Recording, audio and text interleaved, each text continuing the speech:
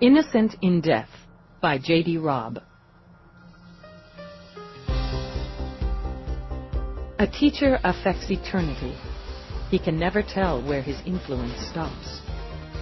Henry Adams. As innocent as a new-laid egg. W.S. Gilbert. Chapter 1. Pop quizzes were killers. Like ambushing assassins, they elicited fear and loathing in the prey, and a certain heady power in the hunter. As Craig Foster prepared to take his lunch break and finish refining the quiz, he knew how his fifth-period U.S. history class would respond. Groans and gasps, winces of misery or panic. He understood completely. At 26, he wasn't so far removed from the student section of the classroom to have forgotten the pain or the anxiety. He got out his insulated lunch sack. Being a creature of habit, he knew that his wife, and wasn't it just Mag being married, would have packed him a poultry pocket, an apple, some soy chips, and his favorite hot chocolate. He never asked her to pack his lunch, or to make sure his socks were washed and folded in pairs and stacked in the right-hand side of his top drawer, but she said she liked doing things for him. The 7 months they'd been married had been the best of his life. And it hadn't sucked before that either, he decided. He had a job he loved and was damn good at, he thought with a quick burst of pride. He and Lisette had a very decent apartment within reasonable walking distance of the school. His students were bright and interesting, and, bonus time, they liked him. They'd grumble and sweat a bit over the pop quiz, but they'd do fine. Before he got down to work, he shot his bride an email. "Hey, Lissy, how about I pick up that soup you like and the big salad on the way home from work tonight? Miss you. Love every sweet inch of you." And he signed it. You know who. It made him smile, thinking about how it would make her smile. Then he switched back to the quiz. He studied his comp screen as he poured out the first cup of hot chocolate and lifted the pocket bread filled with soy products masquerading as thinly sliced turkey. There was so much to teach, so much to learn. The history of the country was rich and diversified and dramatic, full of tragedy, comedy, romance, heroism, cowardice. He wanted to pass all of it on to his students, to make them see how the country and the world they lived in had evolved into what they were in the early months of 2060. He ate, added questions, deleted others, and he drank deep of his favorite chocolate as a soft snow fell outside the classroom window. As the days of his own short history ticked minute by minute closer to their end. Schools gave her the willies. It was a humbling thing for a tough-minded, kick-ass cop to admit, even to herself. But there it was.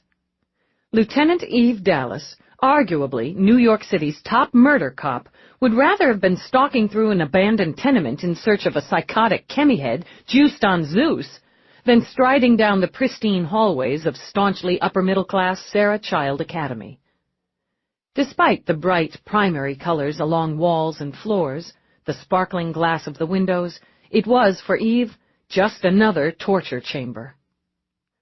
Most of the doors along the maze were open, and the rooms beyond empty, but for the desks, tables, counters, screens, boards.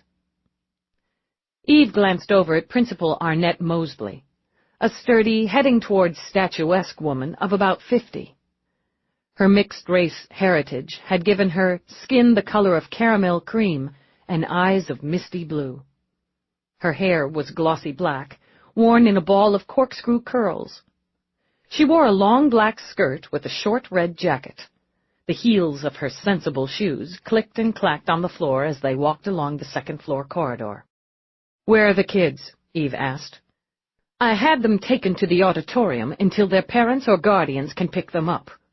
Most of the staff is there as well. I thought it best and most respectful to cancel afternoon classes." She paused a few feet away from where a uniformed cop stood in front of a closed door. "Lieutenant, this is beyond tragic for us and the children. Craig—" She pressed her lips together, looked away. He was young and bright and enthusiastic, his whole life ahead of him, and— She broke off, held up a hand as she struggled for composure. I understand this sort of thing. I mean to say, having the police involved is routine in matters like this, but I hope you'll be as discreet and efficient as it's possible to be, and that it will be possible for us to wait to transport the body until after all the students have left the building. Now she straightened her shoulders. I don't know how that young man could have become so ill. Why would he have come in today if he was feeling unwell? His wife— He's only been married a few months. I haven't contacted her yet. I wasn't sure— You're going to want to leave that to us, if you'll give us a few moments. Yes, of course. Record on, Peabody, Eve said to her partner. She nodded to the guard, who stepped to the side. Eve opened the door, stood at the threshold. She was a tall, lanky woman with a choppy cap of brown hair, with brown eyes that were flat and dispassionate now as she scanned the scene. Her movements were easy as she took a can of sealant from her field kit, coated her hands, her boots. In nearly a dozen years on the force, she'd seen a lot worse than the doomed history teacher sprawled on the floor in pools of his own vomit and shit. Eve noted the time and place for the record. MTs responded to the 911, arriving at 14:16. Pronounced victim identified as Foster, Craig, at 14:19. Lucky we drew a couple MTs on the call who knew better than to move the body, Peabody commented. Poor bastard. Having lunch at his desk? Place like this probably runs to a staff lounge, cafeteria, whatever. Remaining at the threshold, Eve cocked her head, knocked over a jumbo-insulated bottle, the chair. Looks more like a seizure than a struggle. Peabody skirted the edge of the room, her air boots squishing slightly. She checked the windows. Locked. She angled so she could study the desk, the body, from that side of the room. While her body was as sturdy as Arnett Mosley's, Peabody's build would never be statuesque. Her dark hair had grown past the nape of her neck and curved up at the ends in a flirty little flip Eve had yet to resign herself to. Working lunch, Peabody noted. Lesson plans or grading papers. Allergic reaction to something he ate, maybe. Oh, yeah, I'd say. Eve crossed to the body, hunkered down. She'd run prints, do the standard gauge for time of death, all the rest, but for a moment she simply studied the dead. Spider legs of broken vessels ran through the whites of his eyes. There were traces of foam as well as vomit clinging to his lips. Tried to crawl after it hit him, she murmured. Tried to crawl for the door. Get the formal ID, Peabody. Verify TOD. Rising, Eve moved carefully around the puddles of what Craig's body had voided, and picked up the insulated cup she saw, which had his name engraved in silver over black. Sniffed. You think somebody poisoned this guy? Peabody asked. Hot chocolate. And something else. Eve bagged the cup into evidence. Color of the vomit. Signs indicating seizure. Extreme distress. Yeah, I'm thinking poison. ME will verify. We'll need to get clearance to access his medicals from the next of kin. Work the scene. I'm going to talk to Mosley again and pull in the witnesses. Eve stepped out again. Arnett Mosley paced the hallway with the PPC in her hand. Principal Mosley, I'm going to have to ask you not to contact anyone, speak with anyone just yet. Oh, I was just... She turned the PPC around so Eve could see the mini-screen. Word game. Something to occupy my mind for a bit. Lieutenant, I'm worried about Lisette, Craig's wife. She needs to be told. She will be. Right now, I'd like to speak with you in private. And I need to interview the students who found the body. Raylene Straffo and Melody Branch. The officer who responded said they couldn't leave the building and had to be separated. Her lips thin now in obvious disapproval. Those girls were traumatized, Lieutenant. They were hysterical, as one would expect under these kinds of circumstances. I have Raylene with the grief counselor and Melody with our nurse practitioner. Their parents should be with them by now. You notified their parents. You have your procedure, Lieutenant. I have mine. She gave one of those regal nods Eve imagined were required in Principal Training 101. My first priority is the health and safety of my students. These girls are 10 years old, and they walk into that? She nodded toward the door.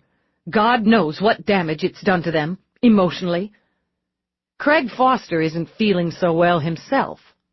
I have to do what needs to be done to protect my students. My school, right now, it's not your school. It's my crime scene. Crime scene? Color drained from Arnett's face. What do you mean? What crime?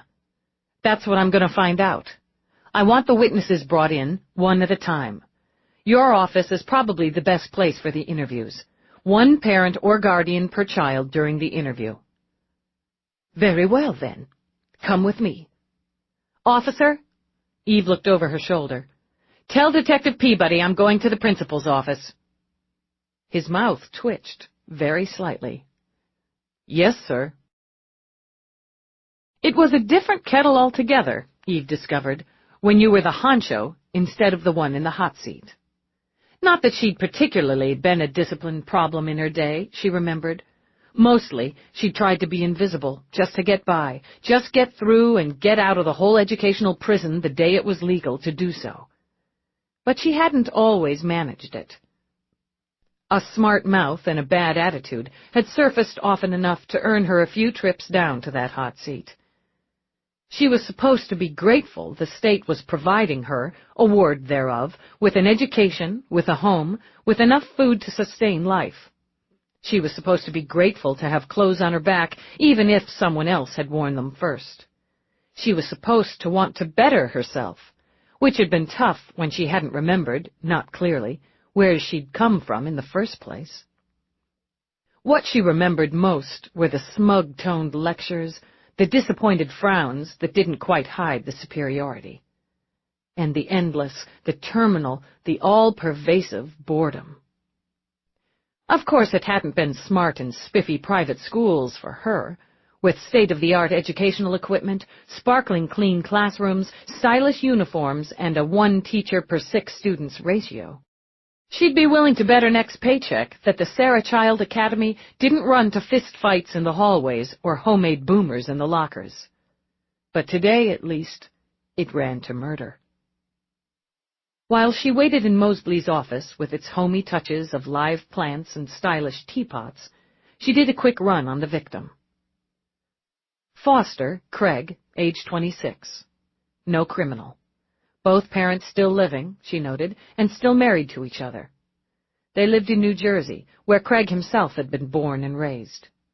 He'd attended Columbia on a partial scholarship, earned his teaching certificate, and was working on a master's degree in history. He'd married Bolviar, Lisette, in July of the previous year. He looked fresh and eager in his ID photo, Eve mused. A handsome young man with a clear complexion the color of roasted chestnuts. Deep, dark eyes, and dark hair worn in what Eve thought they were calling a high top, shaved close on the sides and back, brushed high on the crown. His shoes had been trendy too, she recalled, black and silver gels with ankle wraps. Pricey, but his sports jacket had been dirt brown, worn at the cuffs. Decent wrist unit, which had struck her as a knockoff, and a shiny gold band on the 3rd finger of his left hand. She imagined, when Peabody completed the scene, there would be under 50 credits in Craig's pockets. She made a few quick notes. Where did the hot chocolate come from? Who had access to the insulated cup? Is it a shared classroom? Timeline. Last to see Vic alive. First to find body. Insurance policies. Death benefits? Beneficiaries? She glanced up as the door opened. Lieutenant. Mosley stepped in, one hand on the shoulder of a young girl with milky skin dotted with freckles that went with her carrot-red hair. The hair was long and brushed back into a sleek tail. She looked slight and shaky in her navy blazer and spotless khakis. Melody, This is Lieutenant Dallas with the police. She needs to speak with you. Lieutenant Dallas, this is Melody's mother, Angela Miles Branch. The kid had gotten the hair and skin from Mom, Eve noted, and Mom looked just as shaky. Lieutenant, I wonder if this could possibly wait until tomorrow. I'd prefer taking Melody home now. Angela had Melody's hand in a death grip. My daughter isn't feeling well, understandably. It'll be easier all around if we do this now. It shouldn't take long. Principal Mosley, if you'll excuse us.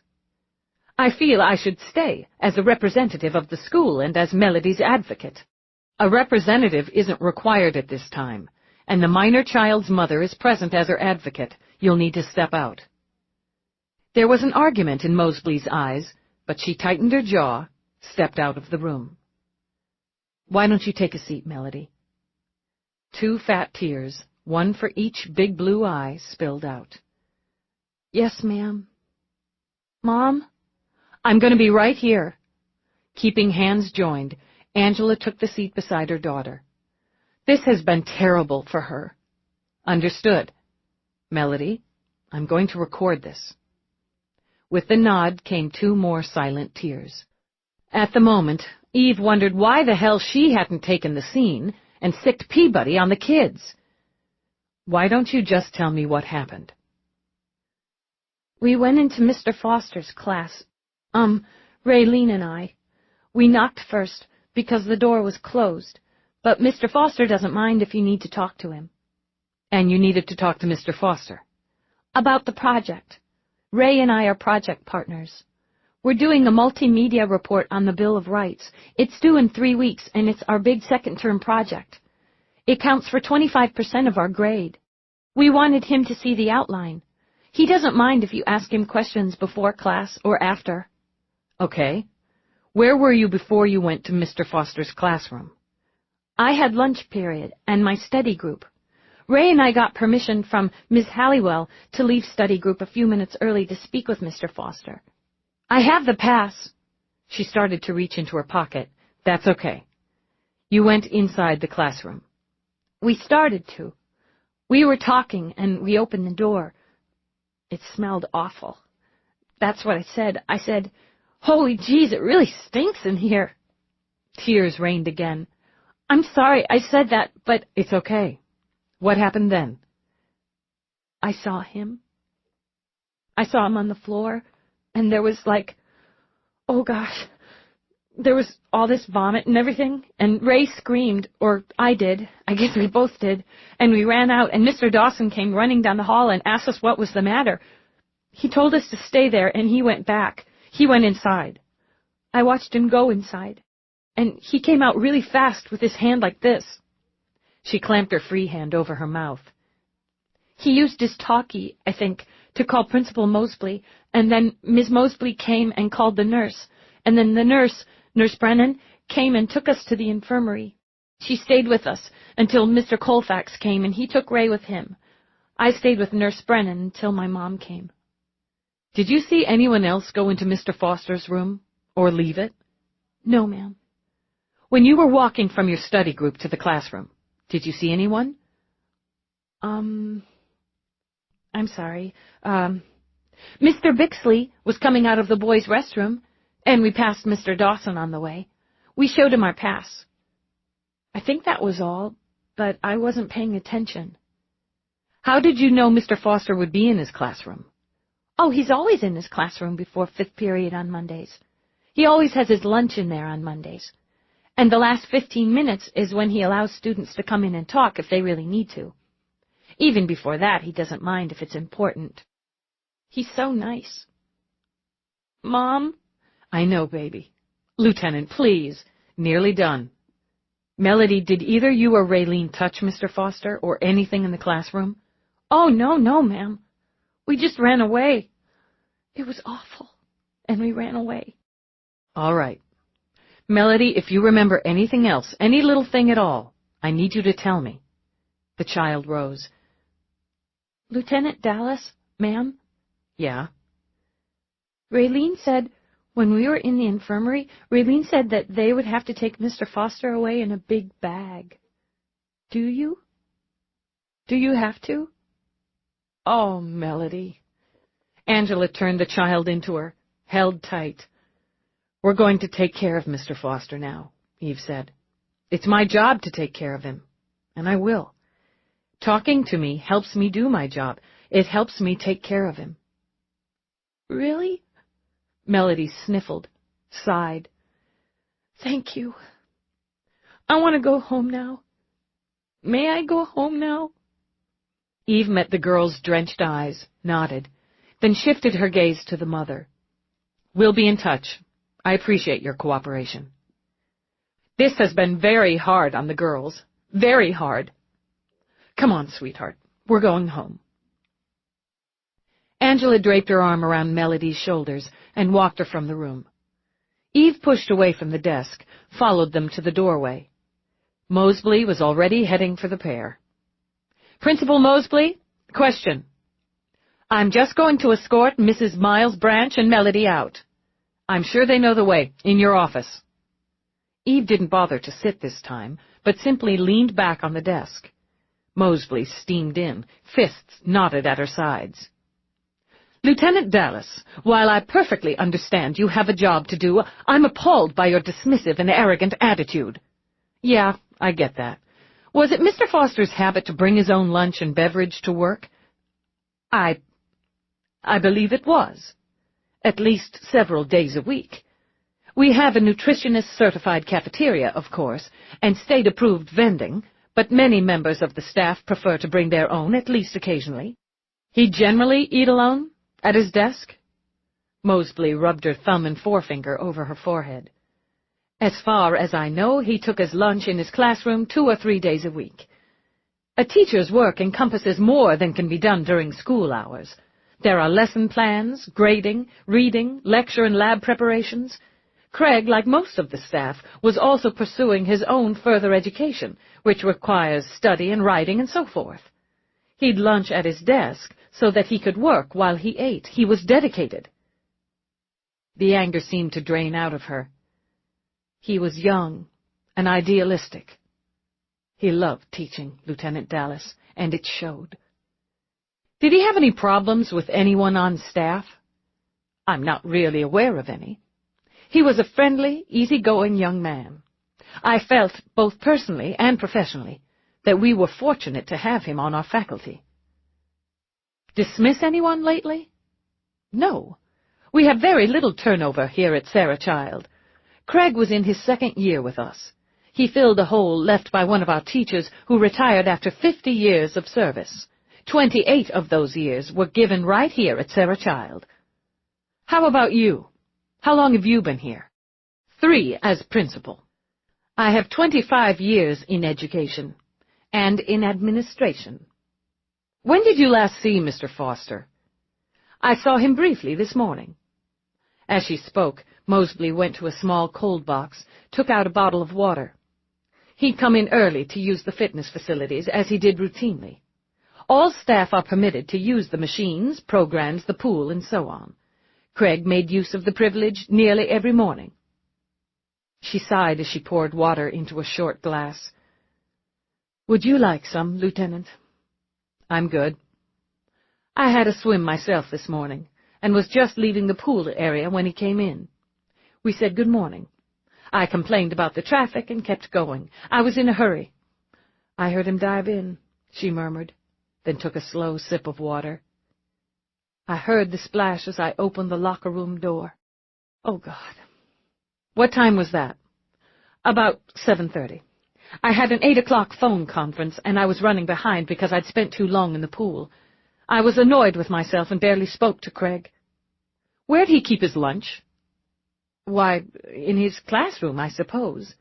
Possibly the lounge, but I don't recall I've ever seen him put anything in or take anything out of the fridgie or cupboard in there." "Would the classroom be locked?" "No. The school is, naturally, secured, but individual classrooms aren't locked. There's no purpose, and the Sarah Child program is based on trust and responsibility." "All right. You can send for the second witness, Raylene Straffo." Moseley nodded, but there was nothing regal about it this time. "What about the other students? My staff. We're going to need to interview the staff before anyone leaves the building. You can dismiss the students, but I'll need the registration list. Very well. Alone, Eve pulled out her communicator to tag Peabody. Status? The body's just being transported. The ME on the wagon concurs with your poisoning assessment, though he won't commit until the Vic's on the slab. The sweepers are on scene. It looks as if the Vic was working on his comp at time of death, putting together a pop quiz for his next class. There's a motive, Eve said dryly. I hated the pop quiz and question its constitutionality. I did a quick check of the comp and found the Vic sent out an email from that unit to an L. Foster at blackburnpub.com at 12:06 today. No communication in or out prior to. Wife's name is Lisette. Content? Just a sweetheart note, offering to pick up dinner on the way home from work. Recipient responded in the same tone, in the affirmative, at 14:48. Return post was not read. Okay. I'm waiting for the second wit. I'll send the principal back to you, have her set you up somewhere. Get started on interviewing the staff, and let's nail the timeline in each case. I'll take my share of them in here once I finish with the kid. Meanwhile, verify the wife's residence and place of employment. We'll notify after we leave here. And the fun never ends. Eve clicked off as the door reopened, and again Moseley entered with her hand on the shoulder of a young girl. This one was blonde, with a cascade of curls held back from her face with a violet band. The band matched her eyes. They were puffy at the moment, red-rimmed, dominating a face of dewy skin with a slightly tipped-up nose. The mouth, rosy and bottom-heavy, quivered. She wore the same kind of uniform as Melody, with the addition of a small gold star pinned to the lapel of the blazer. Raylene, this is Lieutenant Dallas. Lieutenant, Raylene is here with her father, Oliver Straffo. I'll be just outside if I'm needed. Have a seat, Raylene. Lieutenant. Oliver kept his daughter's hand in his. His voice resonated in the room, like a good actor's in a theater. He was tall, gilded like his daughter, but his eyes were a cold steel gray. She'd met them before, in court. High-powered, high-dollar, high-profile defense attorney, she thought. Crap. Chapter 2. I'm allowing this interview, he began, in this place at this time because I feel it's in the best interest of my daughter's emotional well-being. However, if I don't like the tone or the texture of this interview, I will stop it and take my daughter away. Is that clear? Sure. I was going to dig out the thumb screws, but I don't remember where I left them. Have a seat. Raylene, I just need you to tell me what happened. Raylene looked at her father first, got his nod. Then she sat, as he did, with admirable posture. I found Mr. Foster. Melody was with me. It was awful. Explain to me how you found him, how you got to his classroom at that time of day. Yes, ma'am. She took a deep breath as if to prepare herself for an oral report. I was in my study group, but I wanted especially to talk to Mr. Foster about the project I'm working on with Melody. It's worth a full quarter of our second-term grade in U.S. history, and I wanted to do the best I could. I'm ranked first in my grade, and this is one of the most important projects of this term. Okay, so you left study group for Mr. Foster's classroom. Yes, ma'am. Miss Halliwell gave us a pass so we could go to Mr. Foster's class early. He always has his lunch there on Mondays, and he lets students come in during the last 15 minutes to talk to him if they need to. What time did you leave study group? I have the pass. It's time-stamped. Again, she looked at her father for permission, then drew the pass out. Melody and I each have one. That's the school rule. It says 12:47 p.m. Eve made a mental note to walk the route to gauge the time it would take. You went directly from study group to the classroom. Oh, yes, ma'am. Loitering in the hallways between classes is an infraction, and 3 infractions within a 30-day period results in a loss of privileges. Her voice went prissy, reminding Eve that Raylene was just the sort of kid she'd done her best to avoid in the cell block of school. I don't have any infractions on my record. Good for you. How long did it take you to get from the study group to Mr. Foster's classroom? Oh, it couldn't have been more than a couple of minutes. Maybe 3? I'm not absolutely certain, but we went right there. We were just talking about the project and some ideas for it. The door was closed, so we knocked first, then we opened it. And it smelled bad. It smelled sick, I guess. Melody said something about the smell, and... She pressed her lips together. I laughed. I'm so sorry. I didn't know, Daddy. I didn't know. It's all right, Ray. Of course you didn't know. Then we saw him. He was lying there, and he was... She hiccuped twice, then simply crawled out of her chair and into her father's lap. It's all right, baby. It's all right, Ray. His eyes lasered into Eve's as he stroked Raylene's hair. Lieutenant, you know I have to finish this. You know it's vital to get the details as quickly as possible. I don't know what else. Her voice was muffled as she pressed her face to her father's chest. We ran away, and Mr. Dawson was there, and he said to stay where we were. I sat down, I think. I sat on the floor, and we were crying, and Mr. Dawson came back. His hands were shaking when he took out his talkie and called Principal Mosley. Did you see anybody else go in or out of the classroom? Principal Mosley went to the door, and then she called for the nurse, and they took us, Melody and me, to the infirmary. On the way to the classroom, did you see anyone? Yes, I think Mr. Bixley came out of the boys' room, the restroom. He had his toolbox because one of the sinks was stopped up. That was before we passed Mr. Dawson and showed our passes. I went in first, into the classroom first. I was the first to see him. She lifted her tear-streaked face. I don't see how Mr. Foster could be dead. I don't see how. He was my very favorite teacher. Her shoulders shook as she clung to her father. You can't need any more from her, Oliver said quietly. I'm taking her home.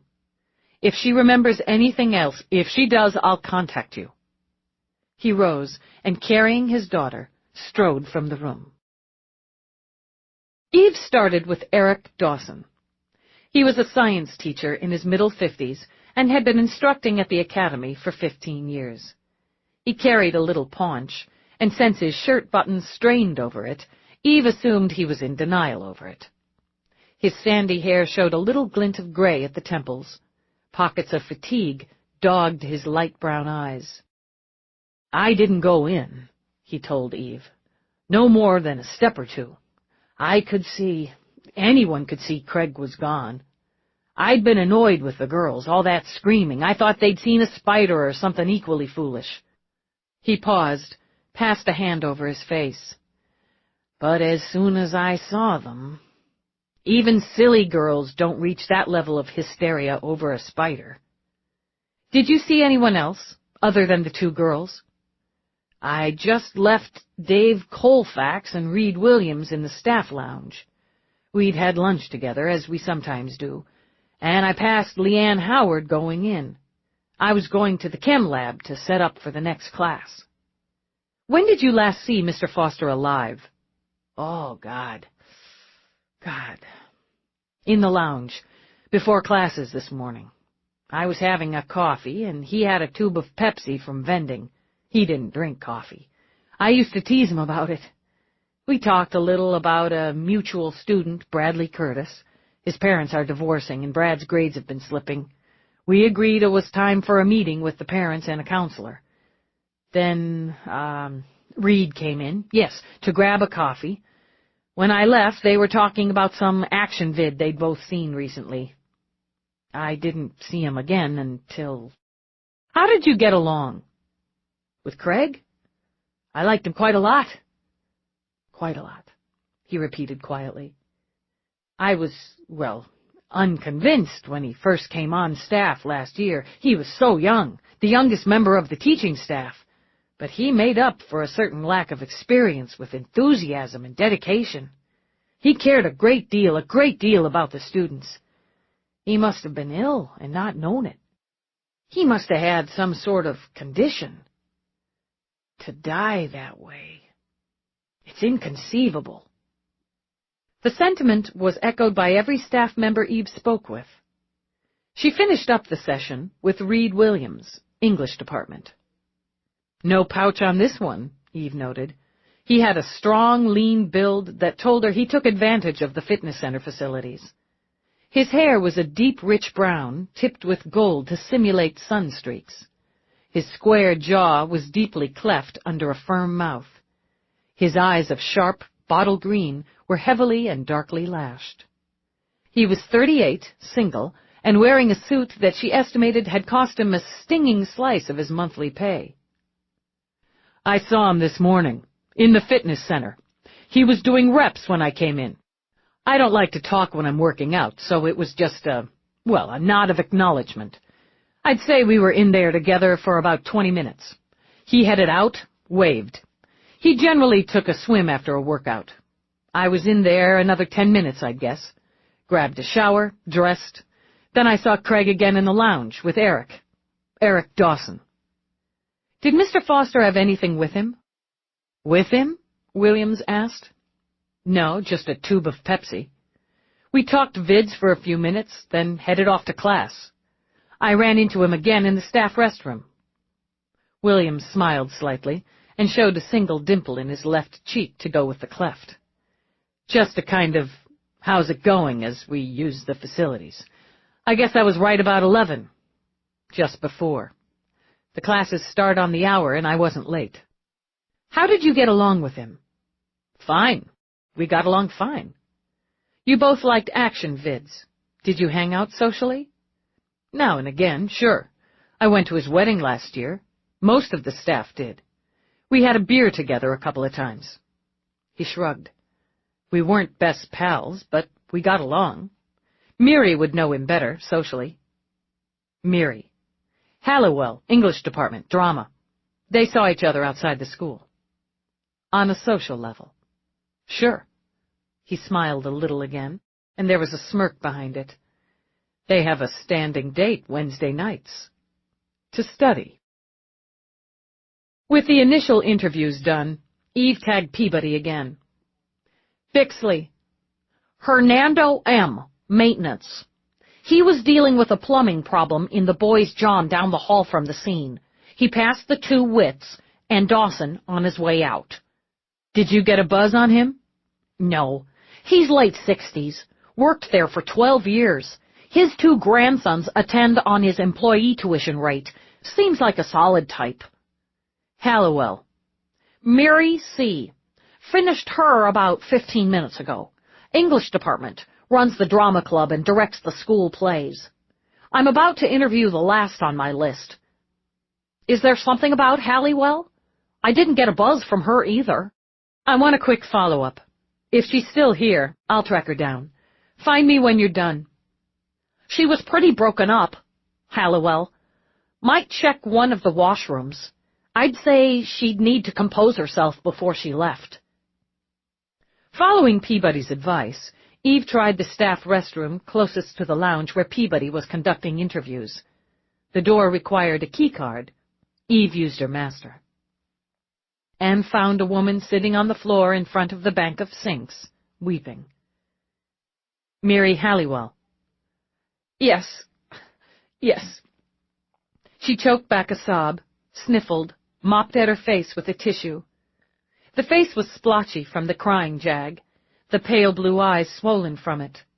She had dark hair worn in a brutally short Caesar style and tiny silver hoops in her ears. I'm sorry. Are you with the police? I've already talked to a detective. My partner. I'm Lieutenant Dallas.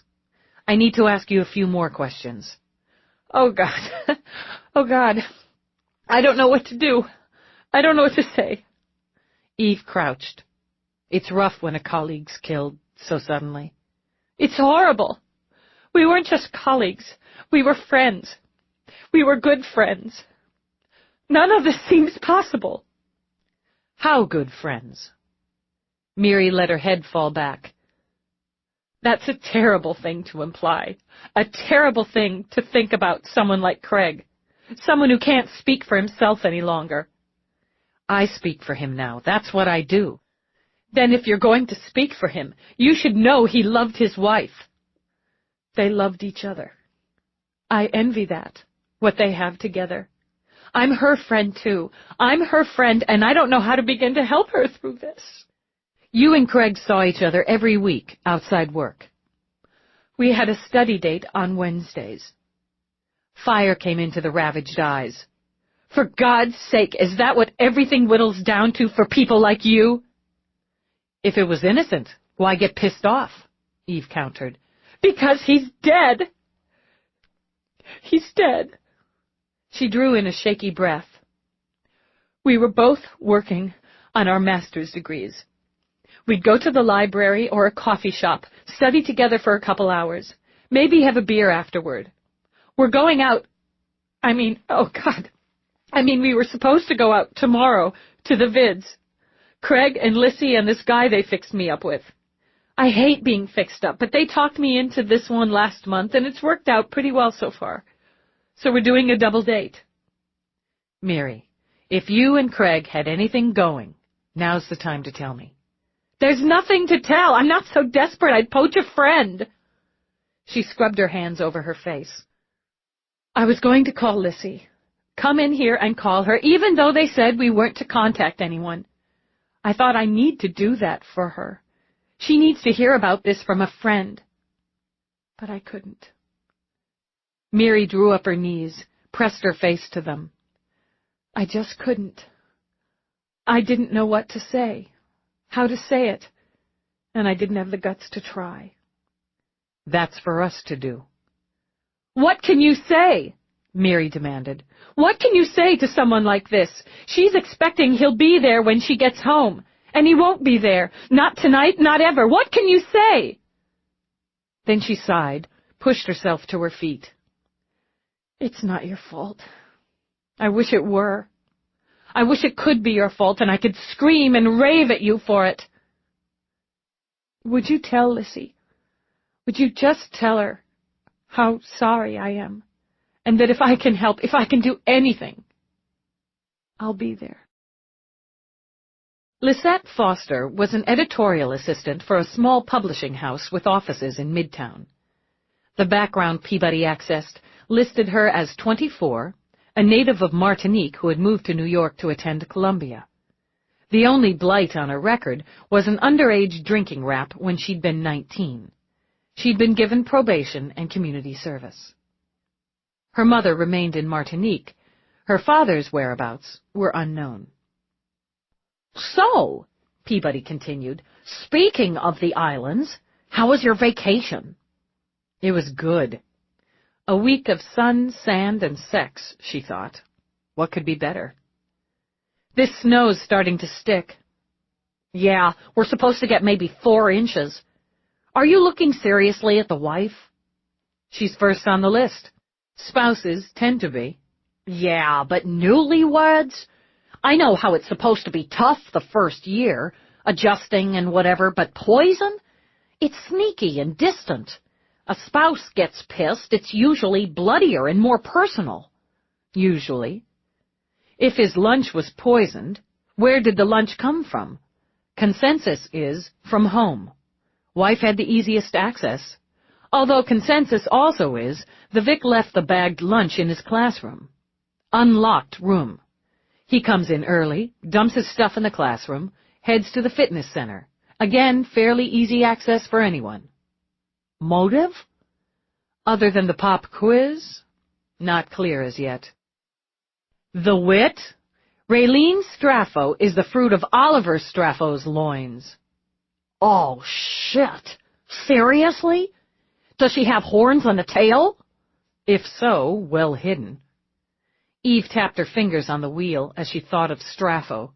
He could get a lot of screen time with this, playing the daddy card, outrage, concern, blah, blah.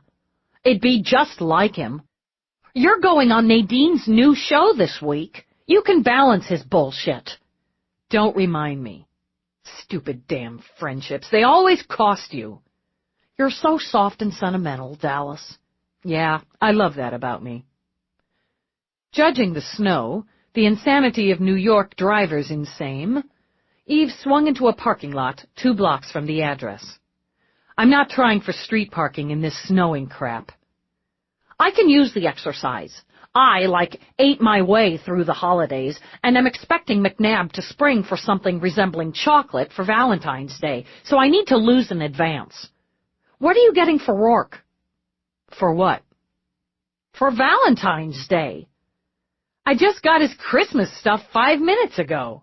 She stepped out of the car, remembered the scarf stuffed in her coat pocket. Pulling it out, Eve swung it around her neck. 2 months ago, and it's Valentine's Day. For sweethearts, you need to get 'em a gooey card and a sentimental token. I already got McNabb's. It's a talking picture frame with our names inscribed on it. I put this shot of the 2 of us his father took at Christmas. He can keep it in his cube in EDD. Rourke would like something like that. Rourke already knows what we look like. A Mini Coupe skidded at the light, fishtailed into the crosswalk, and earned the curses and snarls of pedestrians. She loved New York. Oh, speaking of pictures, I've got a new crop of Belle. Have you seen her since you got back? No. Is she asking for tats and belly rings already? Come on. She is so seriously adorable. She's got Leonardo's eyes and Mavis's mouth and, God help us if she inherits their fashion sense along with it. She smiles at me every time I pick her up. Above her scarf, under her watch cap, Peabody's eyes went to brown goo. People say that's gas, but she smiles at me. She's getting so big, and she's... While Peabody rhapsodized about Mavis's infant daughter, Eve listened to the music of New York. The blasting horns, the arguments, the rumbling ad blimps from overhead. Through them were the voices, a rat-a-tat of conversations, a litany of complaints. So, what are you going to take her? What? Taking what? Where? To Belle, Dallas, when you go to see her. The gift? What gift? Seriously stymied, Eve stopped in the middle of the sidewalk. Why do I have to take a gift? Because. Why? Didn't I do the shower thing with gifts, then the hospital thing? Yes, but when you go to visit the baby at home for the first time, it's traditional to... Who makes this up? Seriously aggrieved, Eve jabbed a finger into the marshmallow puffiness of Peabody's winter coat. I demand to know who makes these rules. It's madness. Tell me who it is, and I'll have them committed for psychiatric evaluation. Aw, Dallas, you just need to bring her a little teddy bear or a pretty rattle. It's fun shopping for baby stuff. My ass. You know it's fun. Eve hauled open the door of the office building. Finding out who poisoned some poor slob of a history teacher, that's my idea of fun. Any more talk about shopping, gifts, babies, gooey cards, or Valentine's Day, my boot's going so far up your ass you'll think the toe's your tongue. A week at the beach sure sweetened your mood, sir, Peabody muttered, when Eve's look fried off the top layers of her skin. Eve turned on her heel toward the security station and showed her badge to the guard. Lisette Foster. Just a minute, please. He ran the badge number, the ID ploddingly, thoroughly. Yes, sir, you're cleared. Lisette Foster. Foster. Here we go. She's with Blackburn Publishing, editorial. That's on the 9th floor. Bank of elevators to your right. Have a productive day. Yeah, you bet. Native of Martinique, Eve began as they stepped into an elevator to be assaulted with quiet, mind-melting music. Student visa, most like. Work visa, maybe. She'd get her green card by marrying a U.S. citizen and keep her status here as his widow. Easier ways to get a green card. Sure, but maybe things weren't working, and divorce within 2 years cancels out the green. Maybe there was more going on in those Wednesday night sessions with Halliwell than studying. You got a job here, you want a life here. Killing to keep it isn't a stretch.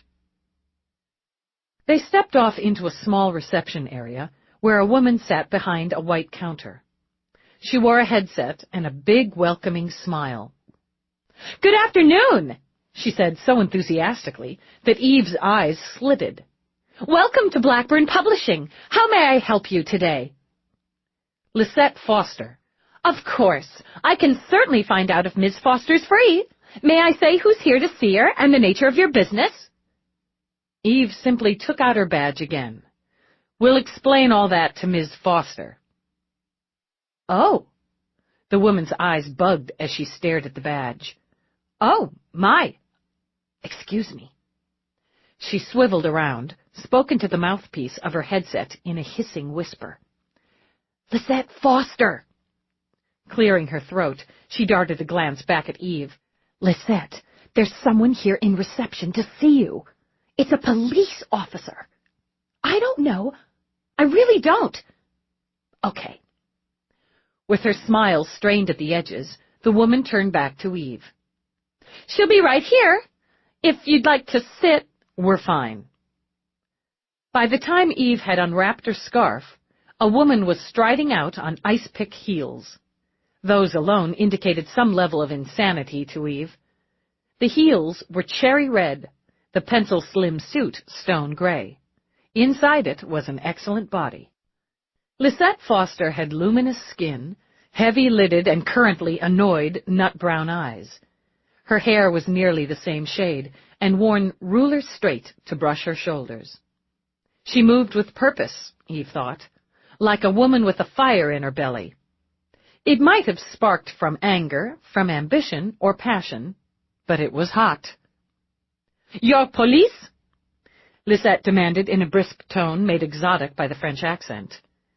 "Lieutenant Dallas, Detective Peabody, we—" "Oh, for Christ's sake!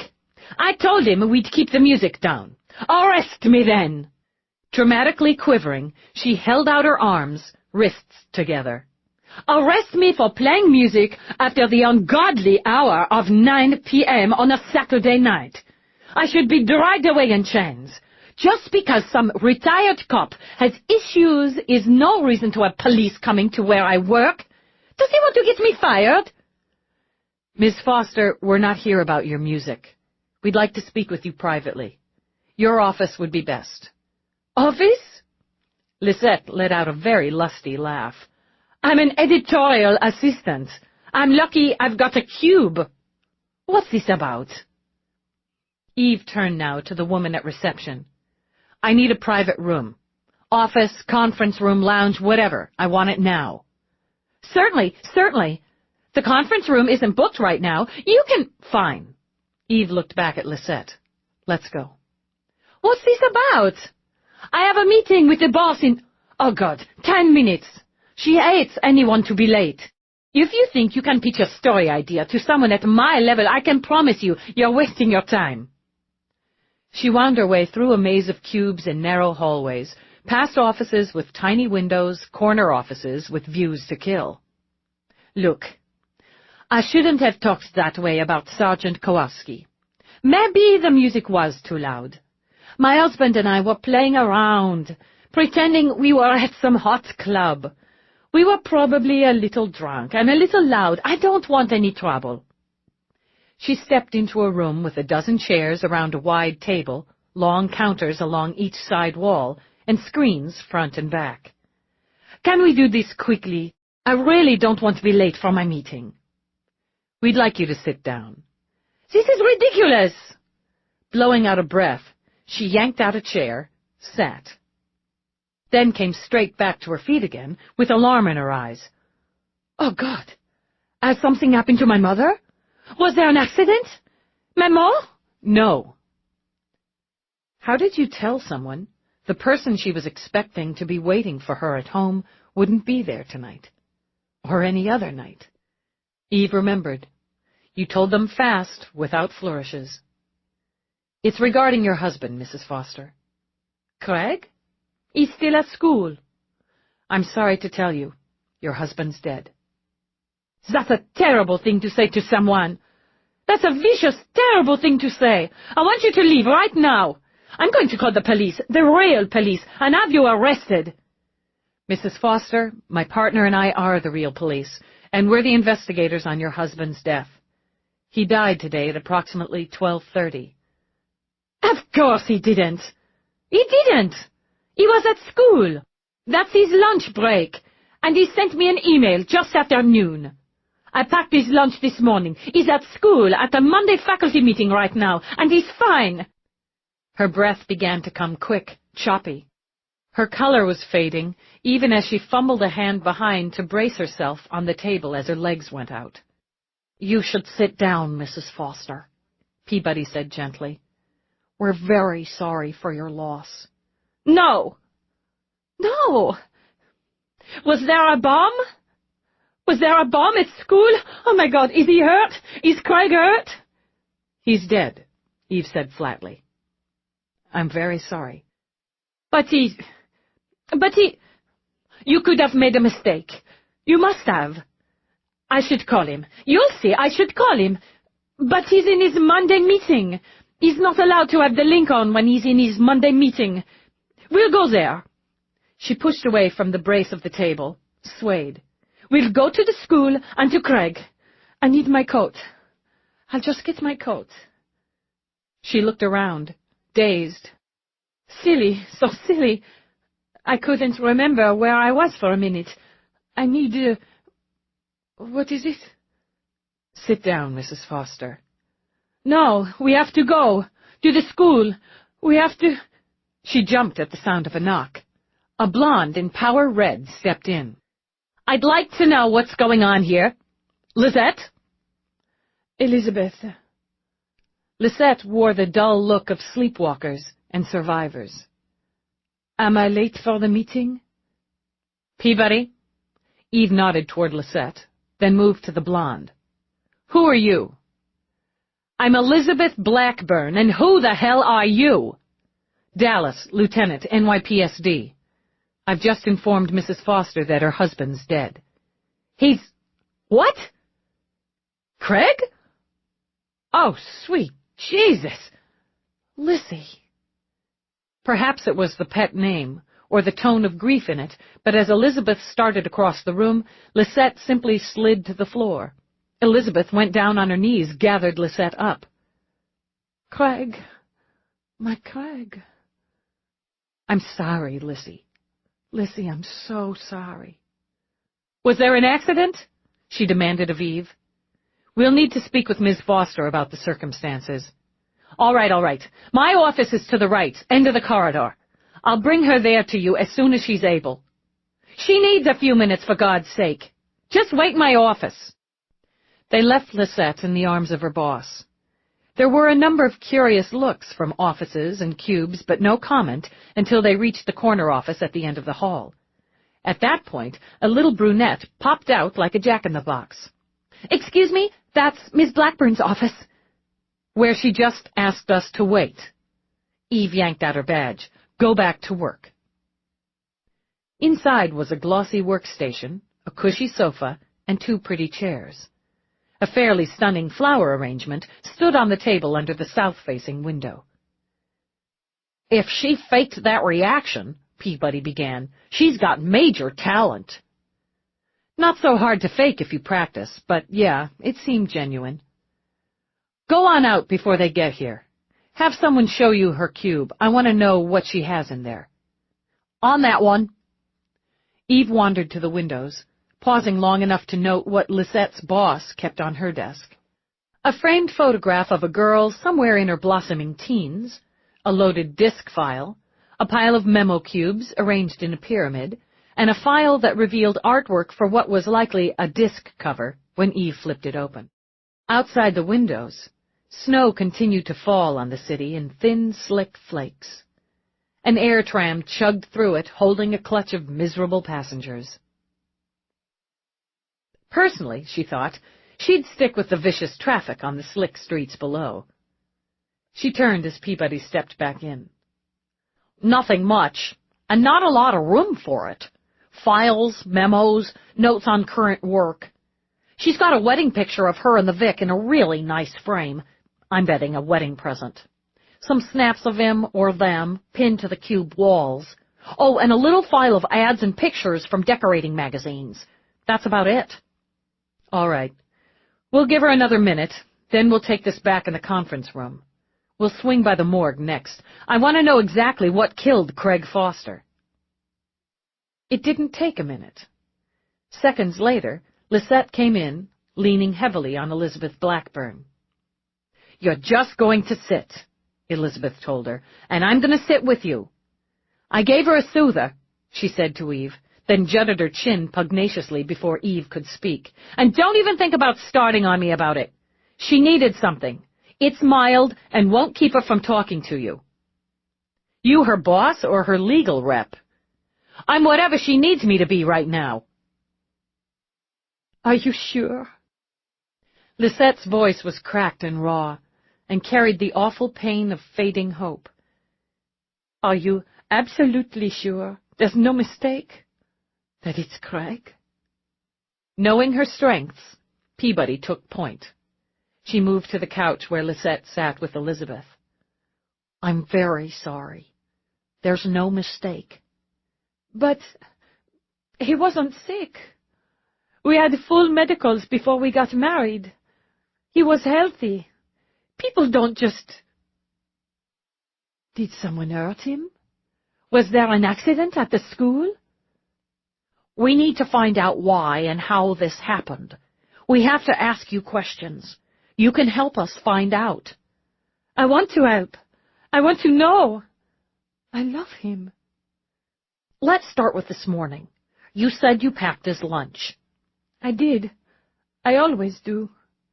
Her eyes fluttered, widened, as she shot a hand out to grip Peabody's arm. "Was something wrong with the sandwich? He liked that awful processed poultry substitute. Did it make him sick? Oh, my God!" "We don't know that, Mrs. Foster. Did anyone come to your apartment today before your husband left for work?" "No. He leaves so early. He likes to use the fitness center at the school. He takes good care of himself. He does. We do." "Elizabeth." "You're doing fine. How much more of this?" Elizabeth demanded. "Was your husband having problems with anyone at the school?" Eve asked. "Craig? No. He loved it there."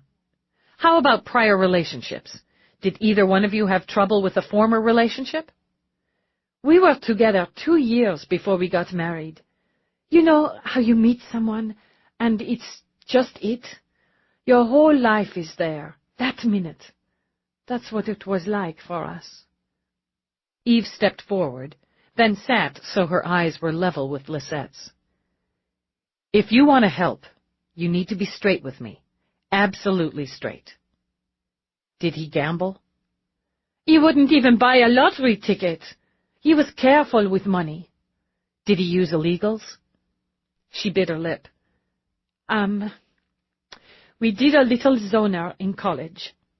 Her gaze slid toward Elizabeth's. "Who didn't?" Elizabeth patted her arm. "Recently?" "No." Lisette shook her head at Eve's question. "Absolutely not. He could be dismissed for any illegals use. Plus, he really feels strongly about setting examples for his students." "Were you having financial problems?" "Nothing serious. I mean, we had to juggle a little sometimes, especially since Craig wants to save. Sometimes I spend more than I should, but he's so careful it balances out. He saves for things, important things. He took tutoring work last year for extra money. Then he used it to bring my mother to New York for Christmas.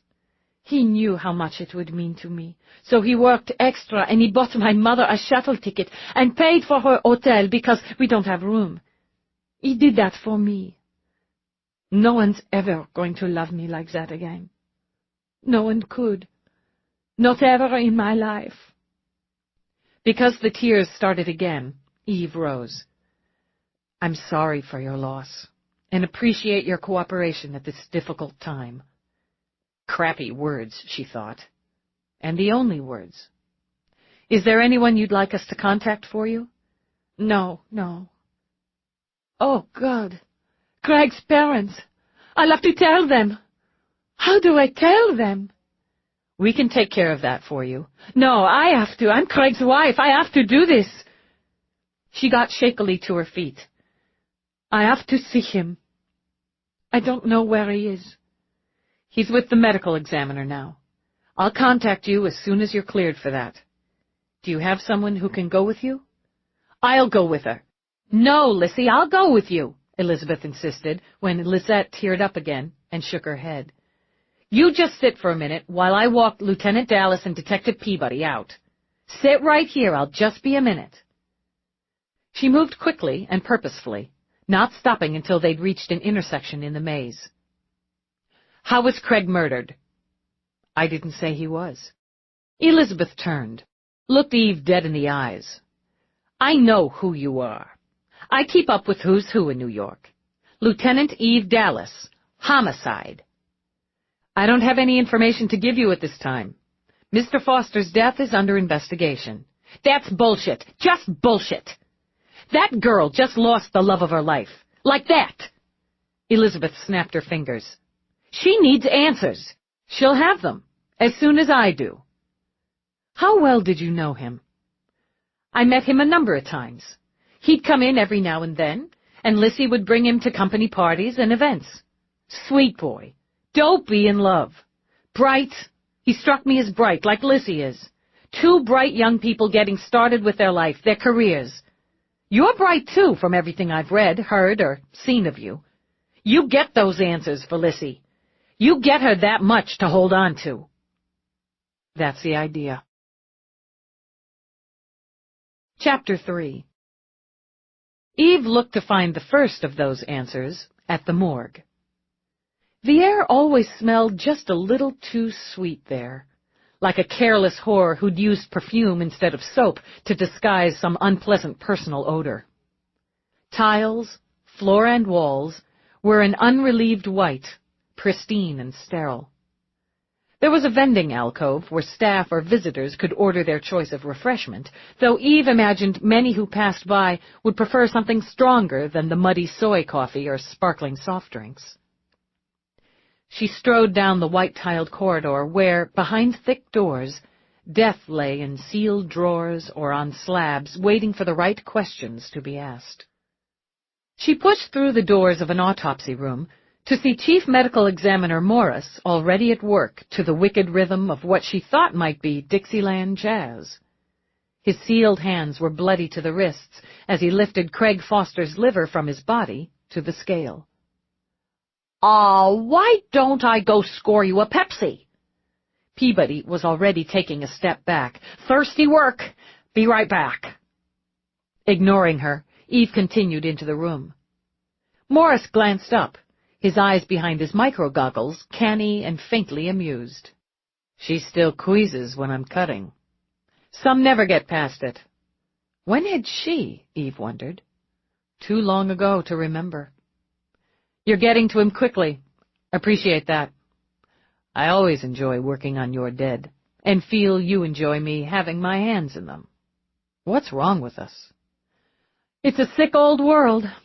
How about the tox? Music off, he recorded. I assumed you'd want that straight away and put a red flag on it. Still snowing? Yeah, it's crap out there.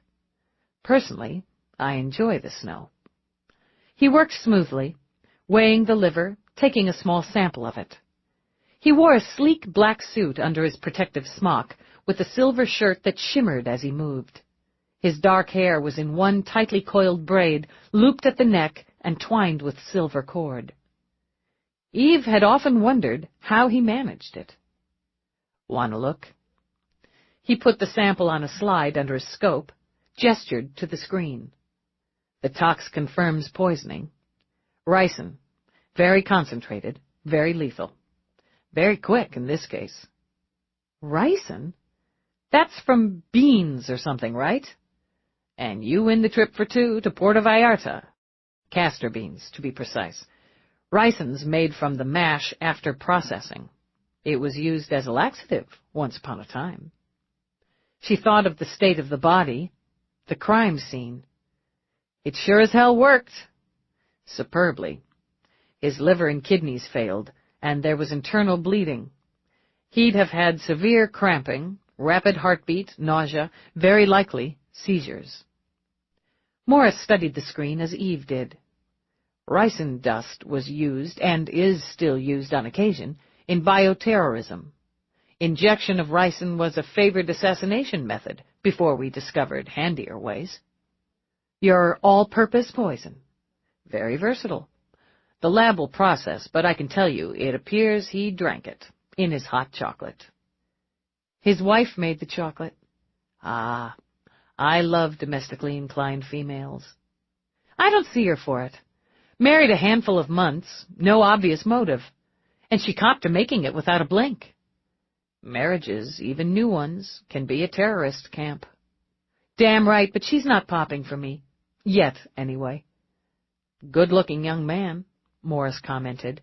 Athletic build, and I'd say a harmonic homogeny of races. Harmonic homogeny. Eve shook her head. You kill me. He was a teacher. History, private school, Upper West Side. Left his lunch in his classroom habitually. Ate at his desk Mondays habitually. No security cameras in the classrooms or corridors.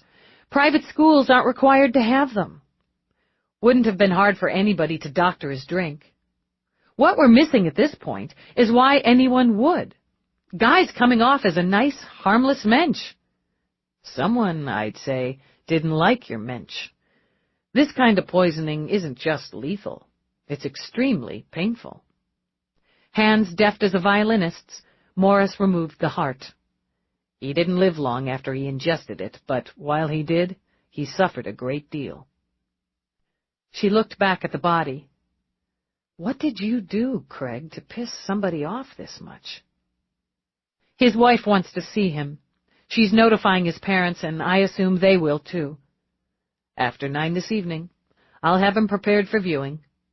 I'll let them know. She frowned back at Morris.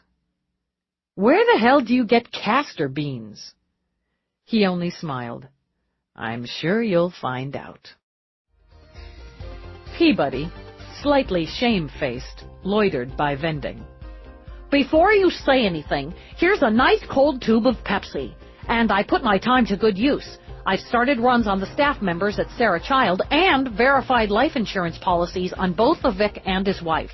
Vic gets his through work bennies, $50,000, with the wife as beneficiary. This is the end of disc number 1. Please insert disc number 2.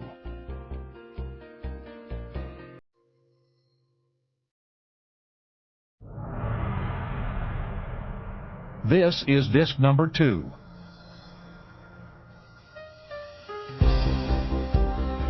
Peabody, slightly shamefaced, loitered by vending. Before you say anything, here's a nice cold tube of Pepsi, and I put my time to good use. I've started runs on the staff members at Sarah Child and verified life insurance policies on both the Vic and his wife.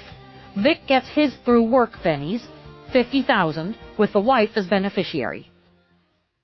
Pretty piddly motive.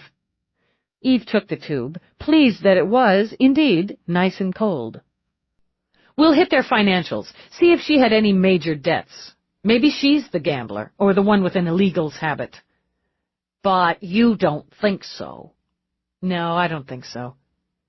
Eve cracked the tube, swigged as they walked. Unless there's more money somewhere, the 50 doesn't do it for me. And if there was marital discord, let's say, a spouse generally goes for contact, for the personal. This was nasty, but remote. He pissed somebody off. Peabody rewound her scarf, replaced her gloves as they hit the doors and the cold exploded like an ice boomer. Rejected lover. Colleagues in competition. We'll want to look closer at Mary Hallowell. Parents of a student who he disciplined, or who wasn't doing well in his class. Jesus. Eve jammed her hands in her pockets and discovered she'd lost yet another pair of gloves. Who kills because their kid gets a big donut in a history class? Parents are weird and dangerous creatures. And I worked up another theory. Maybe it was a mistake. It was ricin poisoning, and Morris's take is that the dose was intense and quickly lethal. See, what I mean is, maybe one of his students was upset with him. Peabody mimed a sulky face. I'll fix that meanie, Mr. Foster. Doctors his drink thinking he'll maybe get sick. Oops. Not entirely stupid. They climbed into the vehicle, where both hissed out the breath the blustery cold had them holding. Jesus, why is there February? Eve demanded. February should be eliminated altogether for the good of mankind. It is the shortest month, so that's something. Peabody actually moaned as the heat came on. I think my corneas are frozen. Can that happen? They can in fucking February. Let's stick with Foster's nearest and dearest first. We'll go by their building, talk to a few neighbors, most particularly the retired cop. Once a cop, Peabody nodded, and began to blink cautiously to help her potentially frozen corneas thaw out. If there was anything off going on, he'd probably have noticed. Henry Kowalski lived on the second level of a 4-story walk-up. He opened the door only after scanning Eve's badge through a security peep, then stood, taking her measure. He was a stocky 5'8", a man who'd let his hair thin and gray. He wore baggy trousers with a flannel shirt and brown scuffed slippers. In the background, the entertainment screen was tuned to the Law and Order channel. Seen your picture on screen a few times. In my day, cops didn't angle for FaceTime. In my day, Eve countered, the world's lousy with reporters. Going to let us in, Sergeant? It might have been the use of his rank that had him stepping back with a shrug. Sound off, he ordered the screen. What's the beef? The place smelled like it had been just a little too long since laundry day, and not long enough since take-out Chinese night. The space was what realtors like to call urban efficient, which meant it was one room with a stingy bump for a kitchen, a short, narrow cell for a bath. How long were you on the job? 30 years. Last dozen of them out of the 2-8. Eve searched her mind, pulled out a single name. Peterson, the LT, when you were there? Last couple years, yeah. He was a good boss. Heard he transferred out a while back, moved clear out to Detroit or some such where. That's so. I lost track. You've had some complaints about the tenants up above here? Foster's? That's damn right. He folded his arms. Playing music, if you can call it that, all hours of the day and night. Stomping around up there. I pay my rent, and I expect my neighbors to show some respect. Anything else going on there but loud music and stomping? Newlyweds. His mouth twisted. The deuce. What the hell do you care? I care since Craig Foster's in the morgue. That kid's dead? Kowalski took a step back, sat on a ratty armchair. Fucked up world. It was fucked up when I picked up my shield, and it was fucked up when I turned it in. How'd he buy it? That's under investigation. Any trouble between them? Upstairs? With Dove and Coo? He snorted. Not likely. Sooner lock lips than eat, from what I've seen. If there was yelling, it wasn't a fight, if you get me. The girl's a noisy lay. Then he puffed out his cheeks, blew out air. I'm sorry about this. They pissed me off, I won't say different, with the noise up there, but I hate hearing he's dead. Young guy, teacher. Had a smile on his face every time I saw him. Course, if you've got yourself a woman looks like her, who's ready to bang you every 5 minutes, you've got a lot to smile about. How about visitors? Her mother was here a couple days around Christmas. Got some other young people who came in and out now and then, and a couple of loud parties. Both of them came home stumbling drunk New Year's Eve, giggling like a couple of kids shushing each other. He shook his head slowly. Fucked up world. You're wondering about criminal activity? You got yourself a couple of straight arrows with these two. You want my take. Up every morning, off to work, back every evening. Socializing now and again, sure, but these were homebodies. Should have stayed home more, I guess, and out of that fucked-up world. They spoke with the handful of neighbors who were home, and the rhythm remained stable. The Fosters were a happy and newly married couple, young urban professionals who enjoyed each other. We work 3 angles, Eve decided as they headed back downtown. The Vic, the school, the poison. They're going to intersect somewhere. Maybe through the science department. We can find out if they were studying poisons or ricin in particular.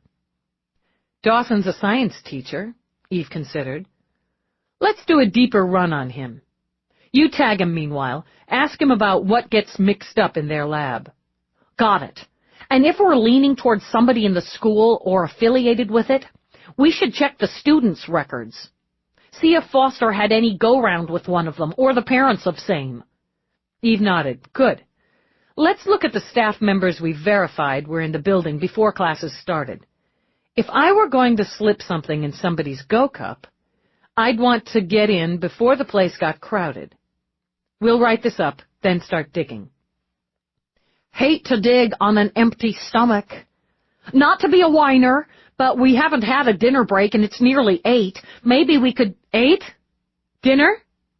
Geez, Dallas, just a hoagie. Shit. Dinner, 8. French place, fuck. Why is it nearly 8? Well, because the Earth rotates on its axis while it orbits around the sun. You're supposed to be somewhere. Rourke.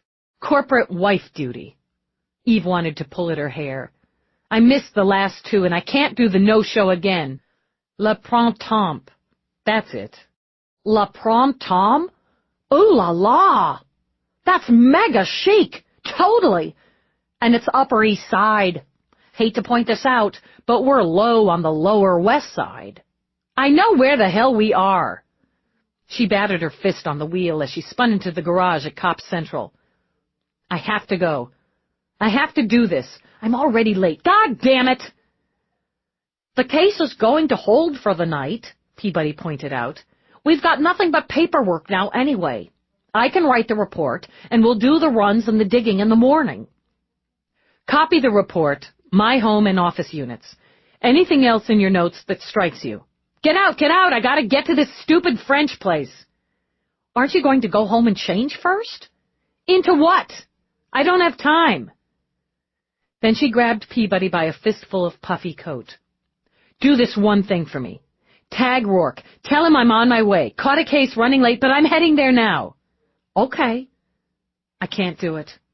He'll see I'm in regular clothes, and he told me I should take a change into work, but I nixed it, like I want to go prancing out of Central in some fancy dress. Aggravation all but streamed out of Eve's pores. Do you know the grief that causes me? Honestly, I don't know how you suffer through it. I'd crack like an egg in your place. Oh, bite me. And tag Rourke. She all but shoved Peabody from the vehicle and was whipping the wheel and speeding out. She couldn't remember what she'd tossed on that morning, and since she was driving like a maniac, couldn't afford the time to check herself out. The traffic, the stupid snow, the need to weave and dodge made switching to autopilot an impossibility. She probably smelled of death. Well, it was his own fault, she decided. He'd married her, hadn't he?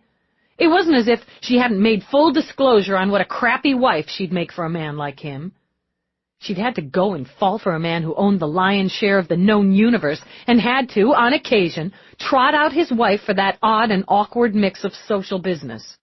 He wouldn't complain that she was late. In fact, he wouldn't even be annoyed with her. If a cop had to get married, and God knew they were better solo, she couldn't do better than hooking up with a man who understood that the job messed with personal plans. Constantly. And because he wouldn't complain or be annoyed, she felt even more guilty for forgetting the dinner, and more determined to beat the hellacious traffic. She broke one of her own rules, hit the sirens, and used the cop for personal gain. After barely avoiding clipping bumpers with a rapid cab, she went vertical, then hung a screaming right on 50th, zigging-zagging her way over to 3rd before heading uptown again. She should have told Peabody to tell Rourke to have everyone order without her, not to wait. Why hadn't she thought of that? Now they'd probably be sitting there starving, while she killed herself and many innocent bystanders, trying to get to a restaurant where she wouldn't even be able to read the damn menu. "Guidance system on," she ordered. "Where the hell is this place? Restaurant, New York City. Le Printemps. One moment, please, while your request is programmed. Le Printemps is located at 212 East 93rd, between 2nd and 3rd Avenues. Would you care to make a reservation?" "I've got a damn reservation." "Guidance off." Even with the kamikaze driving tactics, she was 30 minutes late. And by the time she managed to double park, which would bring the wrath of thousands and possibly cause an inner-city riot, she was later still. She flipped on her on-duty light, then sprinted the last half block. She paused outside to scoop her fingers through her hair a couple of times, then looked down at her dark brown trousers. She saw no overt signs of blood or other bodily fluid staining them or the navy V-neck, and considered the lack a big plus in her favor. Horns were already blasting in protest of her parking arrangement as she stepped out of the blowing snow and into the fragrant and muted music of five-star French. The maitre d' swooped down on her like a vulture on roadkill. "Mademoiselle, I regret, we cannot seat walk-ins." "How do you seat anyone if they don't walk in?" She shrugged out of her coat. Peabody had the mega-chic right, Eve noted. Every woman in the place sparkled and gleamed. "Check the coat, Pierre, and it's your ass if it's not here when I leave." "Mademoiselle, I must ask you to leave quietly." "I'll be sure to do that after I eat." She smoothed down the brown jacket to be sure her weapon was concealed, though she was tempted to flash it just to watch the tight-assed maitre d' crack his head on the floor as he passed out. "Now we can go around right here," she suggested, "and give your diners a show along with dinner. Or you can tell me where my party is. Reservation Rourke." He lost color, shade by shade, until he'd gone from ruddy to pasty. Apparently the name of Rourke carried as much power and threat as a police issue. "I beg your pardon, Madame Rourke." "Dallas, Lieutenant." "Where's the table?" "If you would please follow me." "My coat. I like that coat." "Of course. It's a beautiful garment." He snapped his fingers. "See to Madame, to the Lieutenant's coat. If you will, your party is already seated. It would be my pleasure to bring you a cocktail." "Whatever they've got's fine." She scanned the room with all its guilt and glory, then followed the chastened maitre d'. He saw her coming. Knowing she'd be late, he'd chosen the table with that in mind. He loved watching her walk into a room, carelessly long strides, those cop's eyes seeing every detail. And in the simple jacket and pants, she, in his eyes, outshone every woman in the room. When their eyes met, he got to his feet. "Good evening, Lieutenant." "Sorry I'm late." "Champagne for my wife," he said, without taking his eyes off her. He drew her chair back himself. "Let me introduce you to Natalie and Sam Derrick." "So this is Eve. I'm just thrilled to meet you." Natalie flashed a mile-wide grin, even as her gaze tracked over Eve's clothes. "Glad you could join us." Sam held out a hand the size of a rump roast, pumped Eve's twice. "Rourke's told us it's hard for you to get away from work." "I just can't think how you investigate murders." Eve glanced back at Natalie. "First, I need a body." She felt Rourke's hand pat her thigh twice. "It's a lot of details," she continued, "and not nearly as interesting as it comes across in a vid or on screen." "I'm sure that's not true, but I don't suppose we want to talk of unpleasant things." Natalie beamed again. "Sam was just about to tell the story of how he caught the biggest bass in Jasper County." Wow. It was all Eve could think to say, and she was grateful for the glass of champagne now in her hand, and the fact that Rourke had given her free one, a squeeze under the table. Just look at him, she thought, sitting there as though he couldn't be more interested or enthralled to hear about some stupid fish. And of course, he'd know that every eye in the place would be tuned on him at some point during the evening. She couldn't blame them. He sat at ease, the half-smile on his gorgeous face, the light of interest in those laser-blue eyes. Candle and lamplight gleamed in his hair, that thick mane of black. When his lips curved more fully, her heart actually bumped her ribs. He could still do that to her, chase her heart to a gallop, stop her breath, melt her bones. And do all of that with just a look. At some point she was given a menu, and on a quick scan saw that it was, indeed, the sort of fare that caused mild fear in her rather than hunger.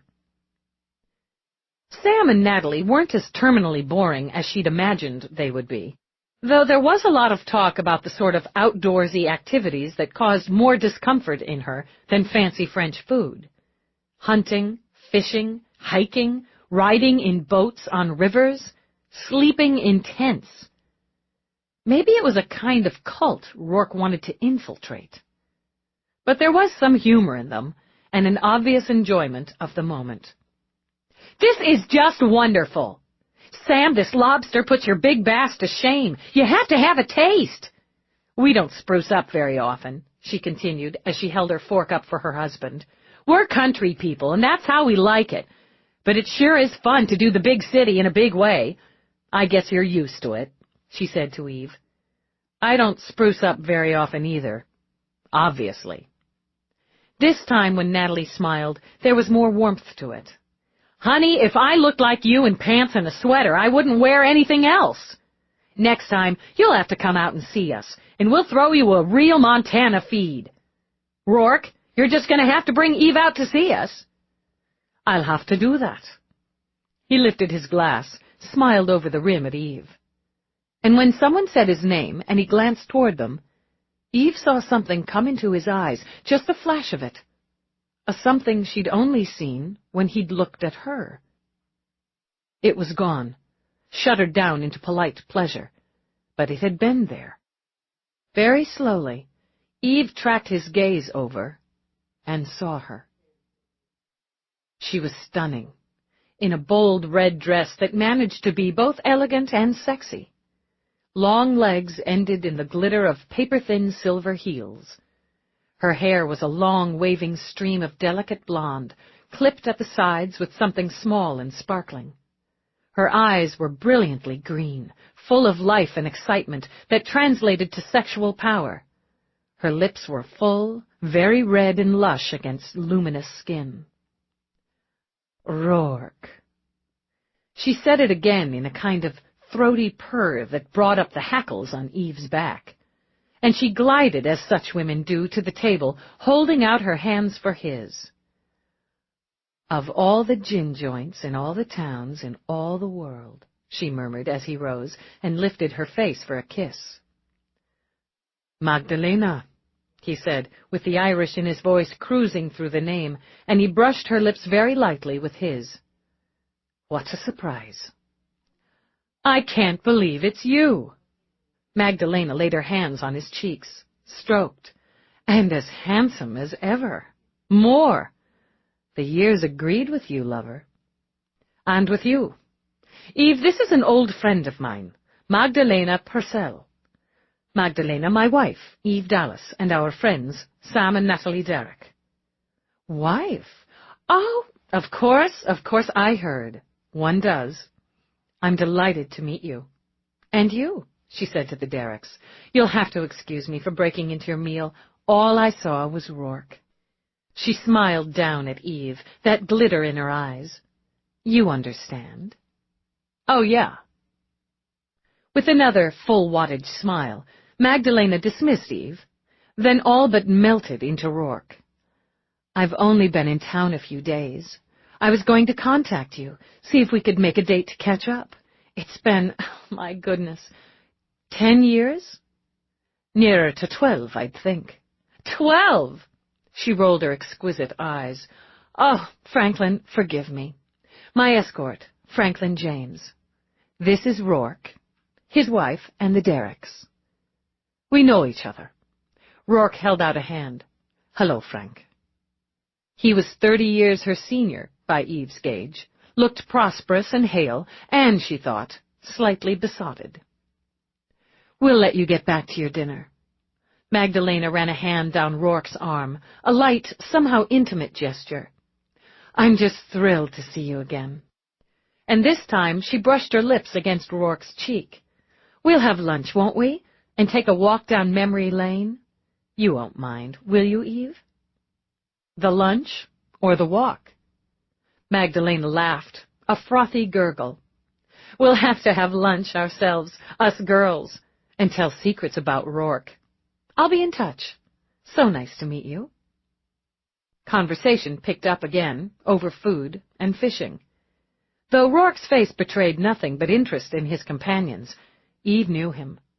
So she knew while he ate, he drank, he spoke. His mind was across the elegant room where the stunning Magdalena sipped wine in her bold red dress.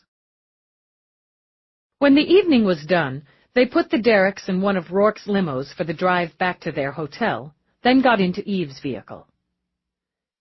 There have probably been a dozen murders committed due to the way you parked this thing. Who is she? I told you. She and Sam own not only a very large portion of Montana, but one of the most successful resorts in the state. Don't play me that way. Lover. An old friend. He shifted, his eyes meeting Eve's. And yes, we were lovers. It was a long time ago. That much I already knew. He sighed. She was in the game. We competed for a while. Then we worked together on a couple of jobs. Then we parted ways. She's a thief. She was. He said it with a shrug. I wouldn't know if she continues in that profession. He reached out, and since Eve had gotten behind the wheel, flicked at her hair as she drove. What does it matter to you? I saw something in your eyes, she wanted to say. Curiosity, she said instead. She's a looker. She certainly is. Do you know what I thought when you walked into the restaurant? Thank God she doesn't have blood all over her shoes. No, but good point. I thought, there is the most compelling woman in the room, and she belongs to me. He laid a hand briefly over hers. Thanks for tonight. I was late. I noticed. New case? Yeah, caught it this afternoon. Tell me about it. She ordered herself to put old lovers out of her head and gave him the basics. Chapter 4. She grabbed a shower to wash away the long day, and tried not to obsess when Rourke didn't make his usual play to join her under the hot jets. A woman who got herself twisted up because her man, who'd led a very full and adventurous life before they'd met, ran into a former lover, was just asking for stomach spasms. And she didn't get herself twisted up, Eve reminded herself, as she stepped out of the shower and into the drying tube. Or she never had before this. She was making too much of a glint, she decided, of a fraction of a second. Whoever Rourke had bounced on more than a freaking decade before had nothing to do with now. Nothing at all. He wasn't in the bedroom when she went back in, but that didn't mean anything either. She dragged on some sweats, hunted up some socks that turned out to be cashmere, then headed toward her home office. Rourke's adjoined hers. The door was open, the lights on. No reason not to step over and see what was going on. He was at his desk, the suit jacket and shirt replaced by a black sweater. The furry Pudge that was their cat was curled on the corner of the workstation. Galahad blinked his dual-colored eyes, then lowered them to lazy slits. Working? Eve said, and felt stupid, awkward. A bit. You? Yeah. She couldn't quite figure out what to do with her hands, so she hooked her thumbs in her front pockets. I figured I'd put some time in. He gave her his attention. He had a way of doing that even when he had a zillion things going on. Want some help? No, I got it. It's just routine stuff. And his attention shifted away from her, back to his comp screen. All right, then. Let me know if you change your mind. Yeah, okay. Lieutenant, he said as she turned away, try not to drink more than a gallon of coffee. For some reason, it made her feel better that he'd poked at her. She moved into the kitchen of her workspace and programmed her auto chef for a half pot instead of the full one she'd have ordered up otherwise. It was good he had some work to do, she thought. They'd both just do what they did for a few hours. She carried her coffee to her desk and started to call up Peabody's report on Craig Foster. Cursed. Might as well just do it, she muttered. Get it off my brain. She started the run on Purcell, Magdalena, manually, ordering text only on her comp screen.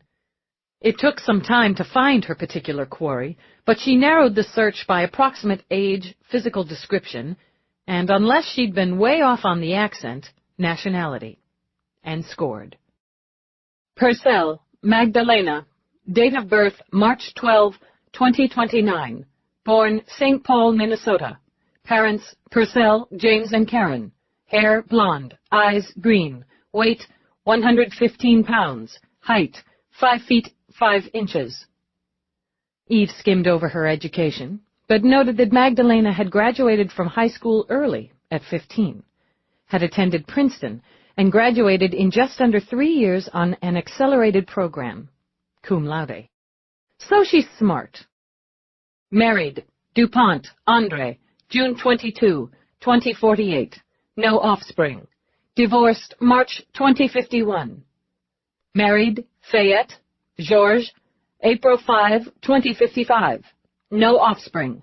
Divorced October 2059.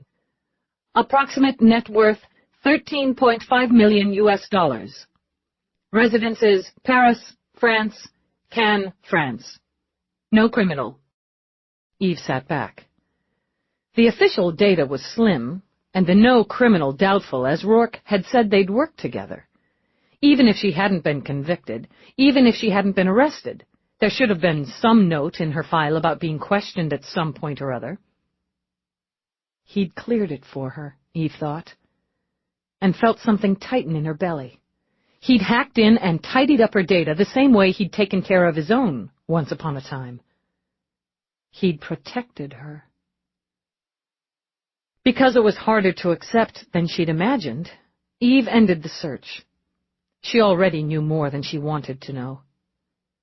She dove into work, reading Peabody's report, the case notes. She started runs on staff members as she set up a murder board, and was foolishly pleased when Galahad padded in to leap up and stretch out on her sleep chair. What we have here, she told him, and picked up her coffee, is your average Joe. No big highs, no deep lows. Cruising along with his average life without, apparently, getting in anyone's way. Then one day he gulps down his homemade hot chocolate during his working lunch and dies a very nasty death. So who was that pissed off at average Joe? What was there to gain by his death? Look at his financials. Living within his means, such as they were. Death insurance, sure, but not major. No holdings, no real estate, no fancy artwork. Financial gain is way down on our list here. She eased a hip on the edge of her desk, studied the data on her wall screen as she drank her coffee. And here's Miri Halliwell. You could call her an average Jane. Worked with the Vic, hung out with him, had little study sessions with him and so on, just friends, though.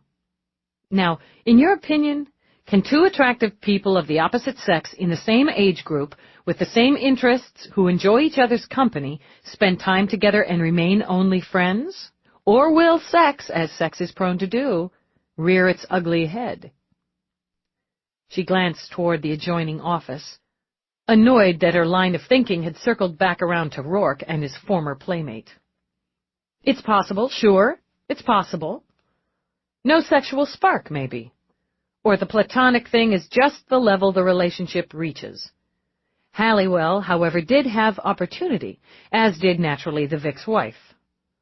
Could be the ugly end of an ugly triangle, just that simple. But it didn't feel like that.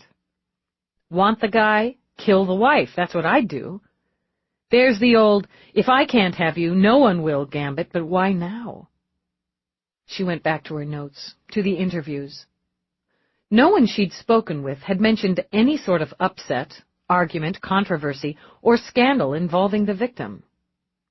Average Joe, she repeated, looking back at the now snoring cat. Mr. Clean Machine. If you're talking to Galahad, you're wasting your time, Rourke pointed out. He's taking it into his subconscious. The only thing in his subconscious is a yearning for salmon. How's it going for you? Circles and dies on me. No motive, no suspects. He's just not the type to buy it this way. In a mugging, sure. Some random act, absolutely. Everybody's the type for that. But someone he knew planned this out, set this up, executed it. And no one who knew him has a reason that I can find to want him dead. Rourke wandered in to take a look at the ID picture of the victim she had on her wall screen. He wouldn't be the first to have some secret life tucked under the average. No, and I'm going to keep digging at the surface. Could have been banging that one. Eve lifted her chin toward the wall screen as she brought Mary Halliwell up. Pretty. Yeah, the wife's prettier. And, according to the retired cop who lives below their apartment, the newlyweds were nailing each other every 5 minutes, so affair seems superfluous. Still, guys never get tired of sex. Rourke patted her ass. Indeed we don't. She split-screened Mary and Lisette. Opposite types, physically, she thought. For some, sex is ice cream, and they want a nice variety. Rourke only smiled. I've settled on my single flavor. Yeah, but you worked your way through the menu a few times first. Foster was young, she continued, when Rourke laughed. Hadn't had a lot of time to experiment. It doesn't play all the notes for me, she murmured, but it's the only tune I've got at the moment. He turned now to study her murder board. Money is, I assume, not in the equation. Not enough of it. Rage? Have to be cold, dead cold. This wasn't a crime of passion. Poison's aloof, especially if you're not around to see it do its work. Not discounting rage, she added. I just can't find any. Everybody liked him. That's what they said about the Icoves, he reminded her. She shook her head. This guy's nothing like them. The Icoves were lofty, smug, crazy, sure, but rich and privileged and in the spotlight. This guy was happy in the wings. Going to take a look at his apartment tomorrow, she said. Go through his files at school. Maybe he wasn't the one with the secret.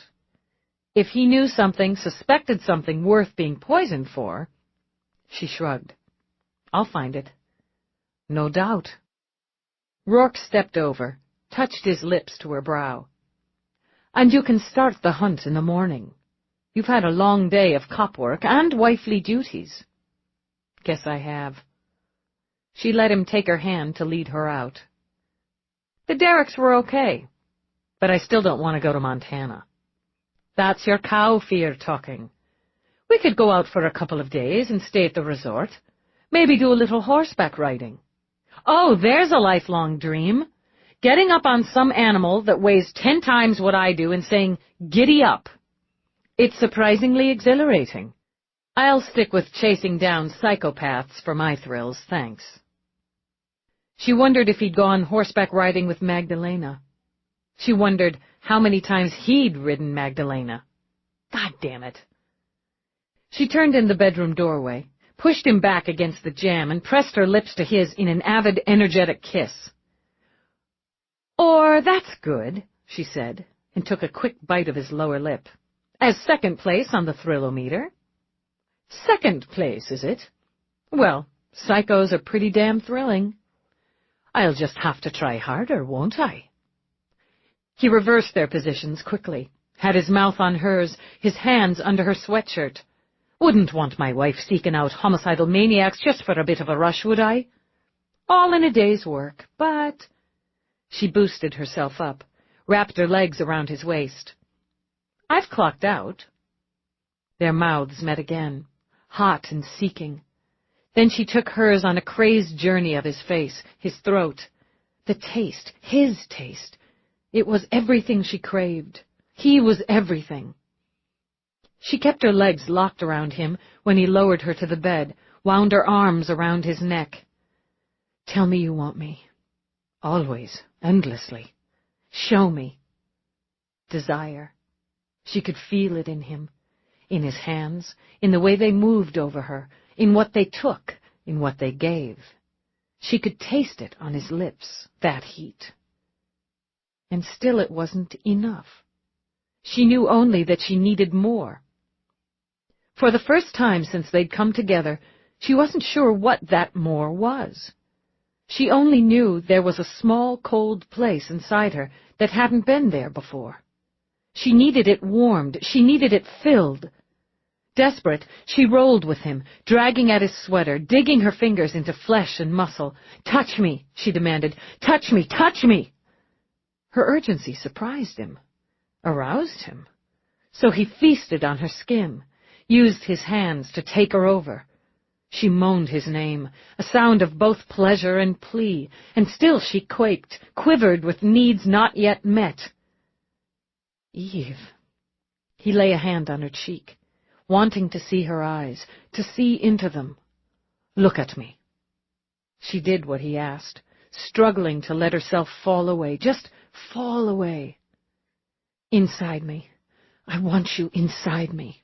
She rose up, not in offer, but demand, and guided him to her. Linked, as only they could be, she told herself. Their rhythm, their heat, their scent.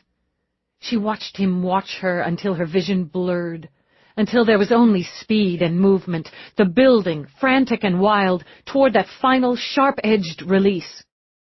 When she lay curled against him, her skin dewed from passion, there was still that small, cold place inside her where the heat hadn't quite reached. In the morning, he was up and out of bed before she was. But he wasn't in the sitting area, drinking coffee while he watched the financial reports on screen. She readied for the day, keenly missing the routine, the conversation, sharing breakfast. Why wasn't he there? Telling her she was wearing the wrong jacket with the wrong pants. And the night before, why hadn't he pushed himself into her work? Why wasn't he here right now, nagging her to eat something? She strapped on her weapon harness with an irritated jerk. It was just fine. He was busy. So was she. She didn't need or want the man in her pocket every hour of the day. She strode to her office to retrieve files, though she'd already copied them to her unit at Central. She turned casually toward his office door, had taken only one step when she heard his voice. "No, I was up. Yes, old habits die hard." On the link, Eve realized.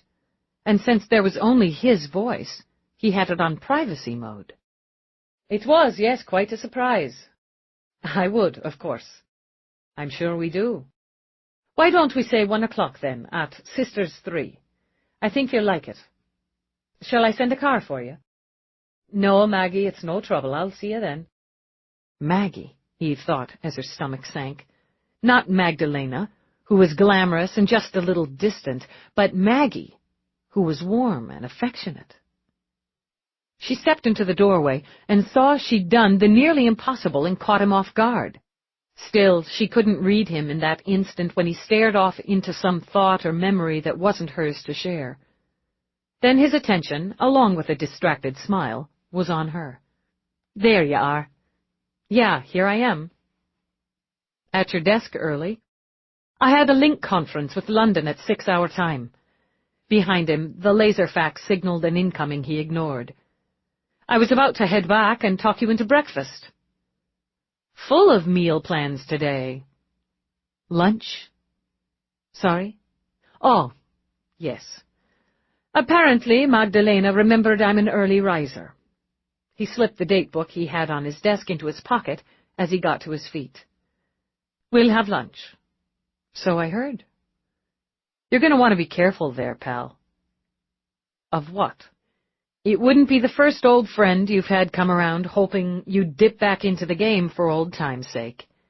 You might want to remind her you're sleeping with a cop these days." Irritation, faint as a whisper, passed over his face. "I've no intention of dabbling in old habits." "Old habits die hard, didn't you say?"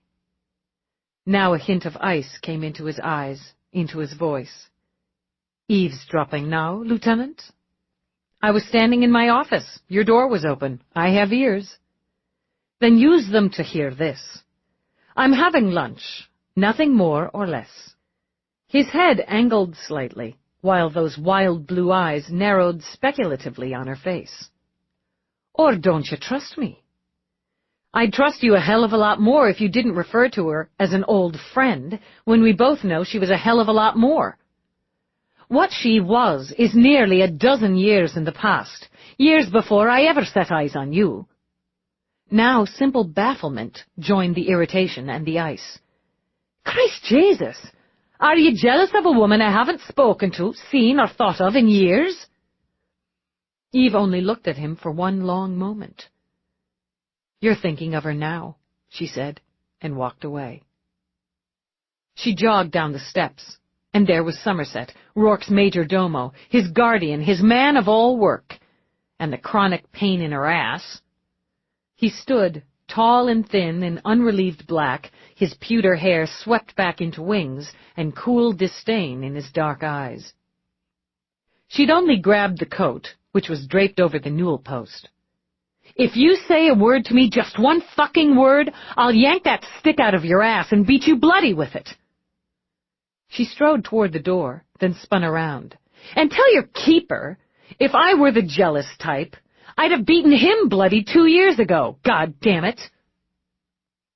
Somerset arched his brows, speculated, then glanced up as Rourke came to the top of the stairs. "The lieutenant seems more abrasive than usual this morning," Somerset commented. "She's having a mood." Hands in his pockets, Rourke frowned at the front door. A damned uncharacteristic mood, he thought. "Magdalena's in town. We're having lunch today. Apparently Eve doesn't like it." He met Somerset's eyes, and the expression in them had the temper he'd barely gotten back under control, straining again. "Don't start on me. I've had enough drama for one day, and it's not even 8 in the bloody morning." "Why would you complicate your life?" "I'm not. I'm having fucking lunch." "Leave it be," Rourke warned before walking away. The snow at the curbs had gone to dirty gray, and slick patches of ice were booby traps on the sidewalks and people glides. Half-frozen commuters stood bundled to the eyes, waiting at maxi-bus stations. On the corners, glide cart vendors had their grills smoking as much for personal warmth as business. Her vehicle gauge listed the ambient temperature as a hideous 4 degrees. She hoped Rourke froze his Irish ass off. Sitting in snarled traffic, she let her head drop down to the wheel. She'd handled it the wrong way. She didn't know how the hell she should have handled it, but she knew she'd bungled it. Now he was going to be pissed at her when he met that slut. That couldn't be good strategy. And why the hell should she need any strategy anyway? Forget it, she told herself. Barely a bump in the road. Still, she steamed about it all the way downtown, brooded over it as she crammed herself in the crowded elevator up to Homicide. She went straight to her office, with barely a snarl for the bullpen, closed the door, programmed coffee. Workspace, she reminded herself. No personal business allowed. That was it. That was all. She decided to drink her coffee and stare out her tiny window until her mind was clear enough to work. She was still drinking, still staring, when, after a quick knock, Peabody walked in. "Morning. How was the dinner thing?" "I ate. Get your coat. We're going to the Vic's apartment." "Now? Should I contact Lisette Foster to make sure she's—" "I said get your coat." "Yes, sir." Peabody didn't speak again until they were in the car. "Did I miss something? Are we looking at Lisette as prime suspect?" "When did you think we'd cleared her?" "I didn't, but I thought we felt she was an unlikely for this." "She had the opportunity. As for motive, spouses can always find one. Sometimes it's just because you married an asshole. This is where we start." She drove for a time in silence. "I want to see where he lived," she said more calmly.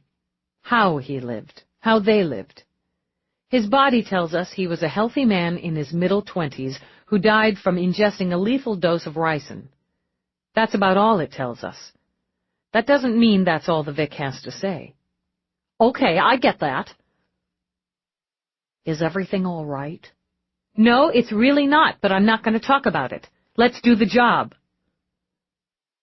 But the silence that dropped back was worse. Eve dragged a hand through her hair. "Talk about something else. You never shut the hell up most of the time. Talk about something else, for Christ's sake." I can't think of anything. It's too much pressure. Oh, I know. Are you all set for tomorrow night?" "Set for what?" "Now." "If it's now, it's not tomorrow night. What did you smoke for breakfast?" "All I had was rehydrated grapefruit. The holiday weight just won't get the hell off me. It's all cookies." Peabody gave a mournful sigh. "My ass is entirely made up of cookies." "What kind? I like cookies." "Every kind," Peabody said. "I have no strength against the mighty variety tin of Christmas cookies. My grandmother still makes them from scratch." "I thought cookies were made of sugar." "Scratch is from sugar. And flour and eggs and carob chips and butter." Butter. Peabody closed her eyes and dreamed of it. "Like from cows?" "Cows are a milk thing." Eve waited while a herd of pedestrians tromped across the crosswalk. "And I don't understand why anyone wants to drink something that comes out of a cow like, well, piss." "You make butter from milk. If you're talking real deal." "Damn it, now I'm hungry. I can't talk about cookies. My ass is expanding just from the conversation. I was talking about something." "Oh, now." It was now. It became then. Now it's now all over again. Brows knit together, Peabody turned her head to look at Eve. "You're trying to confuse me, and hey, nice job. You know I mean Nadine's new show. You're first up tomorrow for the premiere. And I'm trying not to think about it. It's going to be mag. What are you wearing?" "I thought, just for kicks, I'd try clothes." "Come on, Dallas. The show's national and satellite, and it's getting mega hype. Let Rourke pick out your outfit." Eve's eyes narrowed into sharp slits. She felt a snarl rising in her throat. "I know how to dress. I've been wearing clothes for years now." She thought of Magdalena again, and the bold red dress with silver shoes. "I'm a cop, not some fashion whore. If he wanted someone who struts around on stilts wearing fancy dresses, he shouldn't have married me." "I don't think your wardrobe was a big factor." Cautiously, Peabody dipped a toe in dangerous waters. "Did you guys have a fight?" "Not exactly. But I think we're due." Eve punched it to swing around a sedan, then zipped onto a second-level street spot. "This is close enough." "I'll say." Peabody got her wind back, then jogged down to the sidewalk behind Eve. The bitter cold drilled straight to the bone, and a whipping wind raced down the urban canyons. Eve shoved her ungloved hands into her pockets and pushed her mind back to the job. "She's got nothing to hide. She won't have a problem with us looking around her place. Otherwise, we can get a warrant quick enough.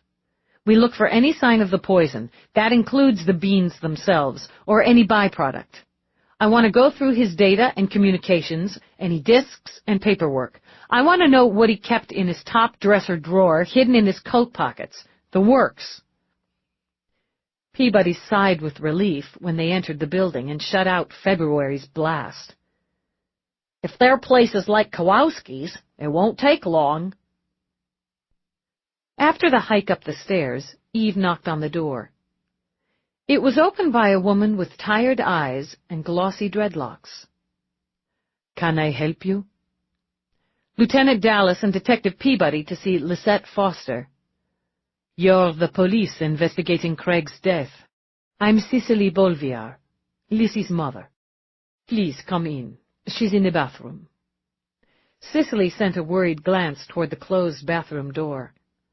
"She's taking a shower. She didn't sleep last night.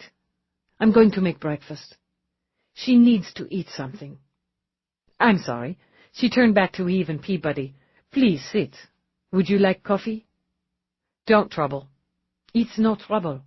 I want to make her something. We're meeting Craig's family this afternoon to talk about—" Her lips quivered. "To talk about arrangements. I want to make her something to eat." "When did you get to New York, Mrs. Bolviar?" "Late last night.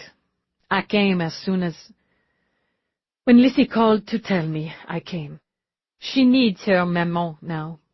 He called me that too, maman." She moved into the kitchen, then stood as if she didn't know what to do next. "It was here she wanted to live, my Lissy, and because she had Craig, I didn't worry. In a few years, he told me, they were so young. In a few years, they'd start a family, and I'd be grandmaman. That's what he said. Do you know what this person killed? They killed that sweet boy, and that family he and Lissy would have made. They killed that joy. Do you know how this happened?" "We'll need to speak with your daughter." "Bien sûr. Please sit. I'll make coffee." "They have egg substitute. At home, I have eggs from the chickens my neighbor keeps, but here—" "He was a sweet boy." Her tired eyes gleamed with tears. "Such a sweet boy. This should never have happened. Please sit." There was a bright blue couch with bright green pillows and 2 chairs covered in the same vivid colors done in wide stripes. A streamlined workstation took up one corner of the room, while a small table with 2 chairs stood in the other. The arrangement, the order, the flashing colors gave the stingy space style and function. Cicely walked to the bathroom door, rapped lightly. "Mignon, the police are here. The lieutenant and detective." "She'll only be a moment," she told Eve. "I'll make the coffee now." Lisette came out in loose pants and a sweatshirt with thick socks on her feet. She looked like a woman who was suffering from a long illness. Her color had gone pasty. Her eyes were dull and swollen. She moved as if her bones hurt. "You know something more?" Her voice was like rusted metal. "Something about Craig?" Eve got to her feet. "Have a seat, Mrs. Foster." "I went to see him. We went to see him. His parents and I went to that place. It wasn't a mistake. You said it wasn't. It broke them to pieces. His mom and dad, it broke them to pieces." "What will I do now?" As if suddenly aware of her surroundings, she looked around the little apartment. "What will I do?" "Maman." "There, my baby, sit now." Cicely came back, eased Lisette into a chair. "Please, can you tell us something? Anything? It's so hard not knowing why or how." Eve looked into Lisette's eyes. "Your husband was killed when he ingested a lethal amount of ricin." "Ingested? Ate? Ricin, what is it?" "It's poison," Cicely murmured, and her eyes were huge now, horrified now. "I know this. This is poison." "Poison? But why would he— How did he— "It was in the hot chocolate," Eve told Lisette, and watched the woman go gray. "No, no, no. That's not right. I made it for him. I made it myself. Every morning, once the weather gets cold. And when it warms again, I make him sweet cold tea every day. You think I hurt Craig? You think I— No, I don't. After more than 11 years on the job, Eve knew when to trust her gut. But in order to clear you so that we can pursue other avenues, we'd like to take a look around the apartment. We'd like your permission to search it, to go through your husband's computer, his work, his personal items. Wait, please. Lisette gripped her mother's hand. You said poison.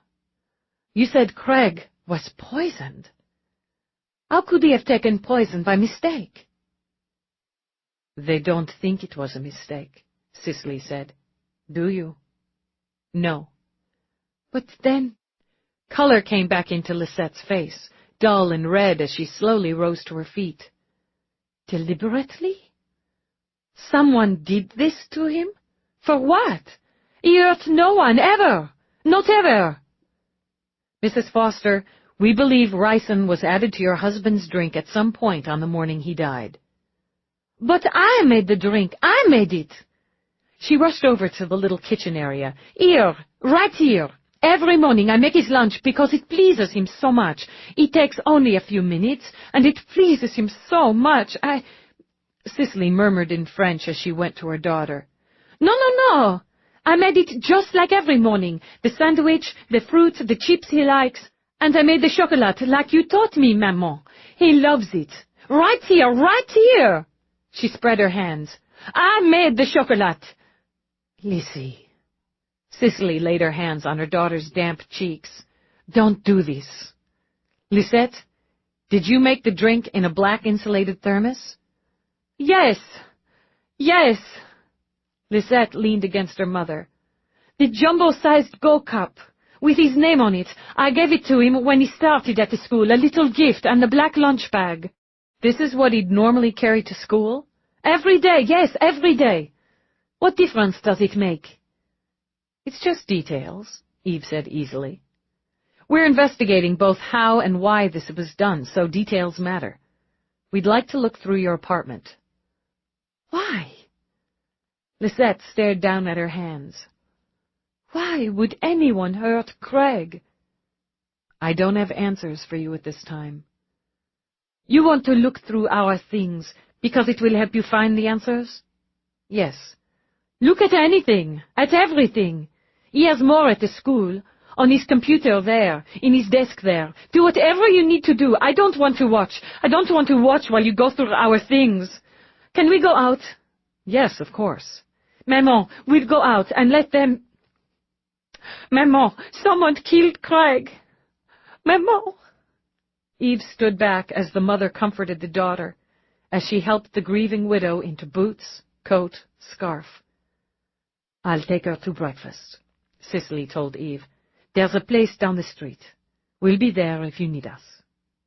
Thank you. Eve waited until the door shut behind them.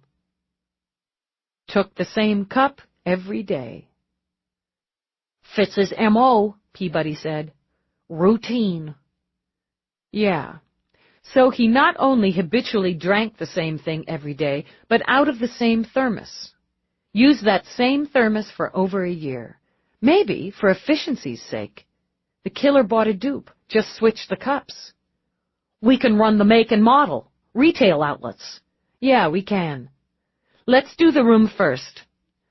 Let's go to work, Peabody. Chapter 5. There was nothing in the apartment that spoke of murder. No poisons hidden away in secret compartments, no threatening correspondence or incriminating photographs. There was, as far as Eve could see, as far as she could feel, only the lives of two everyday people whose marriage had still been shiny and new. The shared work area held his professional debris and hers as well, as silly, sexy emails they sent each other. Signs, Eve thought, of that first rush of love and belonging where nothing was more important or immediate as the two of you.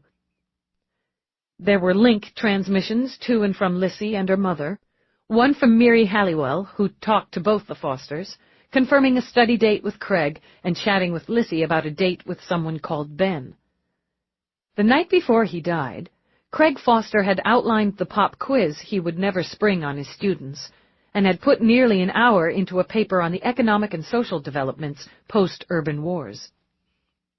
The screensaver on the comp unit was a wedding portrait. Lisette in flowing white, Craig in formal black, sharing what Eve assumed was their first kiss as husband and wife. "It's a tough one," Peabody commented when they were back in their vehicle. "Looking around that place, everything's new. Everything was just getting started. Now it's done. The good wine glasses had to be a wedding gift, barely used. Matching towels and shower curtain, dried flowers from her wedding bouquet, the disc of the ceremony and party. It's tough. It's tougher because nothing in there pointed to motive. They don't have money, they don't use illegals. The probability of either of them having an affair at this stage is next to zip. So what was his secret?" "His secret?" "People have them. Little pockets they keep to themselves. Things a man wouldn't share with his wife." Frowning, Peabody shook her head. "At their stage, and from the vibe, I don't see them keeping secrets." "That's what makes them secret," Eve muttered, and hunted up parking near the school. Inside, they passed through security, waited to be cleared. She saw a couple of staff members crossing the main hall. Each wore a black armband. "Let's go over the timing and movements. If the ricin didn't come from home, it came from here." Peabody pulled out her memo book. "Vic signed in at 6:42. His wife's statement has him leaving the apartment about 6:30. He walked. Find an apartment close to work so you can walk and save transport costs. It would take 7-8 minutes to walk it, so it's unlikely he made any stops on the way. Nothing open at that hour on the route. Closest 24/7 is 3 blocks west." Peabody nodded. "There's a deli a block over, but it doesn't open until 7. "Okay. So he puts on his coat, gets his briefcase, his packed lunch, kisses his wife goodbye, and walks to work. Comes in the main, like we did. Goes through security, gets signed in. He's going to work out, so he'd go to his classroom, store his stuff for the day. Coat, gloves, hat, scarf, briefcase, which contains his last meal." She headed that way now, taking the most logical route. No one interviewed mentioned seeing or speaking to him before he made it to the fitness area. He goes upstairs first. She stopped at the classroom door, uncoded the police seal, entered. Puts the briefcase on the desk, stows the lunch in the drawer, hangs up his coat. "Efficient guy. Orderly guy," she murmured. "Wears the workout gear in. Takes his duffel with his school clothes with him down to the fitness area." "Affirmative," Peabody read her notes. "We've got the duffel with his workout gear in it." "Goes down to the main level," Eve continued as they backtracked. "Goes down to work out, leaving his classroom, including his go-cup, unattended." "Yeah." They walked back out toward the fitness area. According to Witt's statements, he's already in the gym on the machines when he's first seen. "Reed Williams, approximately 7:10. "What time did Williams sign in?" 6:45. "So what was Williams doing between 6:45 and 7:10? "We'll have another chat with him." Moseley stated she saw the Vic in the pool area as she was leaving it at approximately 7:30. "Signed in at 6:50. "Bunch of early birds." "We'll follow up with her, too. And sooner than later," Eve added, when Moseley strode toward them. "Lieutenant, detective, I was alerted by security that you were here." She wore unrelieved black today. Skirt, jacket, boots. "I'd appreciate it if you'd check in with my office when you come to the academy." "Thought you might have shut down for the day," Eve countered, considering. "After meeting with our mental health counselors, I decided against it. We feel the students will benefit more from routine and being with each other, able to talk openly about their fears and feelings. We had a moment of silence this morning and are planning a memorial for later this week. Has there been progress?" The investigation is ongoing. What did you do before you took a swim yesterday? I'm sorry. You signed in at 6:50. What did you do? Let me think. So much has happened since. I went to my office to check my day planner and organize for the day. I had an 8 o'clock. Why? It's in the details. Did you see anyone? Talk with anyone prior to the swim? Yes, actually. I spoke briefly with Bixley as I came in. He was clearing the steps. The snow? I asked him to be sure to check them periodically during the day. And I saw Lena Sanchez, our chief nutritionist, as she came in right behind me. I made some comment about the weather, I believe. Then I went to my office, spent some time reviewing my day, took my swim. Did you go through the fitness area? No, I used the staff locker room to change into my suit, then went straight into the pool. What happened to Craig, Lieutenant? Rumors are flying, and it's only more upsetting for all of us not to know. He was poisoned. Can anyone access the fitness area? Poisoned? She took a step back. Dear God!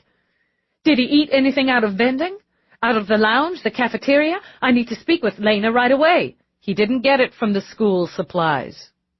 Relief, instant and full, flashed on Mosley's face. Thank God. It's terrible, she said quickly. Of course it's terrible that something he brought from home was responsible, but I have to think of the students, the rest of the staff. Sure. So it was an accident, then. An allergic reaction of some kind. It's homicide, Eve said flatly, and saw the relief drain away. Principal Mosley, I need to know the whereabouts of everyone who was here that morning before class, and up to the time Foster had his lunch. Can anyone, staff students, access this area? Eve nodded toward the doors for the staff fitness center. Mosley's hand fluttered at her heart. I have to know what happened. If this was a deliberate act, the students could be at risk. I have no reason to think they are. It was specific. Answer the question. Mosley pressed her fingers to her temples. It's staff only from this side.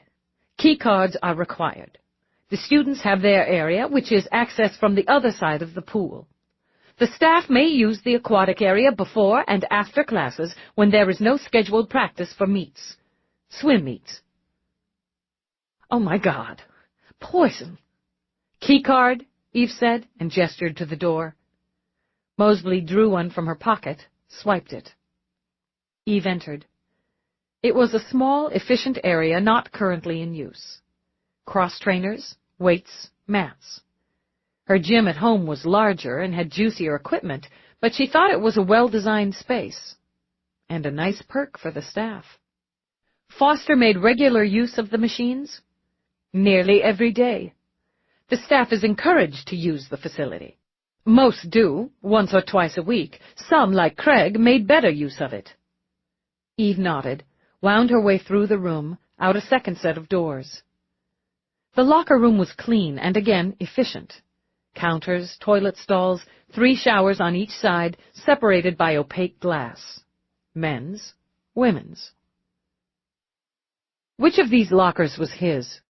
We're not assigned specific lockers, Mosley explained, in the hurried tones of someone who, obviously, wanted to be elsewhere. If the light on the keypad is red, it's in use. When green, one simply uses it, locks it with any 6-number code. I see 3 here on red. Some use a locker routinely, keep their gear in there for convenience. I'm going to want to see the contents. You can't just open a locker that someone's using. Yes, I can. Peabody. Locker and storage facilities in educational complexes, offices, and public buildings aren't protected under the privacy laws, Peabody stated as Eve drew out her master. In the course of a police investigation, a duly authorized member of the NYPSD may access such storage. This is invasive and unnecessary. It's obvious to me that whatever substance caused his death was in something he brought from home. Eve leaned on the lockers. See? It's not obvious to me. And in matters like this, you can say, I'm the principal. You can't possibly believe any member of this staff would wish or cause Craig harm. Sure I can. The first locker held a pair of women's air sneaks, a cosmetic kit including lip dye, deodorant, hair gel, lash enhancer, several sample-sized tubes of skincare creams, some fragrance. I may be a lay person in this arena, Moseley said tightly, but it's very clear Craig suffered some tragic allergic reaction to something he ate or drank, and again to something he brought from home. Yeah, I'd say that's clear to you because anything else would be really crappy publicity for the school. The next locker had the men's version of the first. Shoes, a toiletry case that included a comb, some hair product, skin cream. There was a pair of swim goggles and an underwater headset.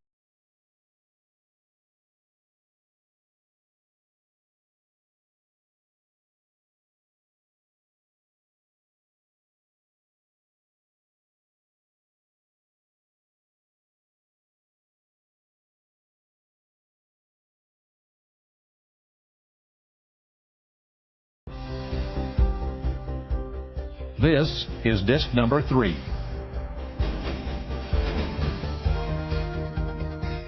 It's my responsibility to protect the reputation of this academy. I'm going to contact our lawyers immediately. You do that. Eve moved to the next locker as Moseley strode out. Unlikely candidate for this. I don't know. Unable to resist, Peabody made a rude and childish face at Moseley's back. She's got a pissy attitude, if you ask me. Sure, but if she was going to do foster, big odds she'd have done it off school property. We'll take a closer look, in case the school loyalty's a facade, but I can't see her wanting to bring scandal to her hallowed halls, or a smear to her standing as the principal.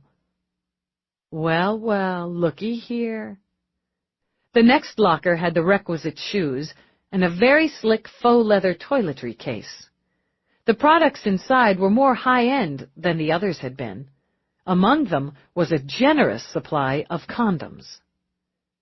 Funny place to keep those raincoats, Peabody commented, unless you're planning on getting action in the school locker room, which I'm just betting is against the rules.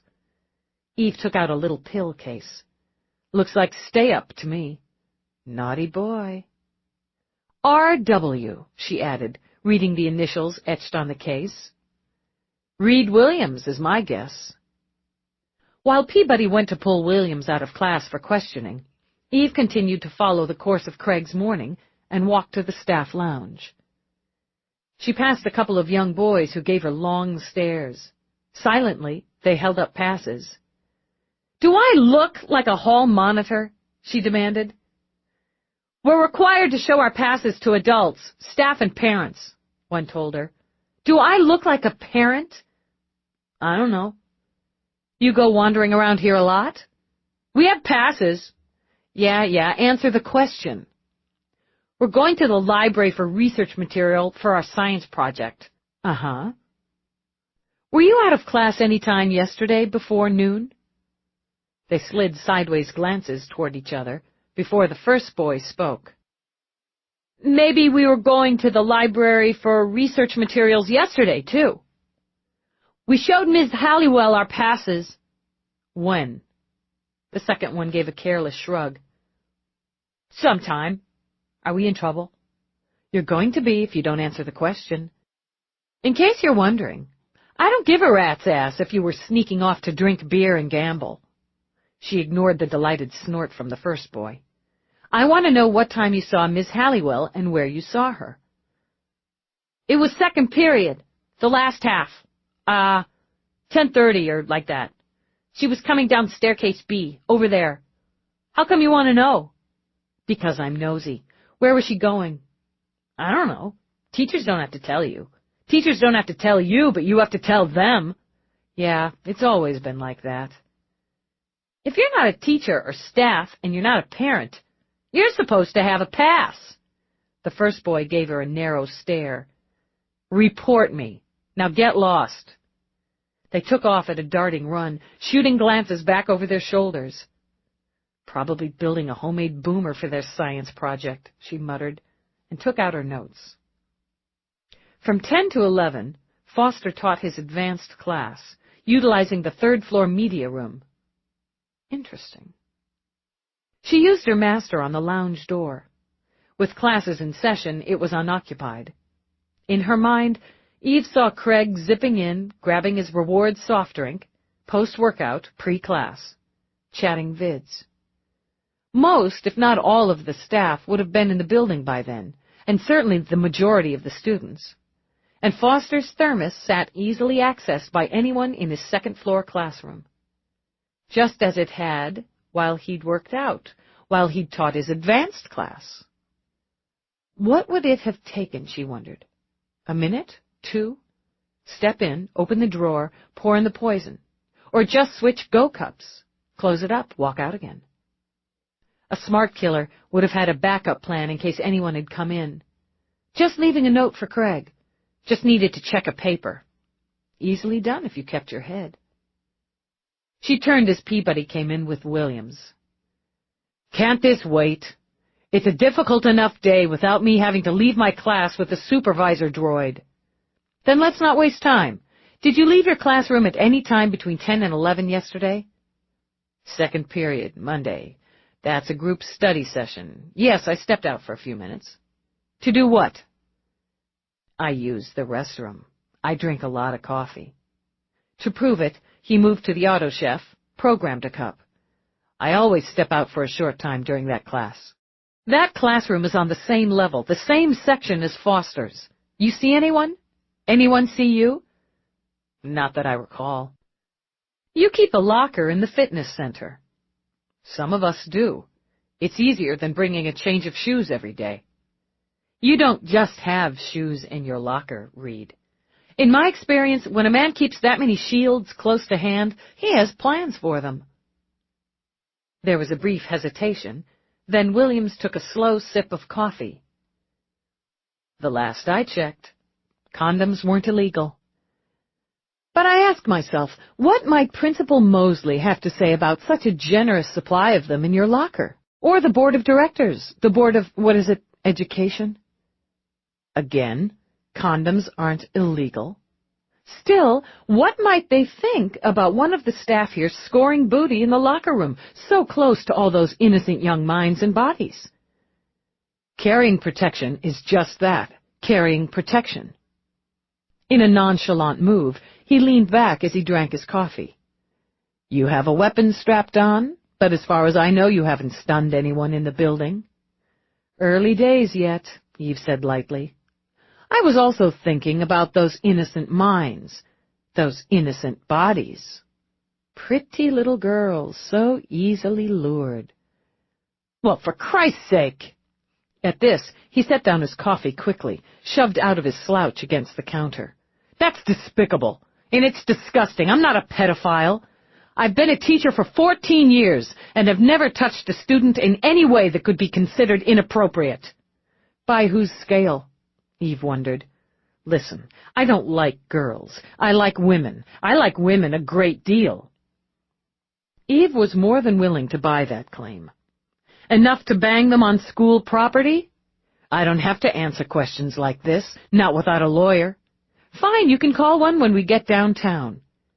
Shock replaced temper. You're arresting me? Do you want me to? Listen. Jesus! He raked his fingers through his hair. So I've had a few encounters. It's not a crime, but it is questionable behavior as far as my job is concerned. But those encounters were with consenting adults. Names. He tried a little charm with a smile that asked for understanding. Lieutenant, this can't possibly have any bearing on why you're here. And a couple of them are married. A couple of them. I like women. That smile widened. I like sex. It doesn't hurt anyone. Craig ever notice you liking sex in the locker room? No. He said it too quickly, and Eve saw the lie. He was a straight arrow, wasn't he? He comes across you having an encounter, he's going to be shocked, maybe pissed. He threatened to go to the principal? I had no problem with Craig. He had no problem with me. Ask anyone. I will. We'll talk again. Kind of slimy, Peabody commented when he'd left. Kind of emotive. He was lying about Craig knowing about his locker room games. She wandered as she spoke and brought the layout of the locker room back into her head. Lots and lots of places for nookies, she decided, if you wanted it that way. Maybe he can't talk Craig out of reporting it, or just fears he will at some point. Protects himself, his job, his lifestyle. He was out of his classroom while Craig was out of his. Opportunity. Puts him at the moment top of my list. Let's take Halliwell. Do you want me to bring her in here? No, let's try this one in her element. Bells chimed as they stepped out of the lounge. Immediately, kids poured out of classrooms to swarm the corridors, to send the noise level soaring. They looked and sounded, to Eve's mind, the way she imagined locusts did when they swarmed over whatever locusts swarmed over. Or like ants, Eve thought, scrambling out of their hill. Out of self-preservation, Eve would have ducked back into the lounge until the deluge passed, but one of the kids aimed straight for her. Lieutenant Dallas, excuse me, please. Little blonde, Eve thought, sharp eyes. Raylene. Yes, ma'am. Was Mr. Foster murdered? Why do you say that? Because I looked you up on the computer, and that's what you do. You investigate murders. You've done a lot of them. My father said you would have been here yesterday because it was a suspicious death. But that can mean accident, natural causes, or self-termination, too. Is that right? Yeah, that'd be right. But you're here again today and asking questions again today, and everyone's talking about what maybe happened. Raylene pushed at her long curls, held back today with a pair of white barrettes in the shape of unicorns. A lot of people are asking me because I was the one who found him. I don't want to tell them what isn't true. So was Mr. Foster murdered? We're looking into it. I don't see how he could have been because he was too nice and because this is a very safe school. Did you know it's considered one of the top schools not only in the city, but in the state of New York? Imagine that. I'm the top of my class here. With another of those prissy smiles that made Eve want to twist the pert little nose out of joint, Raylene tapped a finger on the gold star she wore on her lapel. Whoopee! Eve started to skirt around Raylene, but the girl danced backward. But if Mr. Foster was murdered, my mother's going to be even more upset. I'm her only child, you see, and she worries about me. She didn't want me to come to school today. But you're here. We had a discussion. My parents and I have perfect attendance, and that's factored into my overall rating. I didn't want to miss class. Melody didn't come, though. My mother talked to hers, and Melody had bad dreams last night. I didn't, or I don't remember. I liked Mr. Foster, and I wrote how much I'm going to miss him in my diary. I wish he didn't have to die. It's rough. Raylene gave a wise and soulful nod. Maybe I could help. Maybe I'll remember something that will help, or I'll hear something or see something. I'm very smart and very observant. I bet. You leave it to us. I don't know what's going to happen now. Her violet eyes glimmered with tears. No one tells us. I worked hard on the project for Mr. Foster, and now I don't know if I should finish it. I have to go to class now. Tough being a kid, Peabody observed as Raylene walked off with her head down. Tough when you have something like this spoil the innocence you only have for a handful of years anyway. She's never going to forget walking into that classroom and finding him. Murder doesn't leave anyone innocent. It shouldn't. Let's track down Halliwell. Hit Dawson, too.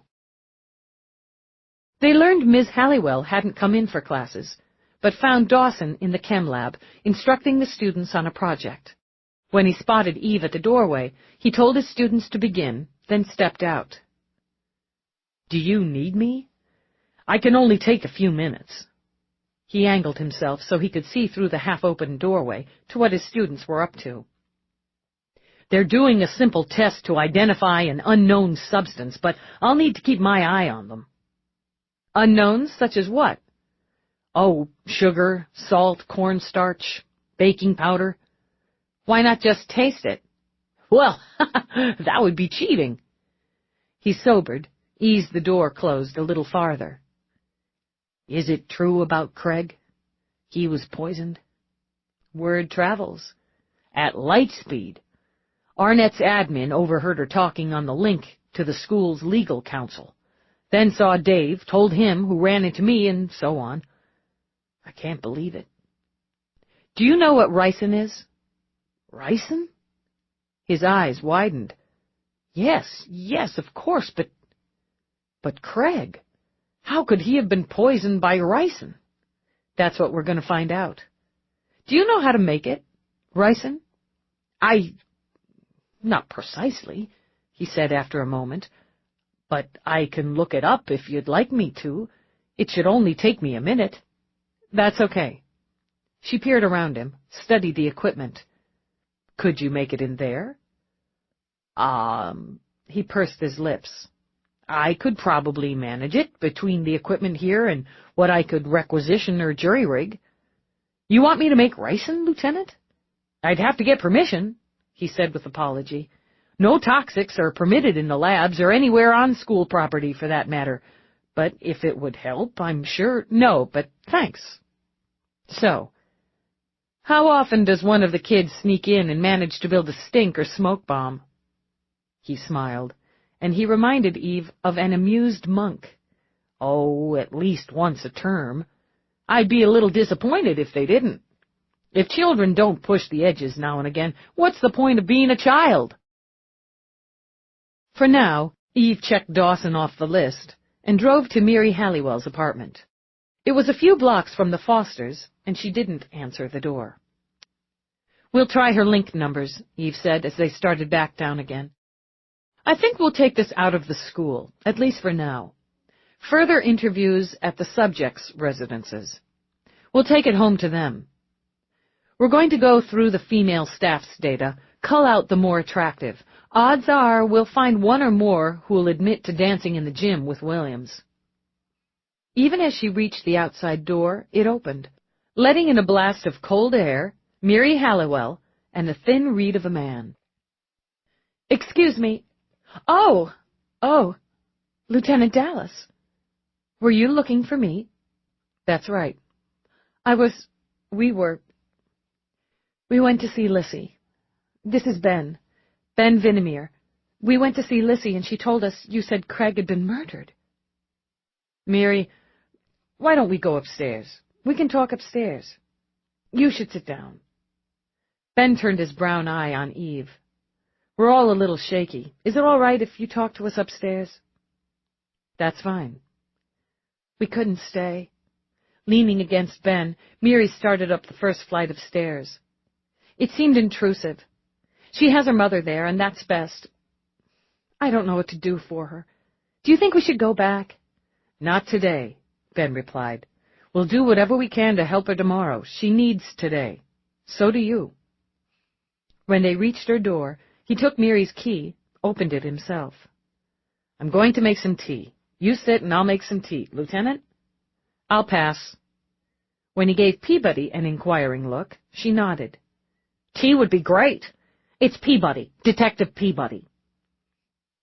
I feel numb, Mary stated, in my chest and the back of my skull. She said he'd been poisoned. Ricin. Ben knew what that was. I'm a copy editor for the Times, he explained as he got cups out of a cupboard in the kitchen alcove. I know all sorts of things. He explained, but I don't see how. I can't see why. Where were you yesterday morning between 10 and 11? Me? Still wearing her coat, Mary dropped into a chair. 10? Drama club meeting. We're working on the spring play. The entire hour? Yes. Well, I had to go down, check with Home Science. They're designing some of the costumes as part of their grade this term. I'd forgotten to take the disc of designs when I'd been in there the day before. You signed in just after 8 yesterday. Your first class isn't until 9. I tutor some students on Mondays and Thursdays, 8 to 8:45. I was late, actually. I don't understand what... Suddenly, realization and shock rippled over her face. Oh, yes, I do. Ben! They have to ask, Mary. His voice was calming as he came back with her tea, pressed the cup into her hands. They have to ask questions, gather information. You want to help, don't you? Yes, of course. Yes. I've never been questioned by the police before. Now, twice in 2 days. And knowing what happened to Craig... Did you see anyone outside the classroom during that period? Let me think a minute. The whole day's turned into a messy jumble in my head.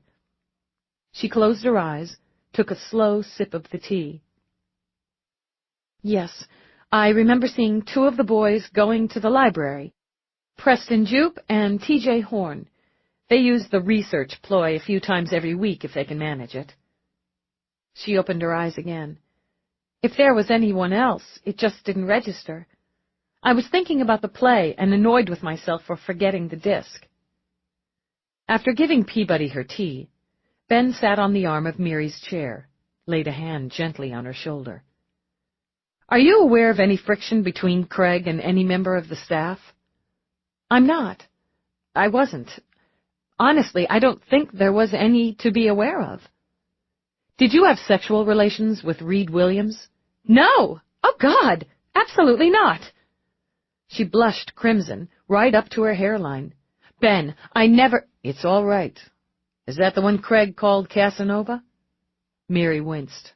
Yes. He asked me out a couple of times, but I wasn't interested. He's too slick and studied.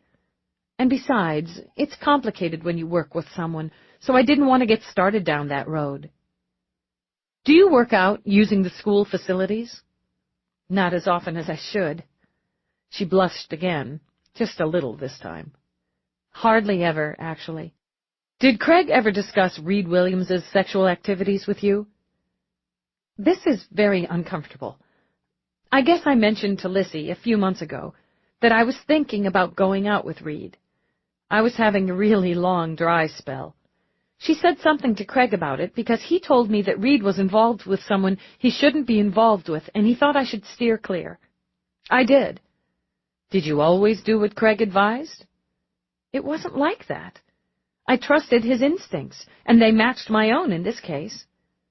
To be embarrassingly honest, I was just feeling lonely. I'm not the sort men chase after. Excuse me, Ben said, and she managed to smile. You didn't have to run very fast. Who was Williams involved with? Eve asked. I don't know. I couldn't pry it out of Craig, and I gave it a damn good shot. Who doesn't like some gossip? But he was tight-lipped about it. I don't think he even told Lissy because I asked her. Or if he did, he swore her to secrecy. Reed has a reputation. I think he enjoys having one. Ladies' man. It wasn't what I was looking for. Excuse me, Ben said again, and this time got a watery laugh out of her. Ben.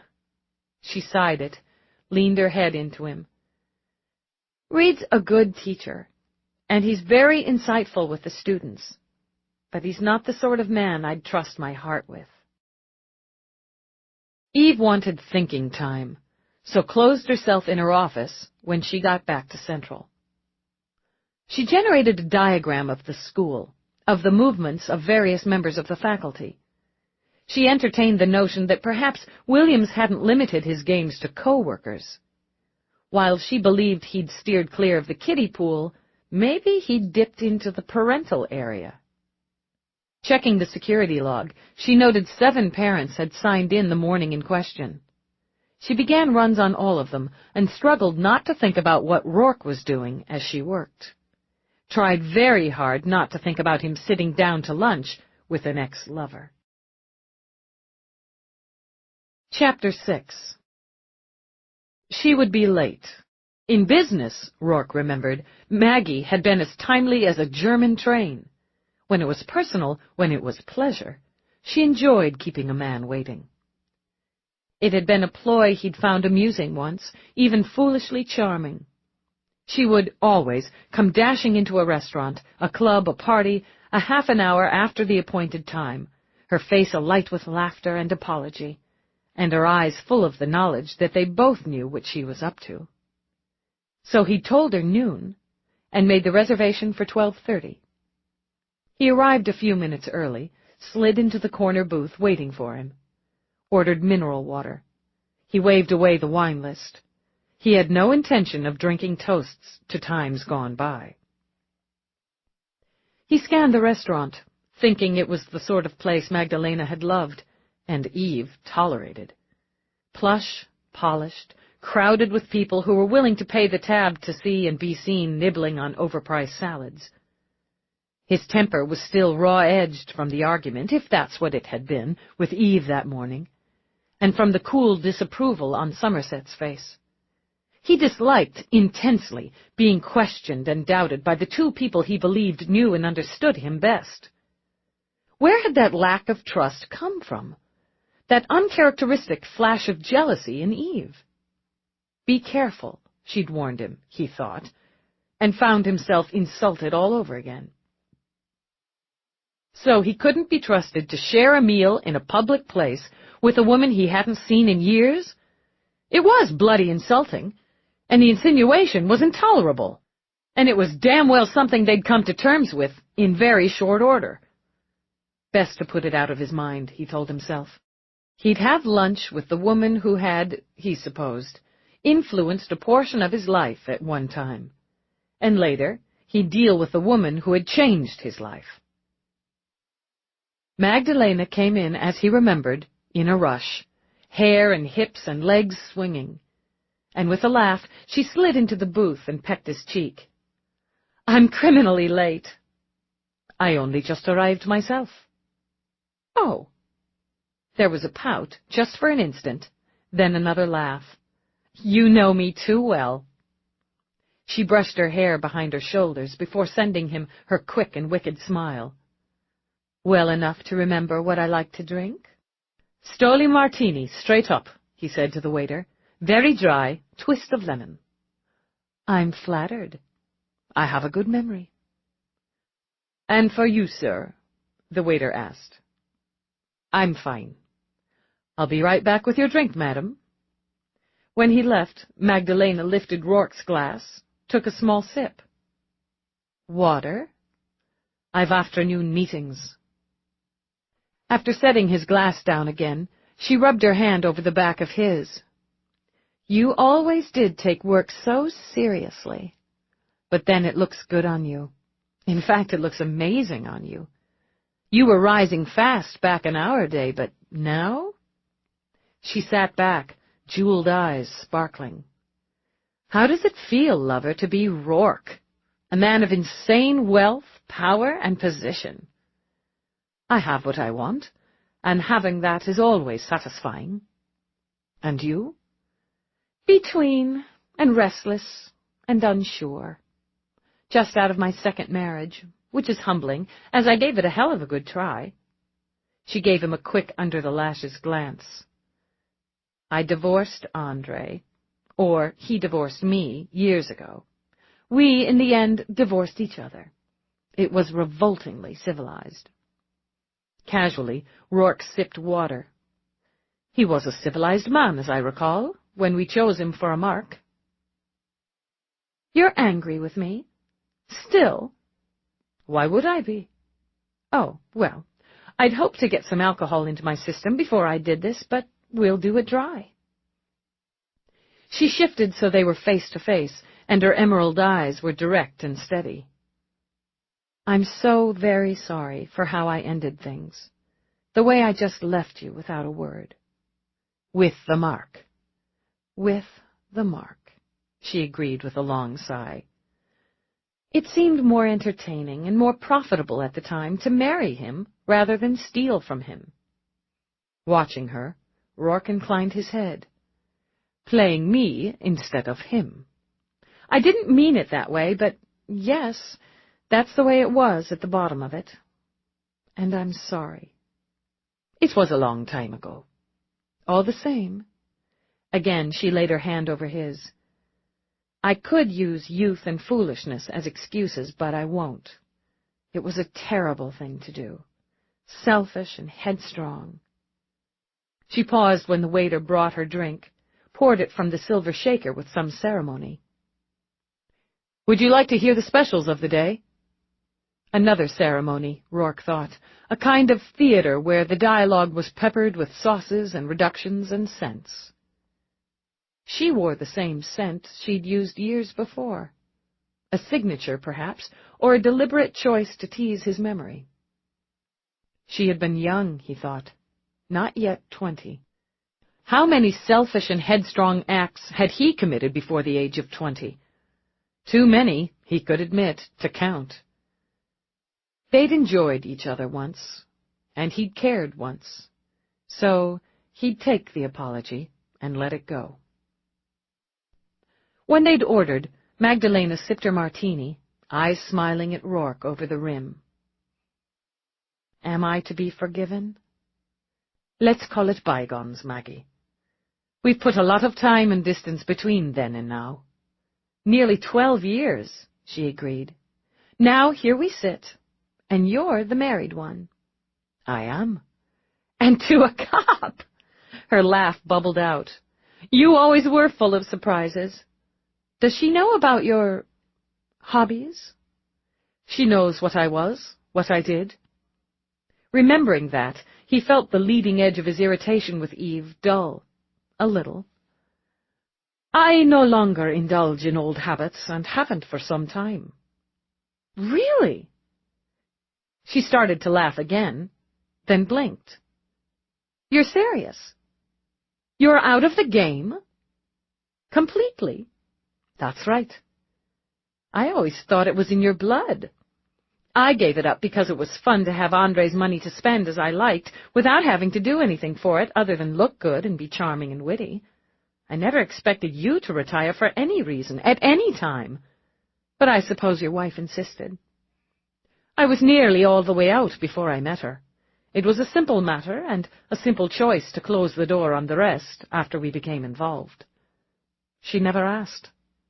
No? Watching him, Magdalena traced a scarlet nail around the rim of her glass. She must be quite a woman. She is, yes. A remarkable woman. She'd have to be. Would I like her? For the first time, he laughed. No, not a bit. What a thing to say! She slapped playfully at his arm. I'm sure I would. We have you in common to start. You don't. His gaze was cool and clear. I'm not who I was.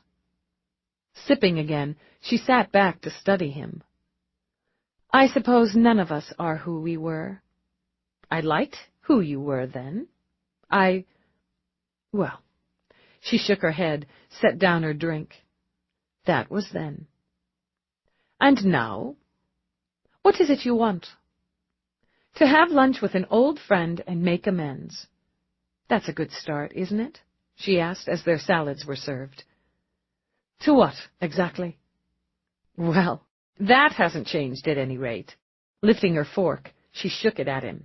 Your suspicious nature. When he said nothing, she toyed with her salad. I've missed you. And I admit with the changes in my life recently, I've been feeling a bit nostalgic. I had a good run with Georges, my second husband, and I was fond of him, am fond of him, really. Our relationship afforded me quite a bit of the style and freedom I'd gotten used to having with Andre. More, actually, for a while. Style you always had. Her lips curved. Yes, but I liked not having to work for it. I never enjoyed that end as much as you. Divorce hasn't left you destitute. Hardly. I outlasted the terms of the prenup both times, and I'm solid. She shrugged. And at loose ends. I'd planned to contact you when I worked up the courage. Running into you last night that way, I nearly turned around and left again. But you saw me, so I braved it out. How'd I do? He gave her an easy smile. Smooth as ever. I was hoping to surprise you, but wanted to prepare for it, set the stage. Tell me, does your relationship with your wife afford you any freedom? He understood the question, and the very open invitation under it. Nor could he misunderstand the hand she'd laid lightly on his thigh. I don't equate marriage with prison, but see it as a promise, a maze of them. I take promises very seriously. Still, she touched the tip of her tongue to her top lip. If promises aren't flexible, they're more easy to break. There was a challenge in her eyes, and the "come on, let's play" laughter along with it. He'd found the combination all but irresistible once. Bending them only changes them into something they weren't meant to be in the first place. You should know, Maggie, before you say or do anything that would embarrass you, that I'm completely in love with my wife. She stared at him for a moment, intensely, as if trying to see the con. Slowly, deliberately, she lifted her hand from his thigh, set it back on the table. I assumed you had some angle for aligning yourself with a cop. If you knew her, you'd understand Eve is no one's mark. Regardless, I wouldn't betray her for anything. Or anyone. Well, then she gave that pretty shrug again, that quick and wicked smile. No harm in trying. It was best, he decided, to table that area of conversation. How long do you plan to be in New York? It depends. You might help me with that. When he raised a brow, she laughed. That's not a proposition, lover. I'd hoped to ask for your advice. Investment advice. I'd think you'd have your own people for that. George's people, and however civil we are, it's delicate. I have a very nice cushion of disposable income. Unreported assets. I'd as soon not involve George's very efficient and by-the-book advisors in my investments. But an old trusted friend, who's considerably skilled in this sort of thing, you're the one who taught me long ago the value of cushions. I was thinking real estate, tucking it under a few layers to avoid the tax dogs. Are you looking for additional income, turning a profit, or sheltering your cushion? All if I can manage it. How soft is this cushion? She caught her bottom lip between her teeth as her eyes danced. About 15, that's tucked deeply away. I was fond of Andre and of Georges, as I said, and enjoyed the lifestyles we shared, but I never expected it to last forever in either case. I juggled a bit here and there along the way, and I have some jewelry that doesn't really suit me. I'd like to turn that liquid, discreetly. You'd want property in New York? That would be my first choice, unless you've a better suggestion. I'll think about it. I'll be able to give you some options, Maggie, but you'll have to create those layers yourself. I can point you in the right direction and to the right people. That's all I can do. That would be more than enough. Her hand touched his arm again, rubbed up and down. I appreciate it. I'm staying at Franklin's pied-à-terre for the time being. I'll give you the address and my contact numbers. Enjoying the benefits of companionship with a wealthy older man? She forked up salad, flashed a grin. Wouldn't be the first time. Eve located a single plant in New Jersey that processed castor oil. It was worth the trip, she decided, particularly since she felt cooped up in her office. Along the way, Peabody caught her up with her own investigative results. I ran the names of parents or child care providers who signed in yesterday, shuffled down the list those who had confirmed appointments with faculty members and those who signed in and out during the times the Vic was known to be in his classroom. Leaves us 4 potentials. Do any of them connect to Foster? 2 had kids in his classes this term. I wanted to check, see if either kid had trouble there, academically or discipline problems. But Principal Mosley's being pissy about sharing the records. Is she really? The idea gave Eve something like a warm glow. It'll be a pleasure to take her down on that. I'll get a warrant. That's what I like to hear. Of the other 2, one got a knock for assault a couple years ago. She went after some guy with a baseball bat at a Little League game, broke his shoulder. There's team spirit. She got off with community service and anger management, paying his medical bills. The guy sued her, Peabody added, settling out of court for an undisclosed amount. Want me to get more details on that? We'll ask her personally. Hallie Wentz, single, 1 female child, age 8, Emily. Hallie's a party planner. They pay people to plan parties? I don't get it. If you're bound and determined to have a party, how much of a deal is it to have one? 3 words, Mavis's baby shower. Eve tried not to squirm. That went okay. That went uptown because you had somebody, that would be me, handling the details. And did I pay you? Peabody frowned, scratched her jaw. I am forced to say, touché. Nobody should be forced to say touché. Feeling better? Then what? Eve countered, as she slipped off the turnpike. Than you were this morning? I was just having a thing, mostly in my head. That's what she'd decided. Finished with it now.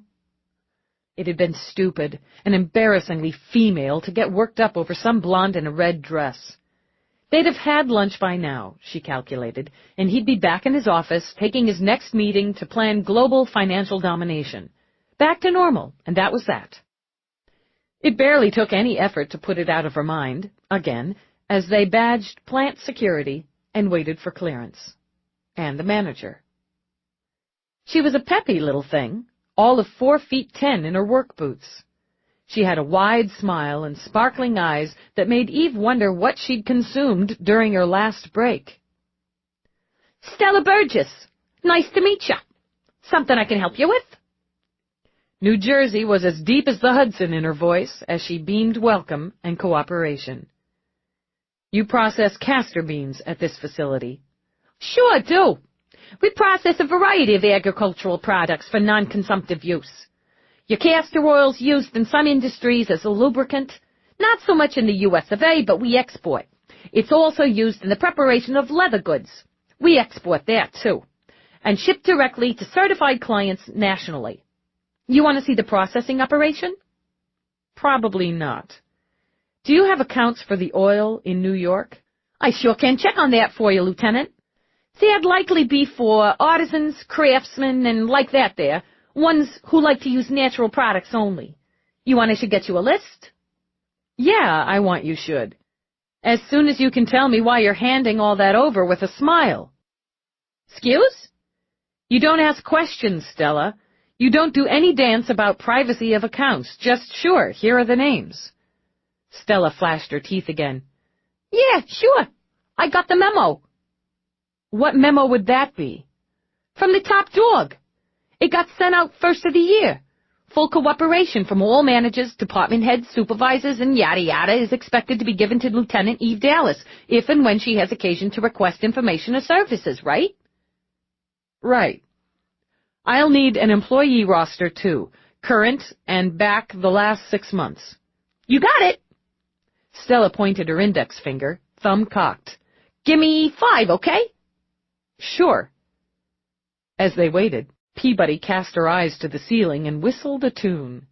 Shut up, Peabody. I'm just wondering what it's like to be married to a guy who owns so many things, you don't know the half of them. Then she gave Eve an elbow nudge. He sent out a memo. It takes the fun out of it. He cut out my intimidation perk. Saves time, though, and it's really considerate. He's always thinking about you. Weird. But it was nice to hear it, even though it made her feel only more stupid about how she'd behaved that morning. She would run cross-references and searches on the lists provided. That she could do back at Central or at home. For the moment, they'd knock on a few doors, starting with Hallie Wentz. Hallie lived in a 2-story townhouse, running her business on the street level. Eve would have tagged her as the exact opposite of Stella Burgess. Hallie was tall, slim, wearing fashionable ankle breakers. Her eyes were cool and suspicious as she studied Eve's badge. Obviously, she hadn't gotten the memo. What's this about? I've got a client coming by in 10 minutes. Cops aren't good for business. Craig Foster. Oh. Hallie blew out a breath. glanced toward a doorway. Listen, my kid's in the next room. She's pretty upset about what happened. I really don't want her to have to talk to the cops about this. Not until she feels better. Actually, we're here to talk to you. Me? About Mr. Foster? Why? We're talking to everyone who was on school grounds yesterday. Right. Wait a minute.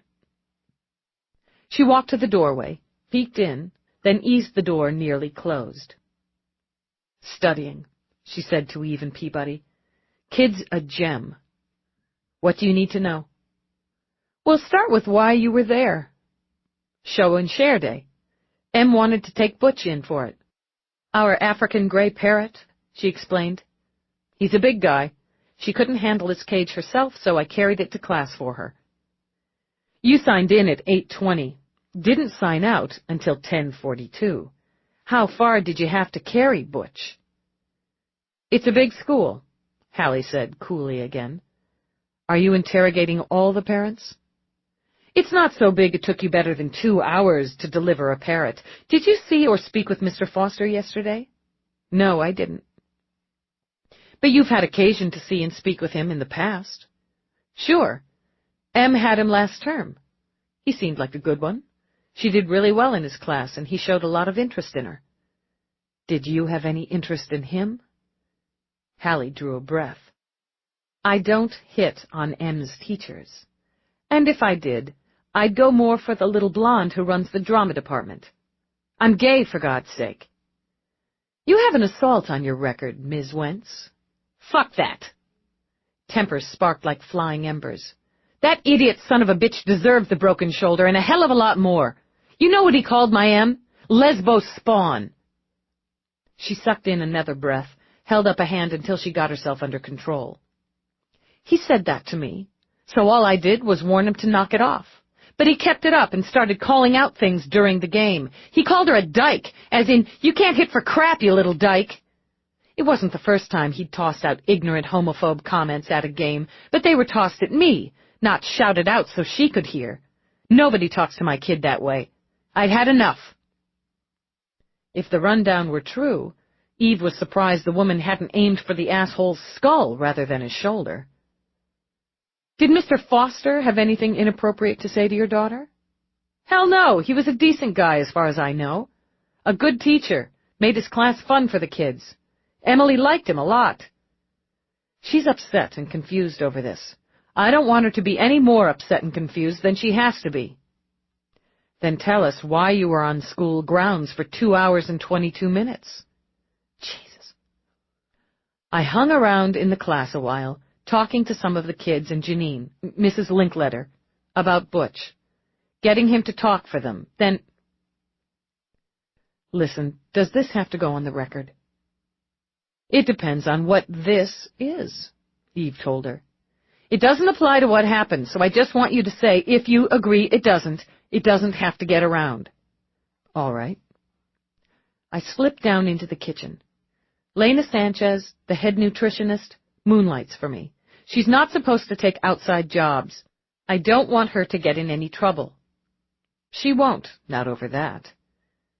We just talked about an event we have coming up next week. A change in menu the client wanted. I had a cup of coffee while I was there.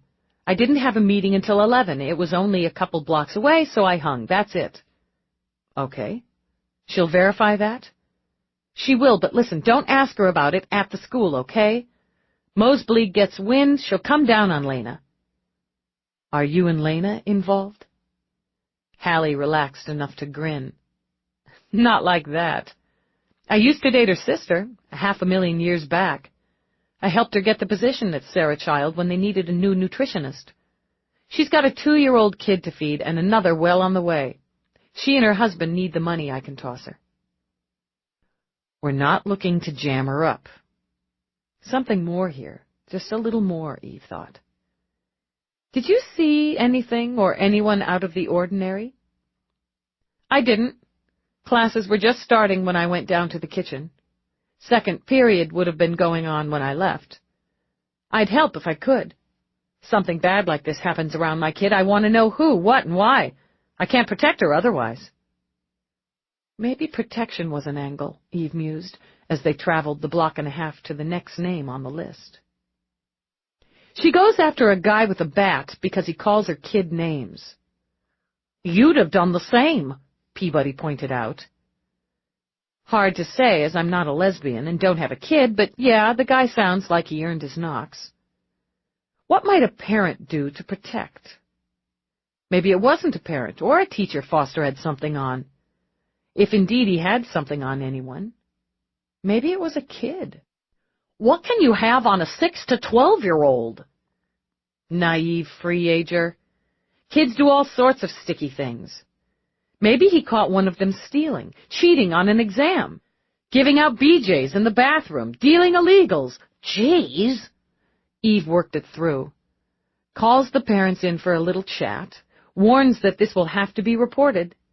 The kid will require disciplinary action, counseling, maybe expulsion. One of the top schools in the state, according to Straffo's annoying kid.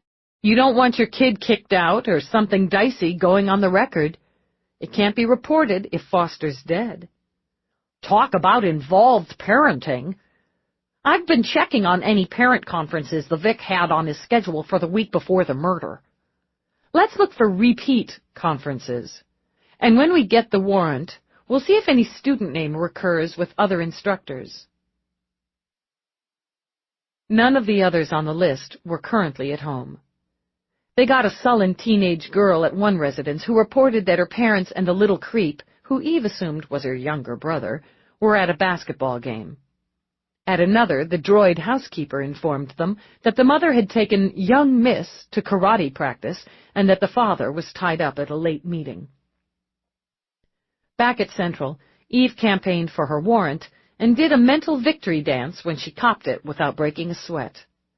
Her only disappointment was that it was too late in the day to catch anyone at school to access the records she wanted.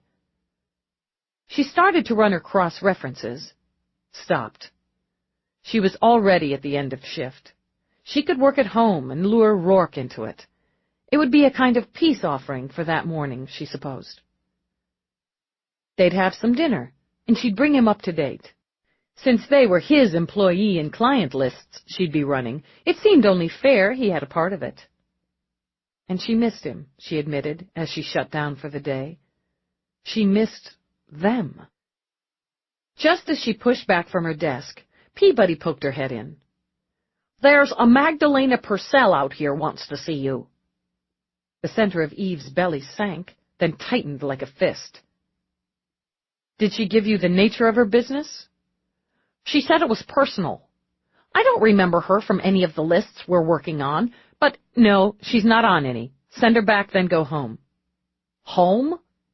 But it's only 20 minutes past end of shift. Whatever will I do with this unexpected largesse? Report to my home office, 0800. We'll catch some of those names before they go wherever the hell they go all day. Then we're at the school. Warrant came through. Score for our team. Dallas? I can hang if you'd rather. No, I don't rather. Send her back. It was no big, it was no deal, Eve reminded herself. She'd just see what Purcell wanted, then go home. Forget about her. It wouldn't be the first time she had some ridiculous conversation with one of Rourke's formers. It was unlikely to be the last. She heard the telltale click of girl shoes on the aging floor, and made herself feel ridiculous by pretending to flip through a hard copy of a report. When she glanced up, Magdalena was all sultry smiles in a sleek black suit with a silky fur collar. Thanks for seeing me, she began. I'm not sure you remember, but we met briefly last night. Eve wasn't going for the smile, and she sure as hell wasn't going for sultry. Her tone was flat. I know who you are. Oh, well, then, Magdalena said after a beat. What a maze this place is. The hub, I suppose, of New York's law enforcement. And this is your office? She glanced around, scanning the dented file cabinet, the skinny window, the battered desk. Her perfect eyebrows winged up. Not what I expected, really. It is Lieutenant, isn't it? That's right. I hope I'm not interrupting some vital sort of police work. As a matter of fact, Magdalena blinked those emerald eyes once. This is awkward. I was hoping it wouldn't be. I wanted to come here to see you, to ask if I could buy you a drink when you finished your work. Why? I suppose I wanted to make it clear I didn't want to cause any trouble. Eve leaned back in her chair, swiveled idly. Have you killed anyone since entering my jurisdiction? No. There was a quick, sharp smile. Not since then. In that case, we're clear. Eve. Her voice was smooth, as was her move as she eased a hip onto Eve's desk. I only wanted to reassure you that what was between me and Rourke was over long ago. We were practically children when we were involved. You don't have a thing to worry about. Eve cocked her head. Do I look worried? I don't know you, so how can I say? Rourke did mention I wouldn't like you, and I suppose I'm just contrary enough that I wanted to prove him wrong. So I hoped we could have a drink and diffuse any potential problems, especially since he's going to be helping me with some of my affairs. Funny. And the fist in her belly went slippery and sick. You look like the type who can handle her own affairs just fine. Business affairs. We'd both know Rourke has no equal when it comes to financial affairs. Or, let's be honest, any sort of affair. She gave a light laugh. But this is strictly business, I promise. After we had lunch today and he agreed to work with me, it suddenly occurred that you might think it was something other than business. After all, he's a gorgeous and alluring man, and he and I were would be the operative verb. Yes, absolutely. You see, I caused him pain a long time ago. I don't want to be responsible for that again. If things work out as I hope, I'll have business in New York for some time. I'm hoping we can all be friends. She knew bullshit when it was being tossed at her by the shovelful. You know, Ms. Purcell, I'm at absolute capacity in the friend department. You'll have to apply elsewhere. As for Rourke and his business, that's his deal. As for you, let's get this straight. You don't look stupid, so I don't believe you think you're the first of Rourke's discarded skirts to swing back this way. You don't worry me. In fact, you don't much interest me. So if that's all... Slowly, Magdalena slid off the desk. The man is just never wrong, is he? I don't like you. Aw. She moved to the door, then stopped, leaned on the jamb as she looked over at Eve again. Just one thing? He didn't discard me. I discarded him. And since you don't look stupid either, you know that makes all the difference. Eve listened to the click of those heels. When they'd receded, she leaned back in her chair, closed her eyes as her stomach churned. Because no, neither she nor Purcell was stupid. Chapter 7. Fatigue dragged at her when she turned through the gates. Out of the unrelenting noise, the crowds, the quick temper and vicious pace of the city, she thought, and into Rourke's world. Exclusive, private, perfect. The long, sweeping drive, which curved through the snow-covered grounds, where no tromping feet, no impatient traffic had marred that pristine white carpet, led the way to the big stone house with its many windows. They gleamed with light, warm and gold. She'd grown used to it, she thought, to sliding through those iron gates, to seeing the stunning home spread and jut with its towers and turrets, like a fantasy in the dark. Room after room ranged behind that glass and stone, some practical, some elegant, some fun. All beautiful, all reflecting his vision, what he'd needed to build, to have, to hold. Not just for the status, the elegance, the privilege, though with Rourke those would play a part, but because he'd needed, very much needed, to make a home. What had she added to that, she wondered? Some clutter, an orphaned cat, an office that was undoubtedly plain and lacking in style by his standards. Hell, by most anyone's. But she'd learned to fit there, had made a home there with him, hadn't she? Despite the odds, they had a life there that mattered to both of them. She wouldn't let some ghost from the past put a blight on that. She left the car in front, climbed the steps to the grand front doors.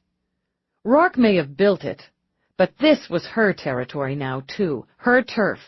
No one was going to invade it without getting bloody. She walked in, and Somerset slid out into the foyer, the cat a fat shadow at his heels. "Let me just say kiss my ass and avoid the rest of the conversation," she began. "I've got work." "He isn't home yet." Her stomach squeezed just a little as she shrugged out of her coat. "Thanks for the report." "He had to reschedule some meetings in order to take a personal lunch."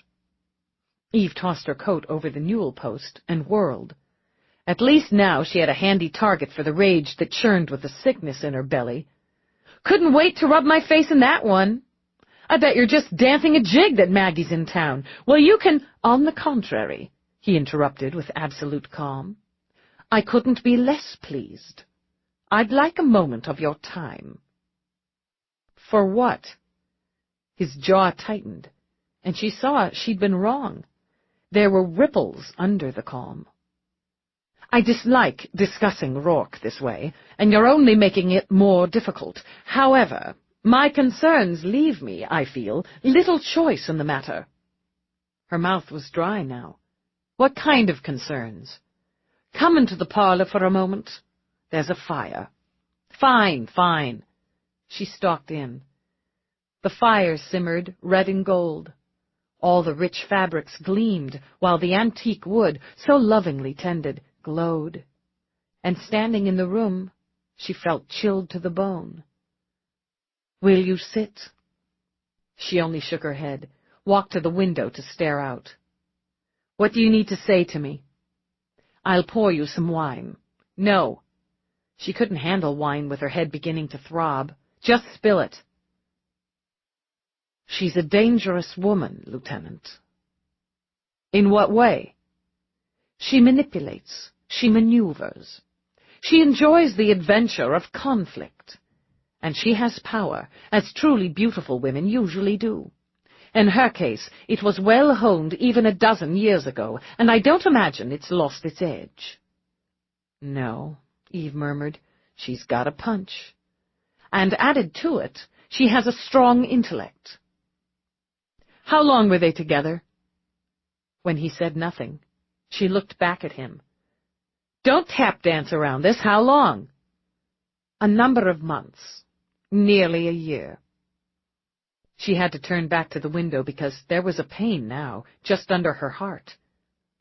"Long time." "Why did it end?" "They had planned a job, weeks of planning." She may not have wanted wine, but he did. He wanted something to get him through this. "The Mark was a wealthy man with a superb collection of art." Somerset moved to a painted cabinet and, taking a decanter, poured himself a short whiskey. Magdalena's part was to intrigue him, to develop a relationship. He was much older than she, and had a penchant for young, vibrant women. She would access information from the inside, the security, the routines, the placement of the artwork. They decided on a pair of Renoirs, just the two. Rourke was, even then, not the sort to dip too deeply into one well. The day they were to complete the job, with her and the Mark on his yacht, she eloped with the Mark. Bird in the hand. Precisely. He had to scrap the job, of course, not being sure the information she had was valid, or that he wasn't being set up. It cost him quite a bit, on several levels. But he didn't go after her. Make her pay? She turned back again. He didn't do that because he was more hurt than he was angry. Did he love her? He was infatuated. Something twisted in her. Worse. That's worse. Agreed. He sipped. He tolerated a great deal from her during the time they were together. She enjoyed risks, both personal and professional. You've seen her. She has a light. He was attracted to it. She's smart, Eve managed. Educated and smart. I did a run on her.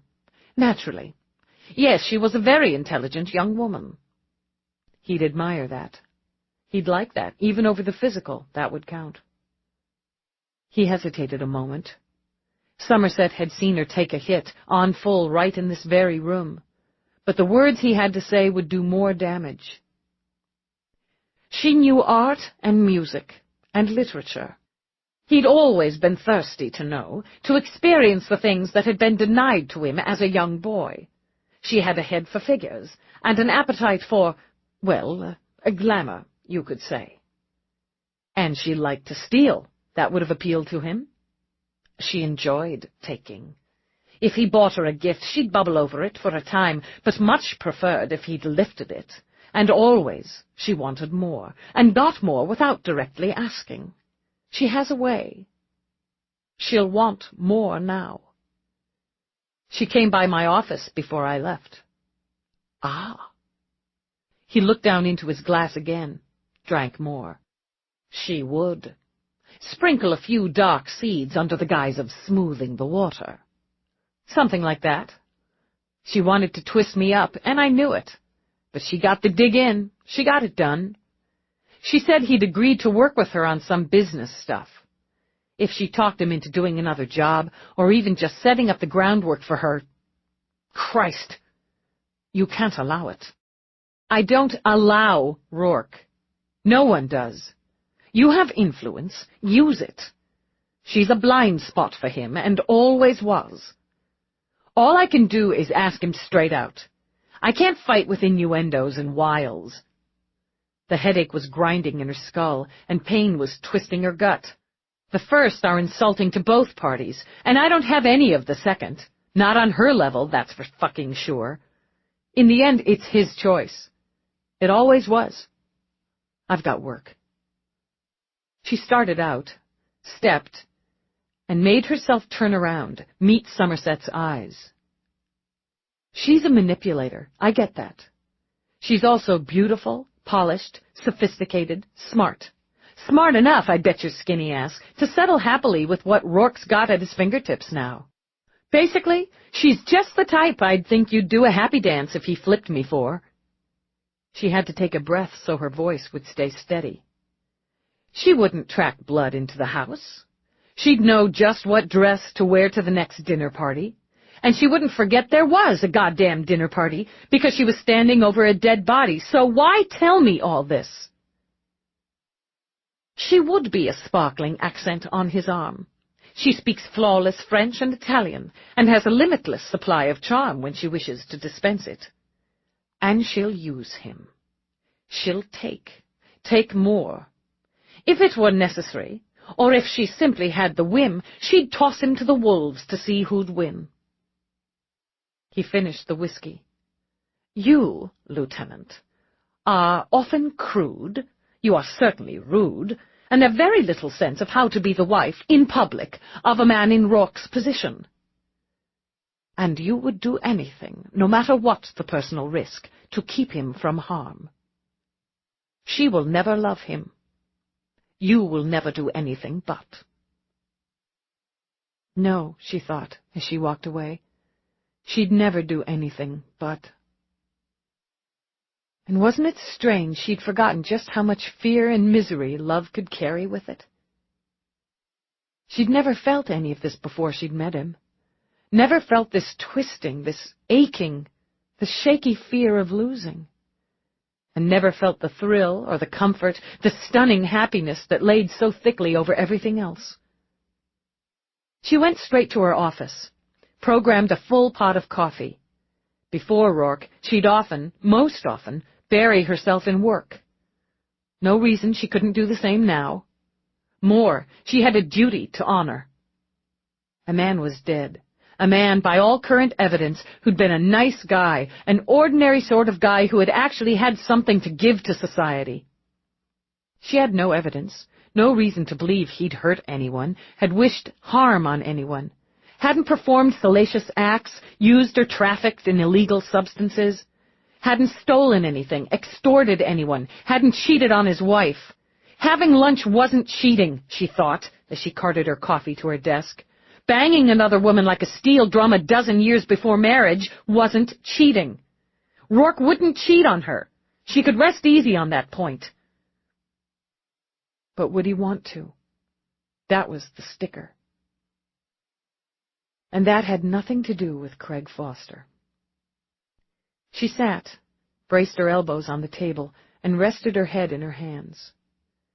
She just had to clear her mind, that was all. Clear it out. Should probably take a blocker for the goddamn stupid headache pounding inside her skull. Annoyed, she yanked open the top drawer, knowing Rourke had left a case in there with the little blue pills inside. She hated taking pills, but she'd never be able to think unless she popped one. She swallowed the blocker, chased it with coffee as Galahad jogged in to get a running start for the leap to her desk. He plopped his ass down and stared at her. I've got to work. But it was an odd comfort to run her hand over his head and have him stretch under the stroke. I've got to be able to work or I'll go crazy. Shifting, she inserted the data disks she wanted to run first. Computer, cross-reference both employee and client list, Disk A, with student guardians, administration, faculty, and support staff lists, Disk B. Report any matches. Acknowledged. Working. Secondary task, standard data run on all names on Disk C, including criminal, financial, employment, marital, education. Acknowledged. Working. Maybe something would pop on one of the parents or child care providers who'd been in the building that morning. Subsequent task, display data on faculty, administration, and support staff of Sarah Child Academy in alpha order on wall screen 1. Acknowledged. Data displayed on wall screen 1. Primary task complete. No matches. Yeah, that would have been too easy. Using the same lists, cross-reference search for family relations, former spouses or cohabs. Acknowledged. Working. Secondary task is now complete. Choice of display. Display on screen. Sitting back with her coffee, she studied the data. There was nothing hot.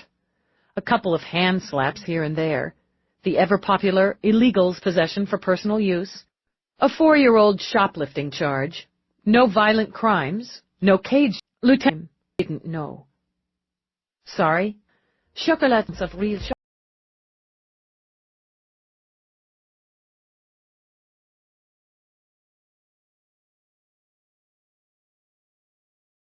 Lieutenant didn't know. Sorry, chocolates of real chocolate. This is disc number 4. I mentioned it at work, I'm sure. Sort of bragging about it. I think I might have told Mary. It was just a little secret from Craig. He wouldn't have wanted me to spend the money on him. I noticed the mix in your kitchen, and the stash of liquid chocolate inside a box of Vital Femme. Now Lisette smiled, just a little. He'd never poke around in my vitamins, so I kept the chocolate there. We sent the mix and the liquid to the lab. Anyone else know where you kept them? The mix, maybe, not the chocolate. You think the lab will determine if any of the ingredients were tampered with. Was anyone in your apartment the weekend before your husband's death? No. She rubbed her eyes wearily. I don't think so. I was out for a while on Saturday, shopping, but Craig was home. He didn't mention it. Does anyone have a key, a spare? Your code? Miri does, for emergencies, but, okay. Your building doesn't have security cameras or a doorman. We couldn't afford one that ran to those. It's a nice neighborhood. We never had any trouble. All right, Mrs. Foster. I appreciate the time. So here's a what-if, Eve mused. What if person or persons unknown accessed the Foster apartment, knowing the habits, poisoned the powder? Maybe Craig had a visitor he hadn't told his wife about. Or maybe it didn't have to be the day before, she thought. Maybe he'd lucked out a few times, hadn't gotten any of, or not enough of, the poison. She pulled up her lab report, read off the contents of the Go Cup. There was no real chocolate listed. So the killer hadn't known about Lisette's secret recipe. Considering, she rose and walked to her murder board. She studied her victim, the shots of the scene, tapped her fingers on her thigh as she studied the thermos. Nothing special about it, she decided. Just your average Go Cup, jumbo size. About $50. Solid black, with the Vic's first name scripted in silver across the body.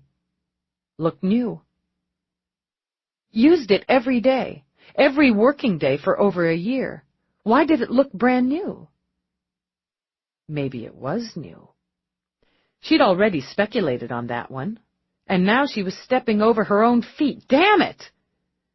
Faster, she murmured. Simpler. For $50, you could switch the good stuff with the bad in 3 seconds. You don't have to pour out the original chocolate, pour in the killing drink. You just take the whole damn thing, shove the good in your briefcase or pack, leave the bad. Smarter, she thought. Not as messy. She pulled out the sweeper's report, already knowing she wouldn't have missed such a vital listing if a second engraved thermos had been found in the building. Computer, run probabilities on the following options as pertains to case number HP-33091-D. Poison was added to Vic's Go Cup on the morning of his death. Option next. Vic's Go Cup was switched with an identical one containing the poison, again on the morning of his death. Which option has the highest probability? Acknowledged. Working. Eve added more coffee to her mug, paced around the board, sat back at her desk. Probabilities on both options have no viable difference with current data. Big help. And it would matter, she decided. It would matter just how. With the absence of the real chocolate in the poisoned drink, the theory of the mix being tampered with inside the Foster apartment was out of the running. Adding it on the spot was easier, more efficient. Still a risk factor involved.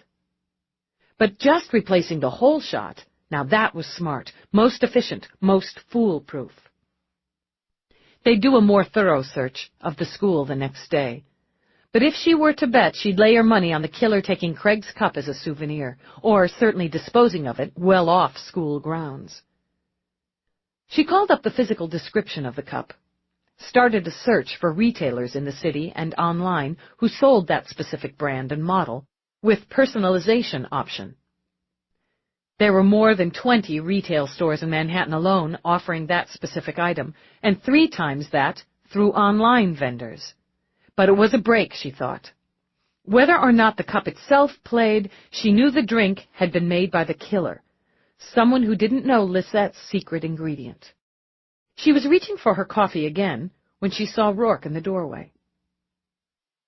Lieutenant? Hey.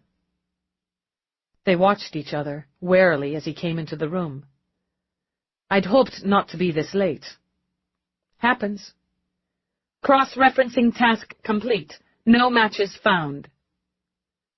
Sometimes the world's not as small as you want it to be, she commented, and picked up her coffee. Long day for you. Back at you. He sat on the corner of her desk, his gaze level with hers. Are we at odds here, Eve? She hated that she just wanted to lay her head down on the desk and weep.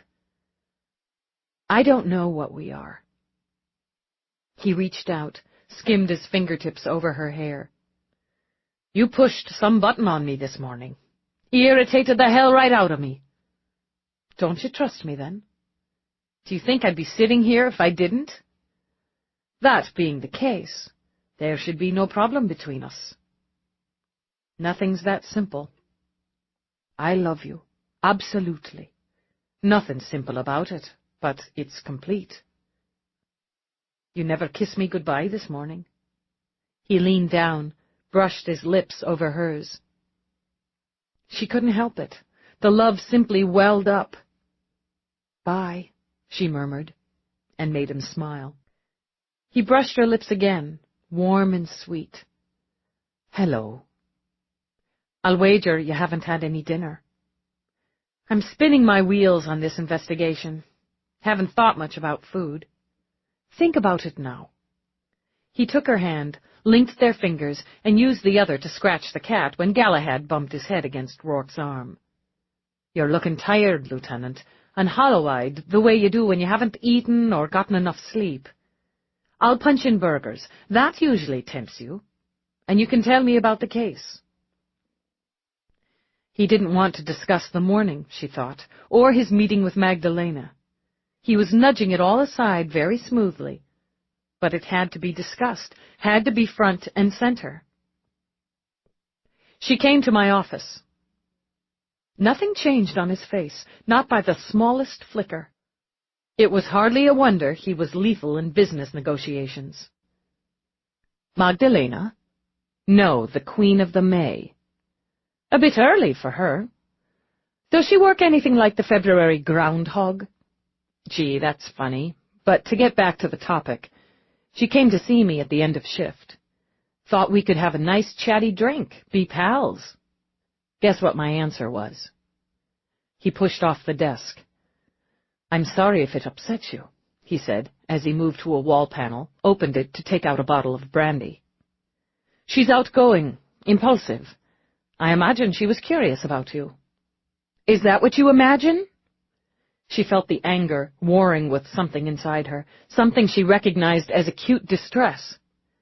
"Even after you told her she wouldn't like me?" He glanced at Eve, poured the brandy, replaced the bottle. "No more than you would her. Very likely she intended to make the gesture and prove me wrong." "Blind spot," Somerset had told her. I think that was pretty low on her list of intentions. "You're going to work with her?" This time irritation escaped control just long enough to show. "I'm not, no." "Then she's a liar?"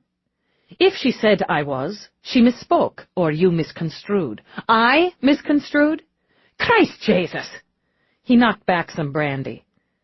"You're trying to box me into a corner here, and there's none to be had. We had a perfectly innocent lunch, at which time she asked for my help with some investments she wants to make. I agreed to give her some direction, and some names of people she might work with. It's nothing I haven't done for other people countless times before." "She's not other people." "Bollocks to this!" And there was the temper, rich and ripe. Do you expect I would say, "Sorry, can't give you the names of a few money people as my wife doesn't like the fact we shagged a dozen bloody years ago"? This isn't like you, Eve. "I can't say, as I haven't been in this position before." "What position exactly?"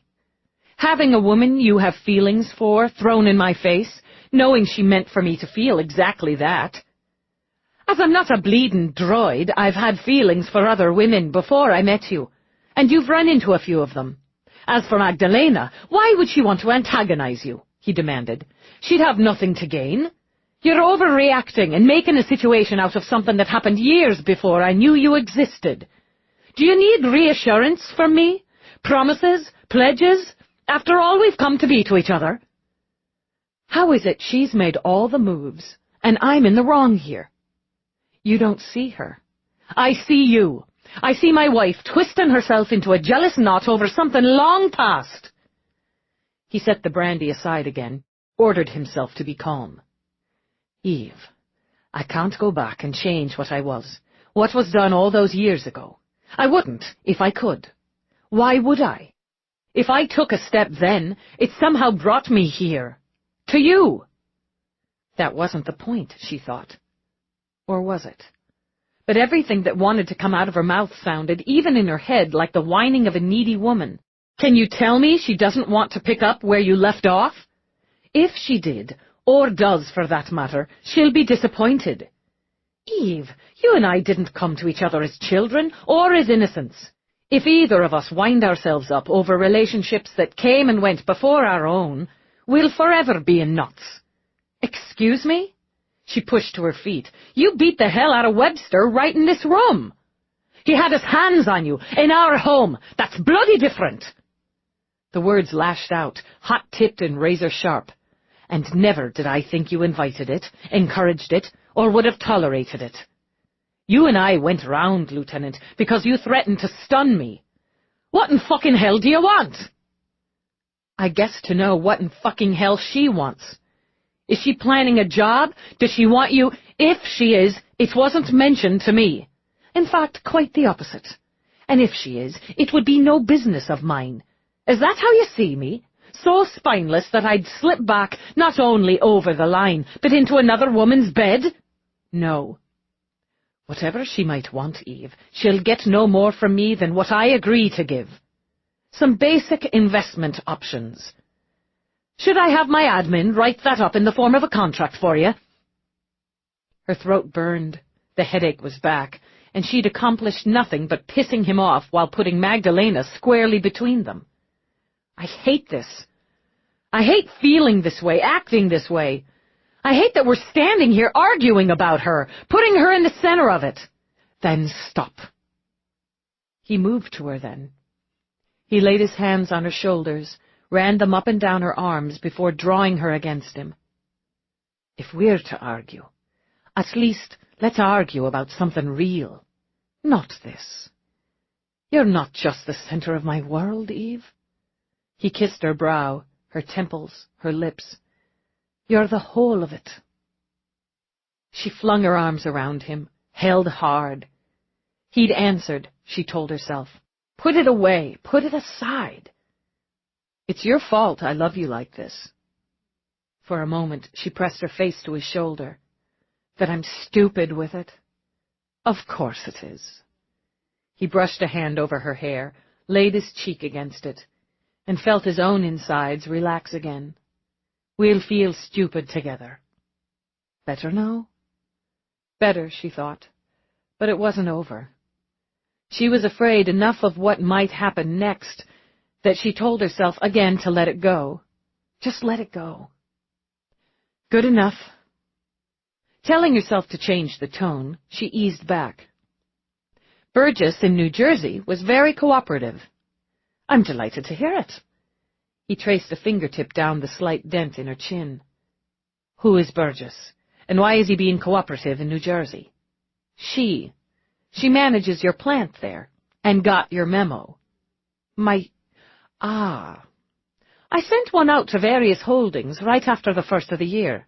Came in handy today, did it? Cut through the crap. Just FYI, I don't really mind cutting through the crap myself, but thanks. You process castor beans. I'm sure I do. Ricin, the poison that killed Foster, comes from the mash after the beans are processed into oil. His eyes narrowed. Is the plant connected? So far, I can't find a connection between anyone on my suspect list and the plant. Would have been nice and tidy. I don't have a motive either, or not a clear one. It's possible Foster saw, at some time, one of the other teachers diddling someone inappropriate during school hours. Murder's a pretty harsh reaction to being caught with your pants down. Perhaps Foster was blackmailing the diddler, or the diddlee. No evidence of it, and it veers out of his characteristic orbit. I haven't found a single person he wasn't on good terms with, including the infamous diddler. Waiting for lab reports, and I'm taking a look at every member of the faculty, support staff, and administration, along with parents of students. I got no buzz on this one, nothing that feels hot. Why don't I take a look at some of it? Fresh eyes, new view. Couldn't hurt. He'd forgotten to nag her to eat some dinner, she thought, as he sat to look over her data. Slipped his mind, she decided. Probably for the best. She didn't have much of an appetite. When she slept in patches, and the patches were full of dreams. The dreams were conversations, mixed and jumbled from her arguments with Rourke, her interviews, her interlude with Purcell. With the voices tangling inside her head, she awoke exhausted.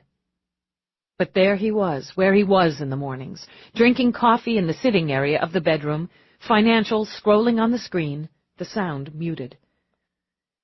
Eve dragged herself to the shower and tried to flood out the fatigue with the jets on full and hot. When she came back into the bedroom, he'd switched to the morning news. She headed straight for the coffee. "You didn't rest well," he said with a long look at her face. "Case is bugging me. Wish I could have been more help." She shrugged, carried the coffee to the closet. "Maybe something will loosen up today. There's a change of clothes in the bag there for your spot tonight with Nadine." She frowned at the hanging bag. "Why do I need to change?" "Consider it a precaution in the event you have a normal day and end up with blood on you, or tear your pants while tackling a suspect after a mad foot chase. The way things are going, I'll spend most of today buried in paperwork and getting nowhere. In that unhappy event— no, not that jacket. What's wrong with it?" Though she scowled in irritation, a part of her was so happy with his comment, the normalcy of it, she wanted to grin like an idiot. "It's not particularly screen-friendly." "Neither am I." "True enough. However," he rose, wandered to her closet. "I don't need you to pick out my clothes." "Oh, darling Eve, you so absolutely do." He pulled out a jacket in bronze tones she'd sworn she'd never seen before, paired it with deep brown trousers, a cream-colored turtleneck. "Be wild and crazy," he added, as he draped the pieces over the back of the sofa. "Wear some earrings. Small gold hoops, perhaps." When she started to snarl, he caught her face in his hands and kissed her, long, slow, and deep. "I love that mouth," he murmured, "especially when it's about to be sarcastic." "How do you feel about bacon and eggs?" "More enthusiastic than I feel about small gold hoops hanging from my earlobes." But she found a pair, dressed, pleased that he'd poked at her about her clothes. And just as she was about to sit down with him, as the cat leaped on the arm of the sofa to eye the bacon, Rourke's pocket link beeped. She knew the minute he pulled it out to check the display. "Take it," Eve said, even as he started to slide the link back in his pocket. "I guess she's an early riser." "I switched her to voicemail.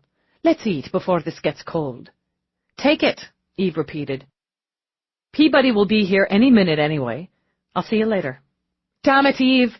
Later," she said again, and kept walking. Chapter 8. "Nice threads," Peabody commented, coming in as Eve was coming down. "Rourke, right?" "Who else?"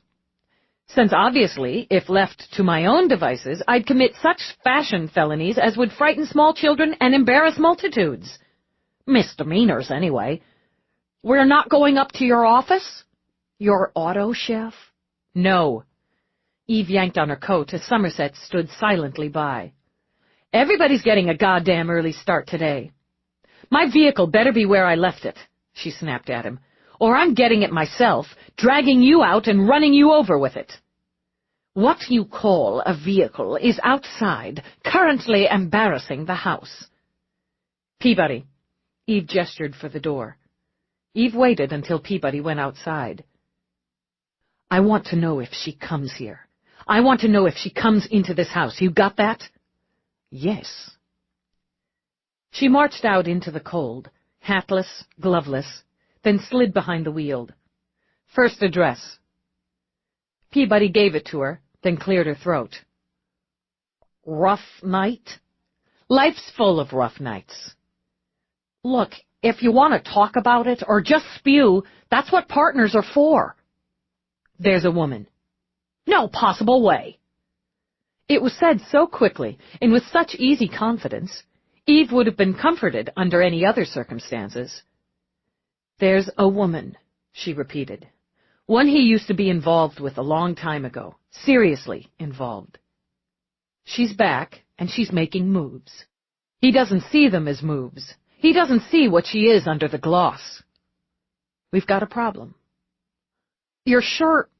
It only took one look from Eve for Peabody to blow out a breath. "Okay, you're sure. First, I'm going to say he wouldn't twist on you, not with anyone. But having some bitch put moves on him is a steamer. You want to go have a talk with her, put a little muscle into it? We can tune her up, put her ass on a shuttle for Siberia. Sounds good. She stopped at a light, scrubbed her hands over her face. Can't do it. Can't touch her. Can't beat her to death with a hammer and bury her in White Plains. Bloomfield would be better than White Plains anyway. It got a weak laugh. I don't know how to do this. How hard to push him. How far to stand back. I don't know the steps and strategy. I think I've already screwed up. Dallas? I think you should tell him this hurts you. I've never had to tell him something like that before. He sees stuff in me before I have to. She shook her head. It's fucking me up. It's fucking us up. And I've got to put it away and do my job.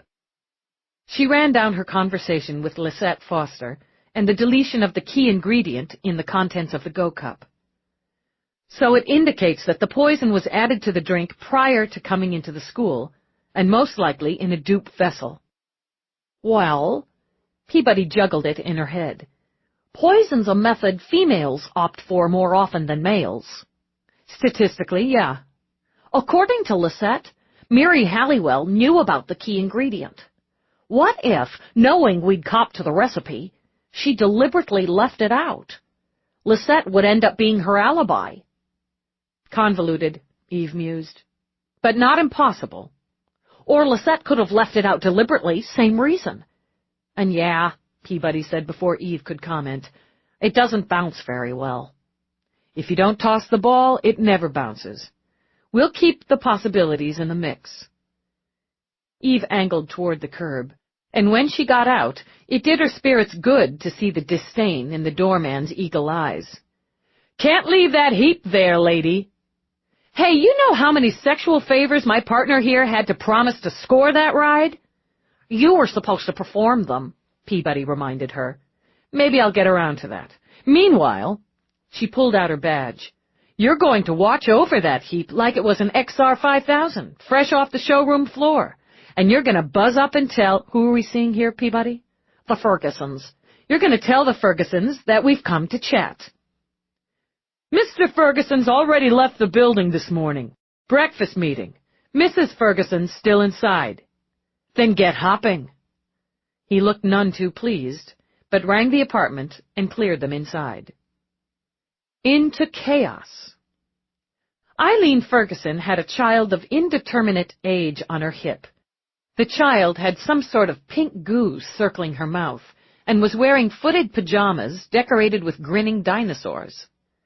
Eve figured if dinosaurs grinned, it was because dinner was about to be served. So why did adults decorate their offspring with carnivores? She'd never get it. In the background came screams and barks and whoops that may have been glee or terror. Eileen herself wore a rust-colored sweater, loose black pants, and fuzzy slippers the color of cotton candy. Her brown hair was slicked back in a long tail, and her eyes, a quiet hazel, seemed eerily calm given the noise level. Eve wondered if she'd toked before answering the door. This must be about Craig Foster. Come in at your own risk. She stepped back. Martin Edward Ferguson? Dylan Wyatt Hadley. She didn't shout, but her voice, perfectly pleasant, carried. Settle down right now, or I'll dismantle that dog and shove the parts into the recycler. Sorry, coffee? She said to Eve and Peabody. No. Dog's a droid terrier mix. I had a moment of complete insanity and bought it for Martin for his birthday, and now we pay the price. But Eve noted that the noise level had dropped. Perhaps at one time or another, other items had found their way into Eileen's recycler. Have a seat. I'll just put Annie in her chair. The chair was a round and colorful deal with dozens of bright buttons and rolling things to entertain curious fingers. It beeped and it buzzed and let out what Eve thought was a fairly creepy chuckle, but Annie was immediately engaged. Word is that Mr. Foster was poisoned. Eileen dropped into a black scoop chair. Is that true? We've determined Mr. Foster ingested a poisonous substance, yes. Just tell me, is it safe for me to take these kids to school? We have no reason to believe the students are in any danger. Thank God. On so many levels. I don't want anything to happen to Martin, or any of them, But sweet Jesus, I don't want to be saddled with 4 kids all day. 4? Eve repeated, and felt an immediate flood of fear and sympathy. Only Martin Ferguson is listed as your child on school records. I've got kid duty this week. Which is, I take the group. That's Martin and Dylan from upstairs, Callie Yost, she'll be here in a minute, and Macy Pink. We pick her up on the way. She lives a block down. Haul them to school, pick them up at the end of the day. In case of school cancellation or the enormous number of school holidays, I deal with them. We cycle. Every week one of the parents has kid duty. You signed in the day Mr. Foster died at shortly after 8 and were there for 40 minutes. Yeah. Got them in early, dumped them in early care. Then I had to take the dozen cupcakes to the nutrition center for clearance. Do parents or students routinely bring in outside food? Not without much to do. It was Martin's birthday, hence the cupcakes. I had pre-clearance for them. You can't take in outside food for student groups without pre-clearance. You have to fill out a form, Eileen explained. Note down the type of food and all the ingredients in case any of the kids have allergies or conditions or cultural restrictions. Parental restrictions. Eileen paused and began to take tiny clothes out of a basket and fold them into tinier shapes. Pain in the butt from my view, but the rules are fairly strict. The principal and the nutritionist have to sign off on it. It's like national security. I got them cleared, paid the fee for the juice I forgot to bring to go with the cupcakes. Then I realized I'd picked up Callie's school bag instead of Annie's diaper bag and had to go back to early care, make the switch. At which time I realized, clued in by Ode to Annie, that she desperately needed the diaper bag. I dealt with that. I guess it could have taken 40 minutes. During that time, who did you see or speak to? Well, Lena, the nutritionist, Lyda Crump, early care provider, and her assistant, Mitchell. I saw Principal Mosley briefly. We passed in the hall as I was leaving and spoke for a minute. How are you? Happy birthday to Martin, and so on. I actually saw Craig Foster going into the staff lounge. I didn't even stop to talk to him. Just sent him a wave and kept going. I wish I'd taken a minute, but you always think you're going to have a minute more, some other time. Did you know him well? As well as any of the staff, I suppose. I'd run into him now and again in the neighborhood, and we had the usual conferences. Twice each term there are parent-teacher meetings, more if needed. They are routinely needed for Martin, she added with a wry smile. Martin had trouble with Mr. Foster? Eve asked. Actually, Martin responded really well to Craig. Craig loved what he did. You could tell. But you were called in for meetings. Oh, yeah. She laughed now. They term Martin exuberant, which is teacher speak for a wild child. We're going the private school route because there's more one-on-one time, more discipline. It's working. There was a crash, hysterical laughter, and mad barking. Eileen smiled wryly. Mostly. What about other staff? Reed Williams, for example. Sure, I know him. Though she said it casually, her gaze shifted away for just a moment. Did you see him outside of school, Mrs. Ferguson? No, not me. Meaning others did. Maybe. I don't see what this has to do with Craig. Details are important. We understand Mr. Williams had or pursued a number of sexual relationships. Oh, boy. She blew out a breath. He made what you could call a play. Very subtle, very slick. Nothing I could call him on if I'd been inclined to. But you know when a man's feeling you out, and most men know when a woman's not interested. He backed right off. I've never had any trouble with him, or from him. But others did. Look, I know he hit on Jude Hadley. She told me, and she told me she met him for drinks. She's divorced, and she was tempted. Then she decided no, it wasn't something she wanted to get tangled up with, especially since I saw Williams and Alika Straffo. You saw them? Eve prompted. At the holiday party at the school? It was just a... She shifted, obviously uncomfortable. I saw how they looked at each other. And at one point, he touched her, just brushed his hand down her arm. But she pinked up. He wandered out, and a few seconds later, so did she. They came back separately, 10-15 minutes later. She had that look, you know, soft and loose. If they hadn't had a quickie, I'll eat that damn droid pup. Interesting, Eve said as they stepped back into the chill of winter. Alika Straffo, mother of one of the kids who finds the Vic, is reputedly having quickies with Williams, who had the opportunity to kill Foster. And Foster threatened to report Williams, which would involve Alika Straffo? Okay, but I tell you, I can't see Williams getting worked up enough to poison Foster over the threat of being reported for having an affair with a student's mother. Straffo, on the other hand, is married, and married to a powerful man. She might have gotten worked up enough. No record of her in the building on the day of. Her kid was. Come on, Dallas. You think she set her kid up as a hitman? Hit girl, hit kid? Maybe the kid was protecting Mommy. Okay, wait. Peabody climbed into the car. First, let's remember we're talking about a 10-year-old girl.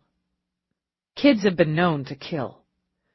She'd only been 8 when she'd killed her father, when she'd stabbed him over and over and over. Yeah, generally out of panic, fear, rage, impulse. But generally, a nice upper-class 10-year-old girl doesn't spike the teacher's Go Cup with ricin. It's a little extreme.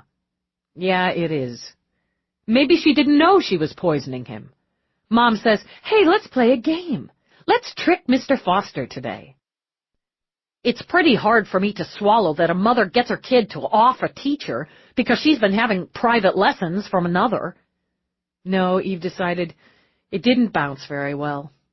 Still, it's worth dropping by and chatting with her. The Straffos' penthouse topped a sleek silver bullet of a building that offered river views from its shimmering glass windows and wide terraces.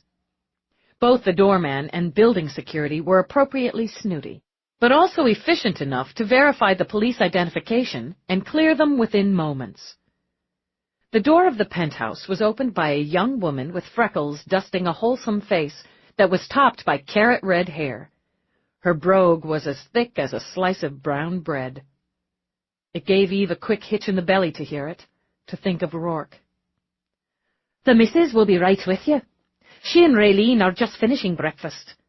What would you like me to bring you then? Coffee? Tea? We're good, thanks. What part of Ireland are you from? I'm from Mayo. Do you know it? Not really. It's lovely, so you'll see if you have the chance to visit. I'll take your coat, shall I? That's all right. Eve followed her down the wide foyer. A sweep of steps to the right, open archways leading to open rooms with tall, tall windows. How long have you worked for the Straffos? That would be 6 months now. Please make yourself at home.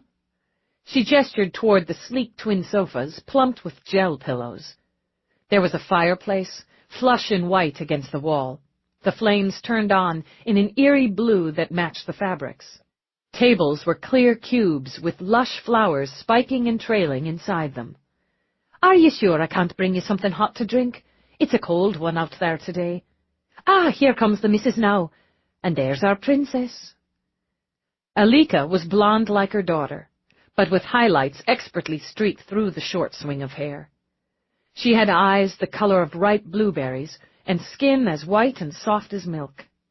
She wore a trim sweater set to match her eyes and stone-gray pants that showed off long legs. She held her daughter's hand. Raylene's face was bright and eager. Mom, these are the police who came to school. This is Lieutenant Dallas and Detective Peabody. Did you come to tell us you found out what happened to Mr. Foster? We're still working on that. Raylene, you need to go with Cora now and get your coat. You don't want to be late for school.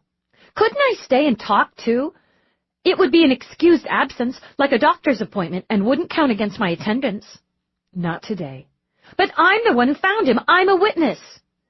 Even as Raylene pouted, Alika took her daughter's face in her hands, kissed both her cheeks. Be my good girl now and go with Cora. I'll see you when you get home from school. Raylene let out a heavy sigh. I wish I could stay and talk, she said to Eve, but went obediently with Cora. She's handling this horrible thing so well, really. Still, she had nightmares last night.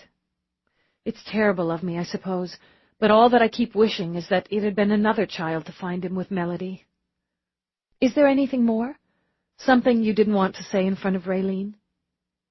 Can you tell us if you, your daughter, or your husband had any trouble with Mr. Foster? Trouble? No. He was Raylene's favorite teacher, really. Top marks across the board in his class. Raylene's an exceptional student. Craig made her class leader. She's also class leader in her literature class and in computer sciences. She loves school. When was the last time you saw Mr. Foster? At the last parent-teacher conference in, November. No, I'm sorry, that's wrong. It would have been at the holiday party in December. The school suspends the last 2 classes of the day, and the parents and guardians are invited. The school orchestra and choral group play, and that can be interesting, she added with a quick laugh. There are refreshments after the program. I saw him there, spoke with him. Raylene gave him a little gift, a coffee mug she'd made in pottery class. This is all so tragic. I wish I could keep her home. She kneaded her fingers on her thighs. Ray's determined not to miss school, and my husband's very firm about her continuing classes, the normalcy. I'm outvoted, she said with a quick smile. I suppose they're both right, but it's hard to send her there after this. Did Mr. Foster ever speak to you about Mr. Williams? Mr. Williams? There it was, that flicker over the face that was shock and guilt and a little bit of fear. Not that I recall. Why would he? You and Mr. Williams are friendly. I try to be friendly with all the staff at Sarah Child. More friendly with some than with others. I don't like your implication, and I don't understand it. She got to her feet, but the gesture was one of panic rather than authority. I think you should go now. Sure, we can do that. We'll just go by your husband's office, discuss this with him. Wait. Alika held up a hand as Eve started to rise. Wait. I don't know what you've heard, or what you believe, but... She glanced toward the foyer, took a quiet breath as she heard Raylene chattering with Cora as they left for school. It's not your concern. It's not your business. Anything that touches on Craig Foster is our business. My personal life... You have no reason to talk to Oliver about gossip? Did Foster know about you and Reed Williams? Did he tell Williams he would report your affair? It wasn't an affair, it was a lapse. A momentary lapse. I broke it off weeks ago. Why? Because I came to my senses. She pushed at her hair. With the holidays coming, I have trouble with depression. Our son, our Trev, died 3 years ago, Christmas morning. I'm so sorry, Mrs. Straffel, Peabody put in. How did he die? Alika sat down again. We were spending the holiday at our home. We had a home in Connecticut. He wasn't quite 2, Trev, and he was so excited about Santa. He got out of bed early. It was still dark when... He fell. He fell down the stairs. Such a long way, such a little boy. He must have been running, they said, running down to see what Santa had brought, and he fell, and his neck... I'm very sorry, Peabody repeated. I don't think anything can be more difficult for a parent. I broke to pieces. It took months of treatment to put me back together. I don't think I'll ever be completely back, or that I should be back. But we had Raylene. We had another child, and she needed us. We don't have the house in Connecticut, but we have Ray, and she deserves a normal life.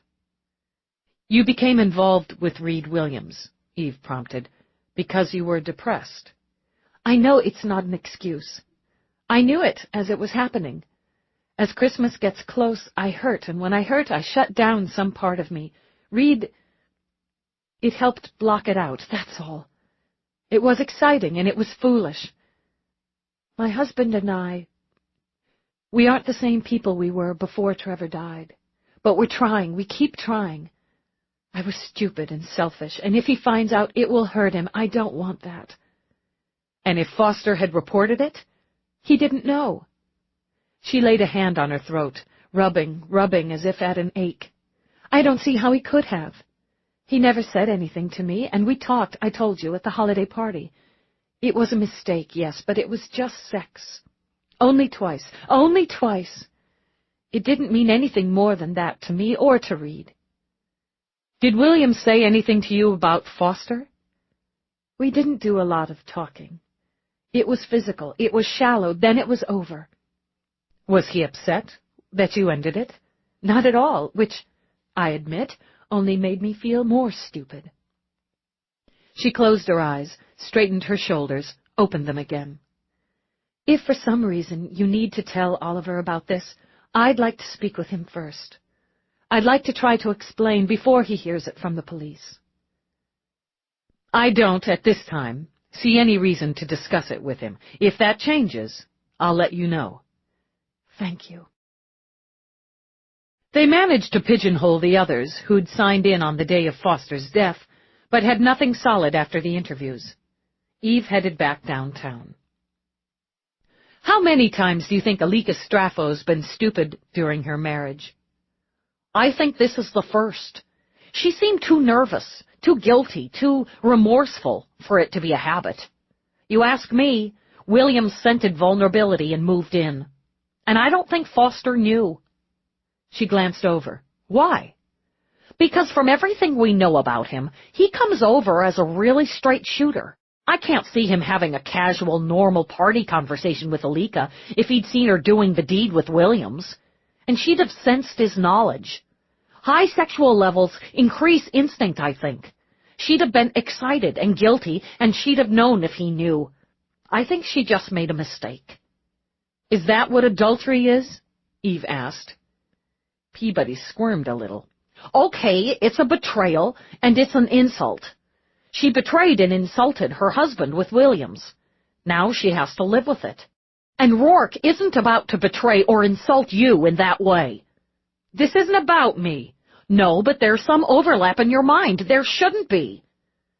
Should or shouldn't, it was there, she thought, and she didn't like it. But she did her job. The lab found no trace of ricin in the mix or liquid Eve had taken from the Foster apartment. That confirmed the poison was introduced on scene. She went back to her timeline, adding details from the morning interviews. In and out, she thought. People in and out, lingering, wandering, passing each other. She needed a link to the poison.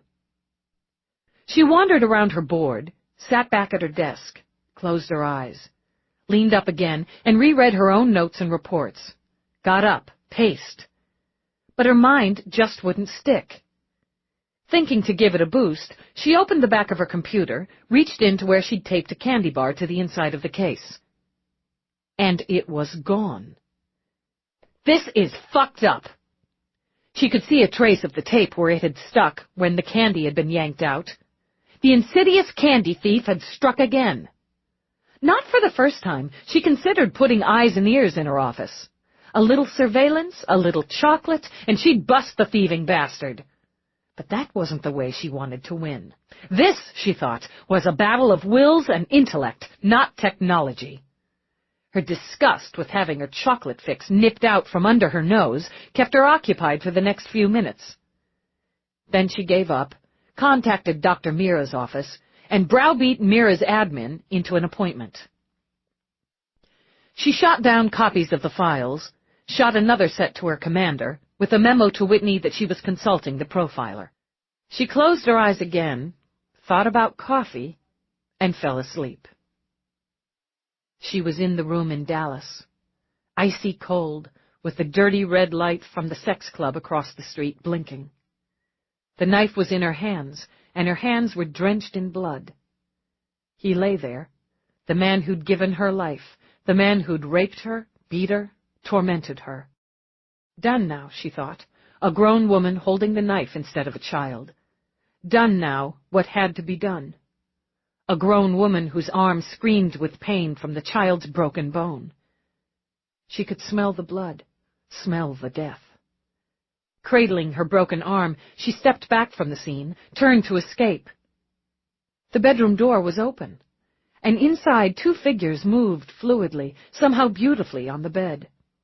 The light flashed over them, off them, over. His hair was dark and gleaming, his eyes brilliant. She knew the curve of his face, his shoulders, the line of his back, the ripple of muscle in it. The woman he was inside moaned out her pleasure, and her gilded hair shone in the ugly light. The pain was worse than the broken bone, worse than the rape. It vibrated through her every cell, every muscle, every pore. Behind her, Eve's dead father chuckled. "You didn't really expect him to stay with you. Look at him. Look at her. You don't even come close. Everybody cheats, little girl." And she was a little girl again, trembling with sickness, with pain, with helplessness. "Go ahead. Pay them back. You know how." When she looked down, the knife was in her hand, its blade wet and red. Chapter 9. If looks could kill, the stare Mira's overprotective admin aimed would have dropped Eve on the spot. She managed to survive it, and went in to find Mira at her desk. As always, Mira looked calm and collected. Her sable hair had grown longer, and was sassily waved today in a style Eve hadn't seen on her before. It always gave Eve a jolt when people changed that sort of thing. Put them out of context, she decided. It was a younger, sportier style, and rippled back from Mira's lovely face. She wore one of her pretty suits in a color Eve supposed was gray, but looked to her like shimmering fog, and somehow made Mira's eyes, a soft blue, look deeper. She wore it with silver, spirals at her ears, a braided chain with a pendant that had a clear stone centered in an etched setting around her neck. Eve wondered if Rourke would have considered it screen-friendly, and decided that what it was somehow perfect. "Eve," Mira smiled, "I'm sorry I haven't had a chance to read the file." "Squeezed into your schedule. There's always a little wiggle room. You'll give me the gist," she continued as she rose to go to her office autochef. "Tough case?" "Mostly they are." "You look especially tired." "Getting nowhere. The Vic was a teacher, history, private school." She began, and filled in the blanks while Mira programmed the flower tea she liked. Mira gestured to a chair as Eve spoke, then took one herself as she handed Eve one of the teacups. "Poisoning is remote," Mira commented as she sipped. "Keeps the hands clean. No physical contact necessary. Passionless, most usually. Often a female mode. Not exclusively, of course, but often a choice." "I can't pin down a motive. Highest on the list is murder to silence him. He was, allegedly, aware that one of his fellow teachers liked to rack up affairs with faculty members, mothers of students. Which, potentially, would be grounds for disciplinary action, even dismissal." "Ricin poisoning," Mira mused. "A little old-fashioned, even exotic, and not as efficient as other options, but easier to come by if you've any knowledge of the science." "Worked pretty damn well." "Yes, it certainly can. So the murder was planned, timed, executed. Not impulse, not in the heat of the moment. Calculated." Balancing the saucer on her knee in a way Eve found both baffling and admirable, Mira continued. "It's possible, of course, that the poison was already in the killer's milieu, and that easy access made it the method chosen. From what you've told me, the victim was unaware he was in any danger, was under any threat, had incurred anyone's anger." "He was going about his routine," Eve confirmed. "No one close to him reports any hitch in his stride." "I would say that the killer harbored this resentment, this anger, or this motive, while continuing to go about his business. Planned the details, accessed the method. The killing was simply something that needed to be done. He didn't need to watch the victim die, or touch him, speak to him. He wasn't concerned that, in all likelihood, it would be a child or children who discovered the body. Mira considered it another minute. If it were a parent, I would have to say it's one who puts his own needs and desires above that of his child. A teacher? One who sees the children as a job, as units rather than children. This was a means to an end, efficiently done with the bare minimum of involvement. He's not looking for attention or for glory. He's not crazy. I would say not, but he's someone who can follow a timetable and works in an orderly fashion. I'm going to look at the faculty again, the support staff. Timetables are the bedrock of school systems, the way I remember it, and someone inside the system would have a better and clearer knowledge of the Vic's schedule. She pushed up and paced a little. Besides, they're supposed to be there. Required. Nothing suspicious about showing up for work, doing your job. Some of the parents, the guardians, come in with a kid here and there, deliver something, hold a meeting, but the killer had to know that if his name were on the sign-in list, where it generally wasn't, we'd take a good look. Would it be possible for someone to have accessed the building without signing in? There's always a way, and it's going to be checked out, but I don't like it. Eve sat again, pushed up again in a restless way that had Mira watching her. It keeps the name out of the loop, potentially, but it's not as efficient as just signing in as usual. Riskier than needed. The murder was risky, but like you said, calculated. Times. I bet the son of a bitch practiced. She stuffed her hands in her pockets, absently toyed with loose credits. Anyway, thanks for the time. I'll read the file, give you a more formal profile and opinion. Appreciate it.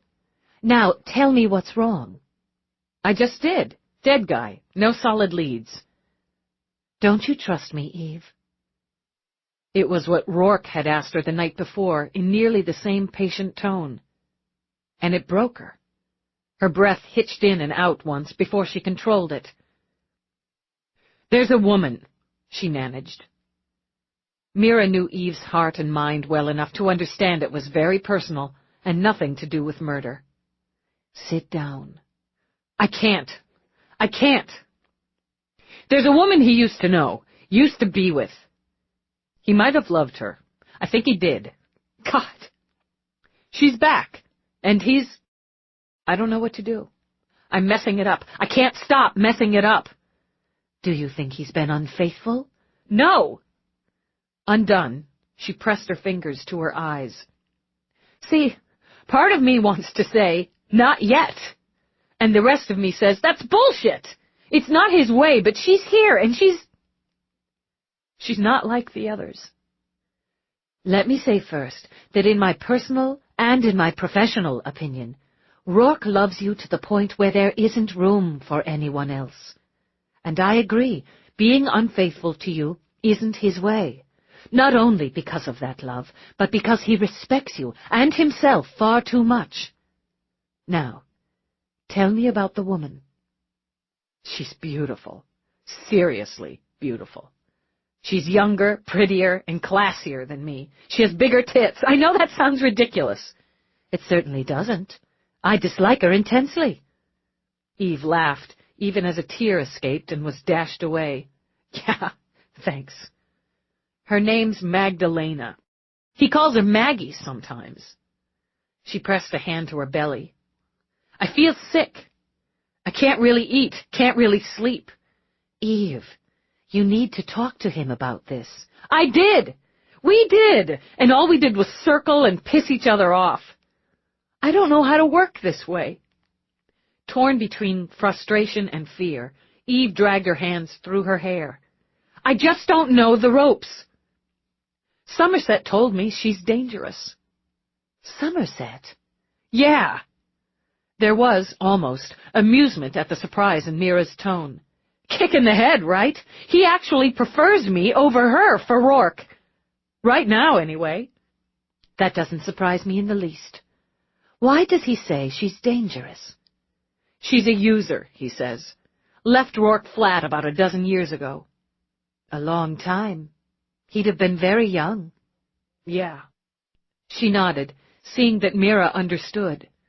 It cuts deeper when you're young, before you really build up the skin for being hurt that way. See, she left him. That's worse. It's worse because it's unfinished business to him, because it didn't just come to its natural conclusion or whatever. She walked out on him, and then she walked back in. She sat now on the edge of the chair. We were in this fancy restaurant, business dinner, and I was late. Caught this case, and I didn't change, so I was, you know. And then she said his name. He looked over, and she was an eyeful. Red dress, blonde. It was there. Just for an instant, it was there in his eyes. He doesn't look at anyone but me like that, but he looked at her, just for a second, not even a second, half a heartbeat, but it was there. I saw it. I don't doubt you. There's heat between them. I can feel it. Memories, Eve, are powerful forces. You know that. But remembering feelings doesn't make them viable. He had lunch with her. He was all open about it and everything. No sneaking around behind my back, no sir. And he said she asked him for some business advice, but she said she came to my office. She came to see you? Eve had to stand again, had to move again.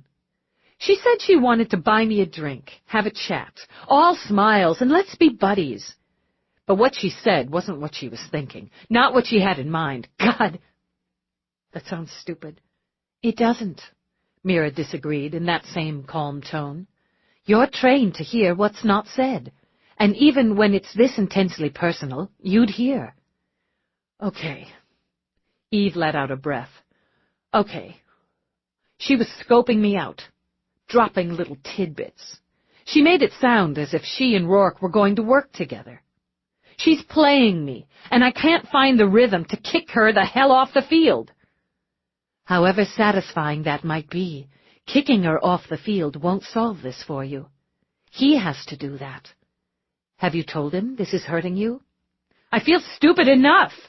He hasn't done anything. The fact that they have this heat and history between them, well, he can't do anything about that. It is. She knows it, and she'll use it. Then, I guess he'll have to make a choice. Do you doubt he loves you? No. But he loved her first. Do you want my advice? I guess I must, since I dumped all this on you. Mira rose, took Eve's arms. Go home, get some sleep. Take something if you must, but get a couple hours of sleep. Then tell Rourke how you feel. Tell him you feel stupid, that you feel hurt, that you know he hasn't done anything. Feelings aren't always rational and reasonable. That's why they're feelings. You're entitled to yours, and he's entitled to know what yours are. Sounds good in theory. Even if I could work up the chops for that, I can't do it. I have that goddamn deal with Nadine tonight. Oh, of course. Now's premiere. Dennis and I will both be watching. She did something then she rarely did, or Eve would rarely allow. Mira brushed her hand over Eve's hair, then leaned in, kissed her cheek. You'll be wonderful. And when it's done, when you've had a decent night's sleep, you'll talk to Rourke. Maybe he does have a choice to make, but everything I feel, everything I know says absolutely that choice will always be you. She speaks French and Italian. That bitch. Eve managed to laugh, then did something she'd never done. She simply lowered her brow to Mira's and closed her eyes. Okay, she said quietly. Okay. The churning and airing of all those emotions might have given her a drilling headache, but despite it, she felt better. When she walked back into her division, she saw Peabody sitting at her desk in the bullpen talking to a small, dark-haired woman. Peabody patted the woman on the arm and rose to her feet. Here's the lieutenant now. Dallas, this is Lena Sanchez. We've been talking. Maybe we could use the lounge? Sure. She saw now, as Lena levered to her feet, that the woman was several months into gestation. I thought I should come in. Lena's voice was faintly accented and throaty. I talked with Hallie after you interviewed her. Detective Peabody interviewed me at the school the day Craig died, so I came in to see her. Fine. In the lounge, she saw Baxter and Trueheart, the slick and the innocent, at a table in a corner with the skinny, jittery guy wearing sunshades. Funky junkie, Eve decided. Probably one of Baxter's weasels. She flipped through her mental files to try to pin down what cases the pair was working while Peabody offered Lena a drink. Underground homicide, she remembered. Dead tourist who, it appeared, had been trying to score in one of the nasty holes under New York's streets.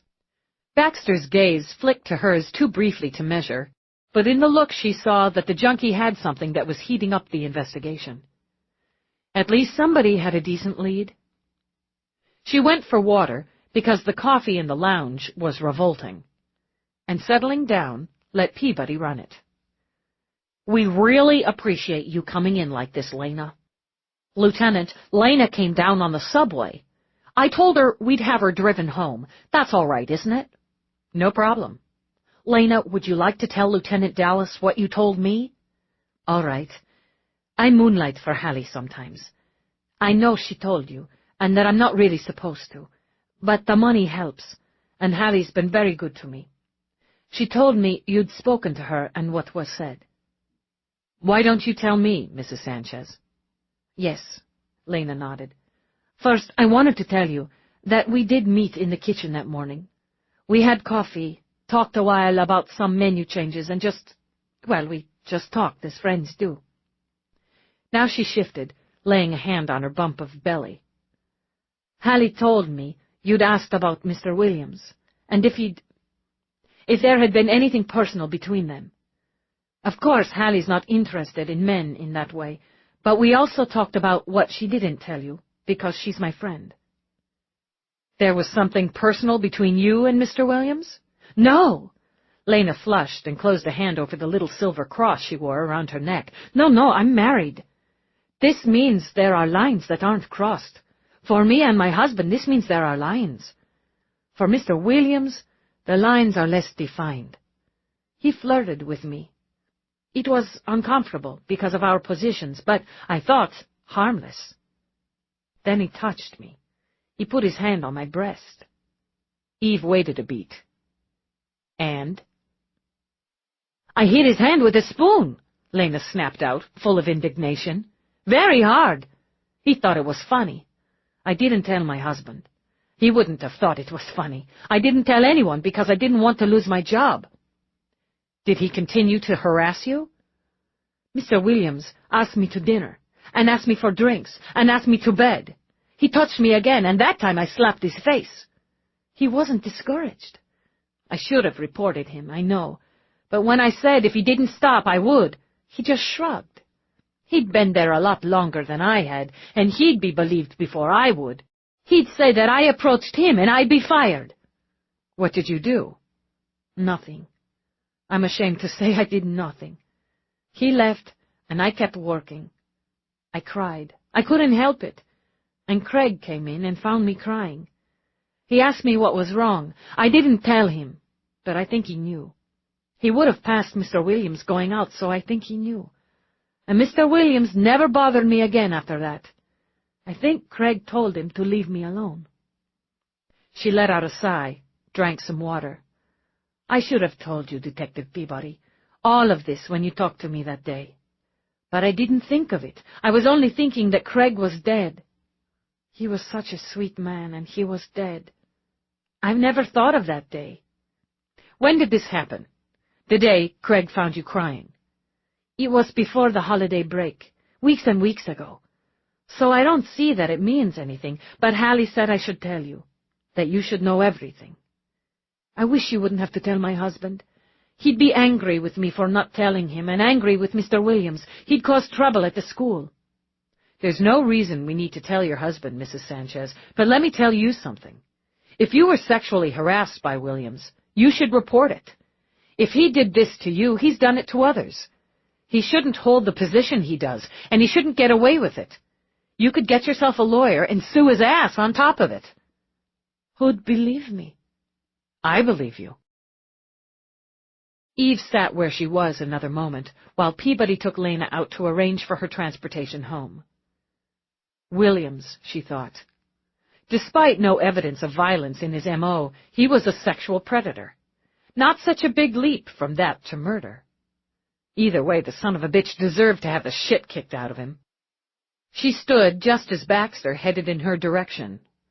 "Dallas," he began, then studied her with a cocked head. "Sister, you look like something the cat wouldn't bother to drag in. That's Lieutenant, sister, and bite me. One good chomp would probably do it the way you're looking. Anyway, we got hot on the barrister case. Tourist from Ohio, right? Omaha, same difference. The concerned citizen Trueheart's escorting out has come forward as a wit.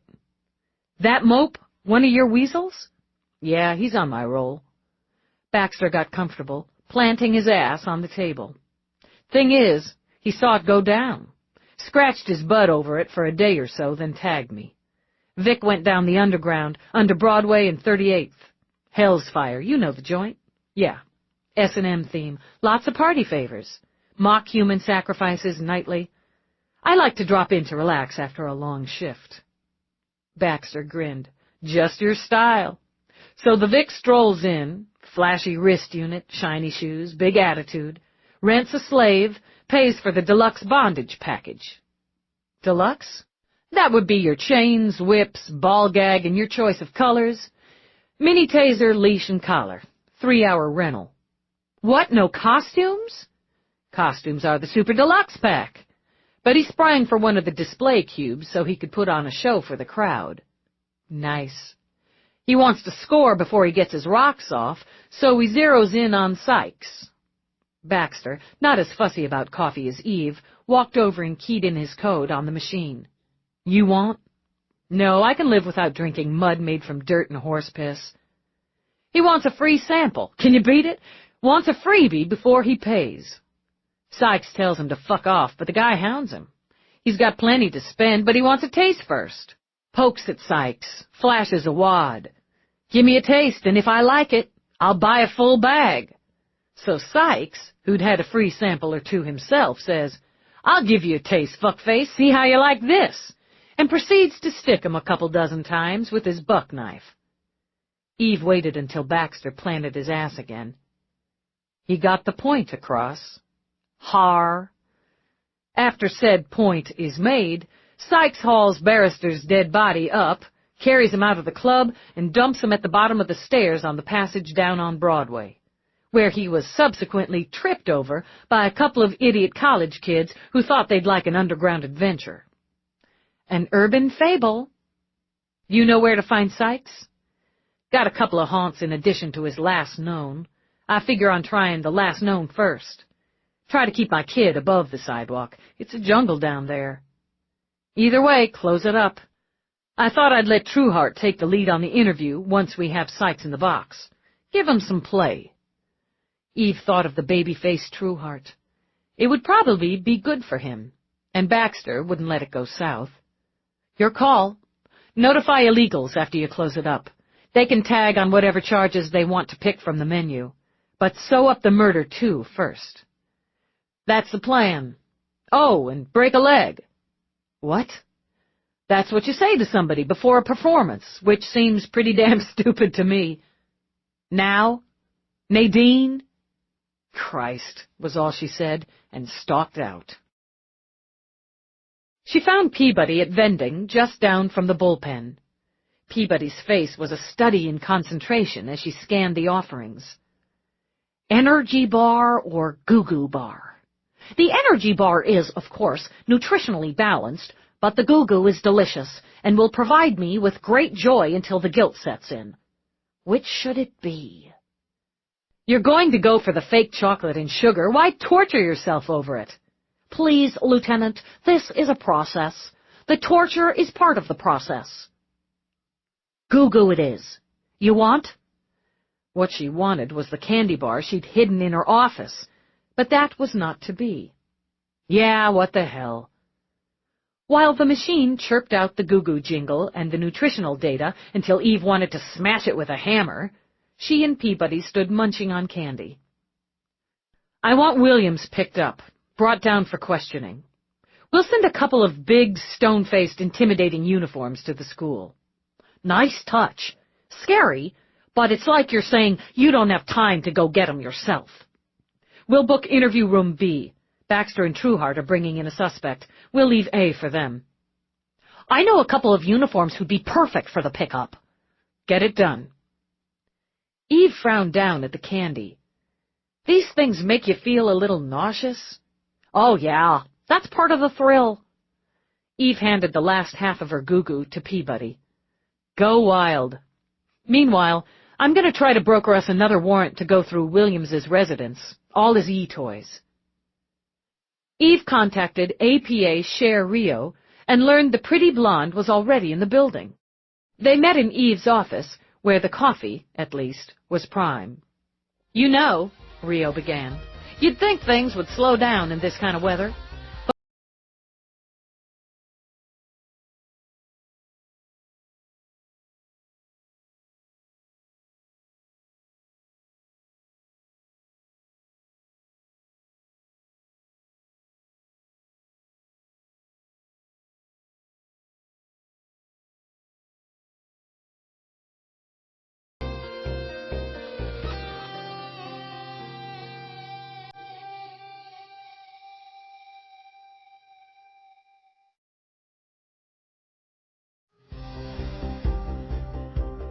This is disc number 5.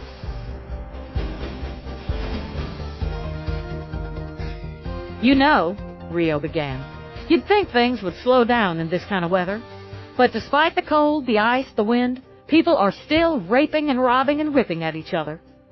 Rio took an appreciative sip of coffee. Kind of makes me proud to be a New Yorker. We don't let winter get in the way of our mayhem. So, about my dead teacher. Eve brought her up to date, made the pitch for a search warrant. Will Sanchez file a complaint? Can't say. Right now she's worried if her husband clues in, he'll perform mayhem on Williams. But she came in and she told it straight. This guy's hunting on school grounds. Do you suspect he's hunting students? I've got nothing that points that way, but it's not out of the question. It looks to me like the Vic had a come-to-Jesus talk with him. No reason for Williams to back off on Sanchez otherwise. Other statements indicate Craig saw him in a compromising position with someone he shouldn't have been compromising with. The school's not only a good gig, pays well, nice bennies, clean and shiny, but it's an all-you-can-screw buffet for someone like Williams. Gee, Rio downed coffee. Why can't I ever get a nice guy like that? Maybe you'll prosecute and convict him, then you could be pen pals. Oh, if only. So, if the Vic threatened Williams's standing, he may have decided to eliminate the threat. No history of violence, no criminal record, no civil suits? No, but you've got to start somewhere. It's good enough for a warrant, Rio. Maybe. I can work it, she decided.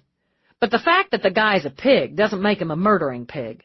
Find me something that says he is. As Rio headed out, she glanced back.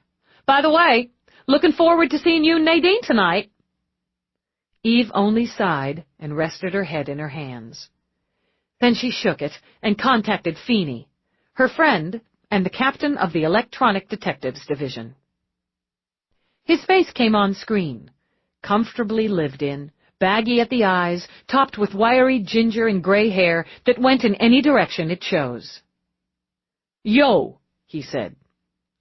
Need a man in the field. Since Peabody hasn't irritated me today, I'd like McNabb if you can spare him. On-scene e-work. Warrants coming through. Who's dead? Anybody I know? Teacher, private school. Ricin poisoning. Yeah, got wind of that. Education's a risky business. You can have my boy. Thanks. Hey, Feeney, did your wife ever give you any grief about other women? What other women? Yeah, there's that. But like when you were training me and we partnered up, we worked pretty tight. Wait a minute. You're a woman? It made her laugh and call herself a fool. Turns out, McNabb can meet us in 15 in the garage. Appreciate it. McNabb was a fashion plate from the tips of his long, shiny hair to the stacked soles of his purple air boots. His calf-length parka was in eye-watering orange, and his watch cap had zigzags of both colors. His earlobes were studded with a multitude of tiny silver balls. Despite what Eve considered his questionable wardrobe choices, he was a solid EDD man. His fingers were nimble, his green eyes sharp. He stretched out on the back seat on the drive, and from the movements Eve caught in the rear view and Peabody's muffled giggles, he was snaking his hand between the front seat and the passenger door to tickle his cohab. You want to retain use of that hand, detective? You'll keep it off my partner until your personal time. Sorry. Your partner shatters the power of my will. Keep it up, and I'll shatter all your fingers. She swung to the curb. Williams's building couldn't boast a doorman, but she noted there was solid security. All 3 badges had to be scanned and cleared before the outside doors clicked open to the small lobby. She spotted security cams in the lobby, along with a couple of chairs and a fake palm tree. 5E, Peabody told her. They stepped into one of the 2 elevators, where Eve asked for the 5th floor. A couple of steps up from the Vic's living space. Williams has been certified and teaching for nearly 15 years. He also has his master's. He'd make easily 4 times what the Vic did, not counting any private tutoring he might pull in on the side and not report. Peabody linked pinkies with McNabb, then unhooked as they reached 5. Record on, Eve announced, then drew out her master. Dallas, Lieutenant Eve. Peabody, Detective Delia. McNabb, Detective Ian. Entering the apartment of Williams Reed by duly authorized warrant. She dealt with the locks. McNabb, I want you to check out any D&Cs, correspondence, conversations, what he's been looking at, what he's been buying, the whole shot. She frowned at the apartment. The living area wasn't spacious, but it was as large as the victim's entire place. It boasted no particularly exciting view, but there was a wide gel couch in gleaming black, lots of shiny chrome. She noted a mood screen, a snazzy entertainment system. The art on the walls was stark and modern. A circle, a line, all in primary colors on white. The windows had privacy screens, and they were engaged. She wandered to the turnout that was the kitchen. Sleek and shiny there, too, she noted. White, black, red. What equipment there was looked glossy to her, and she was willing to bet it was trendy. Take the kitchen, Peabody. If he dabbles in poison, he might just be stupid or arrogant enough to keep it in there. I'll take the bedroom. It was an eyeful. She imagined Williams thought of it as sexy. She found it just a little creepy. The bed was the focal point. A wide pool draped in a shimmering red spread that looked wet. Flanking it were 2 thick faux fur rugs in black. She considered the lighted mirror angling from the ceiling a cliché and laughable. Art here ran to pencil drawings of stupendously endowed couples copulating in various positions. She lifted the shimmering red spread, found black sheets, and beneath them a gel mattress that undulated under pressure. Ick. The drawers in the table beside the bed held a cornucopia of sex toys and enhancements, including a couple of illegal substances classified as date rape devices. She bagged them into evidence. You make this part easy, she said aloud, and moved to the closet. She noted his professional wardrobe on one side, a couple of suits, sports jackets, shirts, trousers. His leisure wear on the other was considerably less conservative. She wondered who would actually enjoy seeing a grown man in a black skin suit. Hey, Dallas, you've got to see... McNabb stopped, whistled. Wow, sexcapades. He studied one of the black-framed sketches. These 2 have to be double-jointed. He scratched his throat, then bent from the waist to study it from a different angle. What do I have to see? Huh? Oh, sorry, got sucked in. Sex is this guy's religion. It's kind of admirable in a sick way. He spends a lot of time on his comp. Chat rooms, websites, all sex spots. Orders a lot of toys. Yeah, he's got a nice supply, including a little whore, a little rabbit. McNabb's easy amusement vanished. Not admirable, even in a sick way. Any correspondence with the Vic? Not on that unit.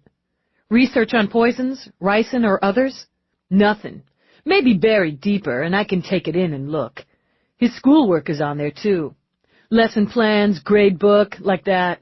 Nothing that looks off on that end. He cocked his head up. Bet there's a camera in there. Camera. She narrowed her eyes at the mirror. Really? 5 gets you 10 on it. Want me to have a look? You do that.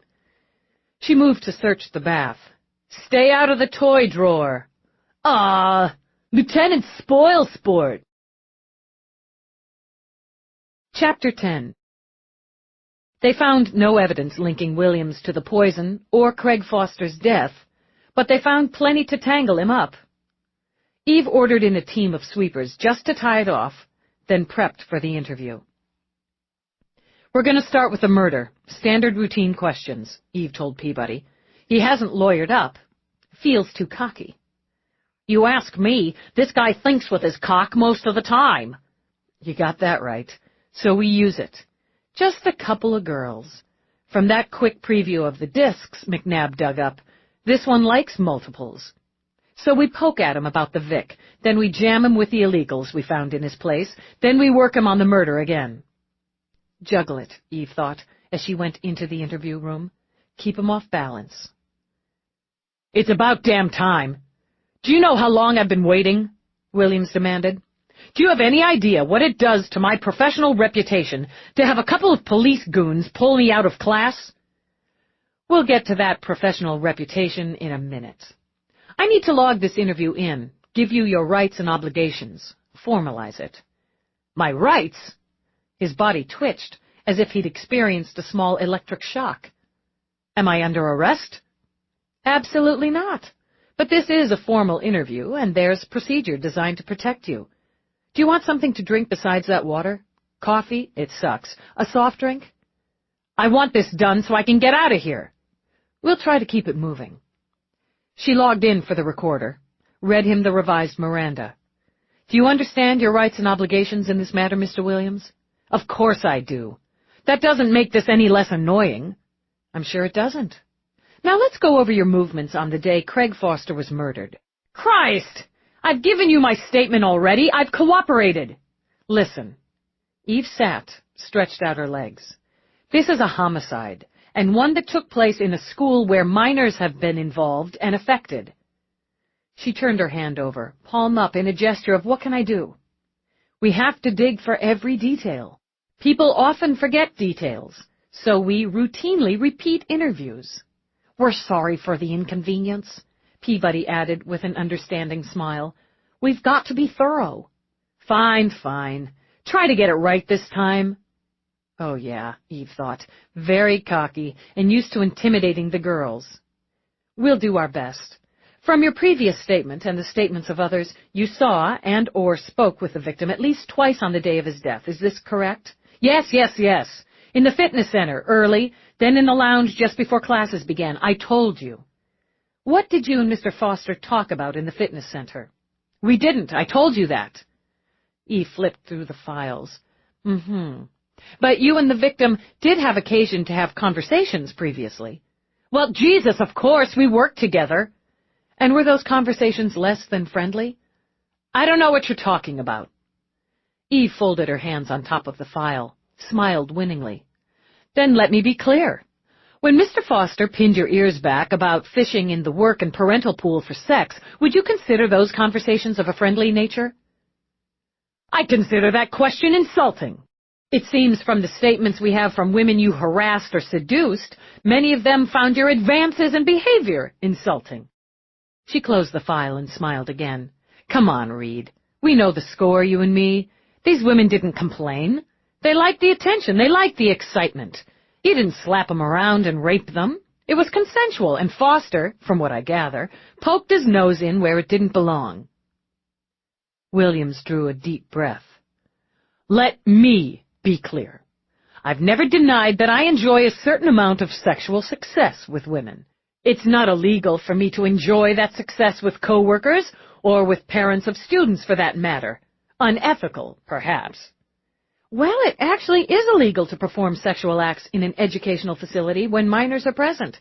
So if you had that success during school hours on school grounds, where you kept a supply of condoms, you've committed a crime. This is bullshit. It is sort of nitpicky, I grant you, but I have to follow the law. I can talk to the PA about giving you the brush on that, but I need to get the details on record. I never had sex with anyone in an area the students could access.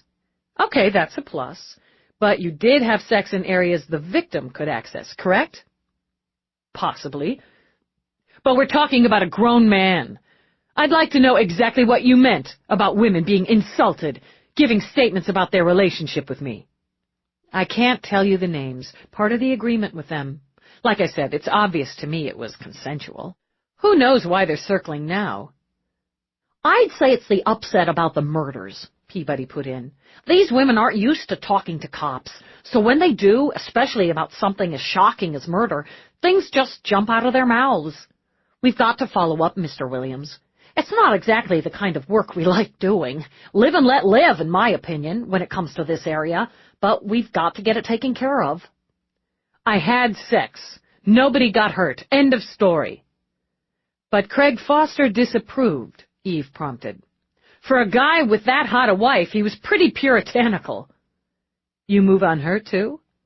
Just felt her out when he first came on staff. At that point, she was too into him, into them. Now, a few months more, the marriage gets routine, and I might have given her another sniff, but there are plenty of others. I'm good at what I do. Yeah, I bet. Craig might have been a little jealous of that, you think? Williams lifted his brows. I never thought of it that way, but yes, maybe, probably, in fact. He was a nice enough guy, and a damn good teacher, I'll give him that. For the most part, we got along fine. He did get nosy and a little pushy about some of my activities, personal ones. Did he threaten you? I wouldn't call it a threat. What then? A lecture. Williams rolled his eyes. Did this lecture cause you to cease those activities? I was a little more discreet, you could say, a little more choosy. He lifted a shoulder. No point in stirring things up.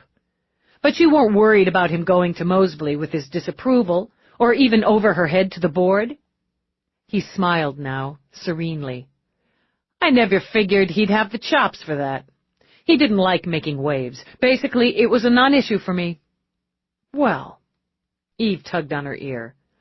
It may not have been one for him, especially if he was aware that you used illegal substances in some of those private activities. What? Street name whore, street name rabbit, which we found in your bedroom toy chest. Oh, did I mention that with the information gathered and statements taken, we were able to secure a warrant to enter and search your residence? Bad boy, Reed. Bad boy. This is outrageous. This is entrapment. This is the warrant. Eve slid the hard copy from the file. We take a very dim view on the use and possession of these particular substances. No live and let live about it. So does the PA. I bet the board of Sarah Child and the teachers' union also takes dim views. And here's something else, she continued, and for the first time he began to sweat. It makes me, with my suspicious mind, wonder if a guy who can score those particular items might just be able to score enough poison to eliminate a threat. He put the pressure on you, didn't he? She rose now to walk around behind him, lean in over his shoulder. Interfering little bastard, shoving his puritanical views into your personal life. You have a good thing going. Co-workers, support staff, mothers, guardians, caregivers, like plucking plums off a low branch for a guy like you. He was going to cut you off from that branch. He jeopardized your job. No, your whole career. No, it wasn't like that. No, he didn't. Sure he did. Others might have known or suspected, but they looked the other way. No skin off theirs. But this one, he takes it on himself to do something about it. Lecture you? Asshole had no right, did he? And there he is, day after day, in your face, keeping his eye on you in case he doesn't like what you're up to. Sitting at his desk every day with his neatly packed lunch from home. Routine, boring, and a sticky thorn in your side. Where'd you get the ricin, Reed? I never had any ricin. I didn't even know what the hell it was before this. I didn't kill anyone. It must have pissed you off that Mary Halliwell would rather study with him than roll around on that big red bed with you. It's a fucking insult. You had to take him down. Had to do it. So you slipped out of class while he was away from his, and you took care of it. Quick, easy, done. That's a lie. That's crazy. You're crazy. There are ways to soften this, Reed. Say he was blackmailing you, stalking you, a constant threat. It was him or you. You had to protect yourself. I never went near his classroom that day. I didn't kill him, for God's sake. I was with someone when I left my class that morning. I have a witness. Who? He opened his mouth, shut it tight. Then he stared hard at the table. I want a lawyer. I demand my right to speak to a lawyer. I'm not saying anything else until I have one. Okay, but just FYI, you're under arrest for possession of illegal substances and for dispensing them. We've got that from your naughty camera. You can contact your lawyer before you're booked. Eve went through the interview in her mind and added to her murder board. She had stills of the bottles from his sex drawer. She linked him on that board with Lena Sanchez, Alika Straffo, Eileen Ferguson, Mary Halliwell. Who else had he approached, she wondered? Who had he succeeded with, failed with? She needed to review all the discs from his bedroom camera. And wouldn't that be fun? At least she had McNabb picking through the building's security discs for the last 3 days, though she doubted they'd score in that area. She got coffee, but it wasn't working for her. She was tired to the bone, and caffeine wasn't going to change that. She put in a request to subpoena Williams's financials. With the illegals charge, that would be a dunk. She checked her messages to find Nadine First had called twice to remind her of airtime, to wear something appropriate, to ask if she had any solid leads on the Foster case. Nag, nag, nag. And why hadn't Rourke buzzed in to nag her? Too pissed at her for flipping him off that morning, she thought. Well, she hadn't been the one with a former playmate on her fucking pocket link. She started to sit, started to sulk, and Peabody poked her head in. Williams's attorney is here, and guess who it is? It took Eve one beat. You've got to be shitting me. I don't know whether or not I shit you, as I didn't say it was Oliver Straffo. What kind of sick irony is this? Peabody's face moved to sulk at having her scoop dumped. Well, he walked in big as life, and is advising his client to make no further statements, answer no more questions until they consult. Then he wants to talk to us. Eve glanced at her board, where she had Alika Straffo's picture lined up in Williams's shooting gallery. This should be interesting. Who knew what about who, Eve wondered, and thought of Alika, the kid. How was she going to find out who knew what about who without blowing the situation up in the faces of the innocent? Maybe Straffo had a right to know his wife had tossed up her skirts for a slime like Williams, but it wasn't her job to rat out a foolish wife unless it closed her case. Eggshells, Peabody murmured as they stepped toward the interview room. What? You want eggs? No, I meant we're going to have to walk on eggshells here. Be really careful, she explained. I thought it was something like, you can't make scrambled eggs without breaking some. No, it's you can't make an omelet without breaking some eggs. But this is more like the opposite in the food saying spectrum. Eggs have been broken, but we don't want to crush the shells. It's a stupid saying, because if the eggs are already broken, who gives a damn about the stupid shells? Eve wanted to know. But I get it. Let's go. She saw immediately that Williams had his confidence back. A high-powered defense attorney could do that for a suspect, guilty or innocent. Straffo sat in his conservatively and perfectly cut suit, hands folded on the table. He said nothing until Eve started the record. One of my associates is already drafting a motion to have the warrant you secured invalidated and the search deemed illegal. You won't get it." He smiled a little, gray eyes hard as steel. "We'll see. In the meantime, your attempts to involve my client in the murder of Craig Foster are ludicrous. Sexual indulgence isn't a crime, nor is it a route to murder. Sex and murder walk hand in hand like lovebirds, Straffo. We both know it. The victim was aware of your client's indulgence on school property during school hours, which is, as you also know, illegal. It's a misdemeanor, and grounds for dismissal from the educational facility, even, as I've done my research, grounds for the revocation of the license to teach in this state. Self-protection also walks along with murder. You don't even have a blurry circumstantial case, Dallas. You have suspicion of what may be inappropriate and unwise behavior. You have no evidence that my client and the victim ever argued. In fact, I can and will provide statements from their co-workers that they did not and were, in fact, on friendly terms. You have no link to the murder weapon and my client. No witnesses that saw him enter the victim's classroom on the day in question, because, in fact, he did not so enter.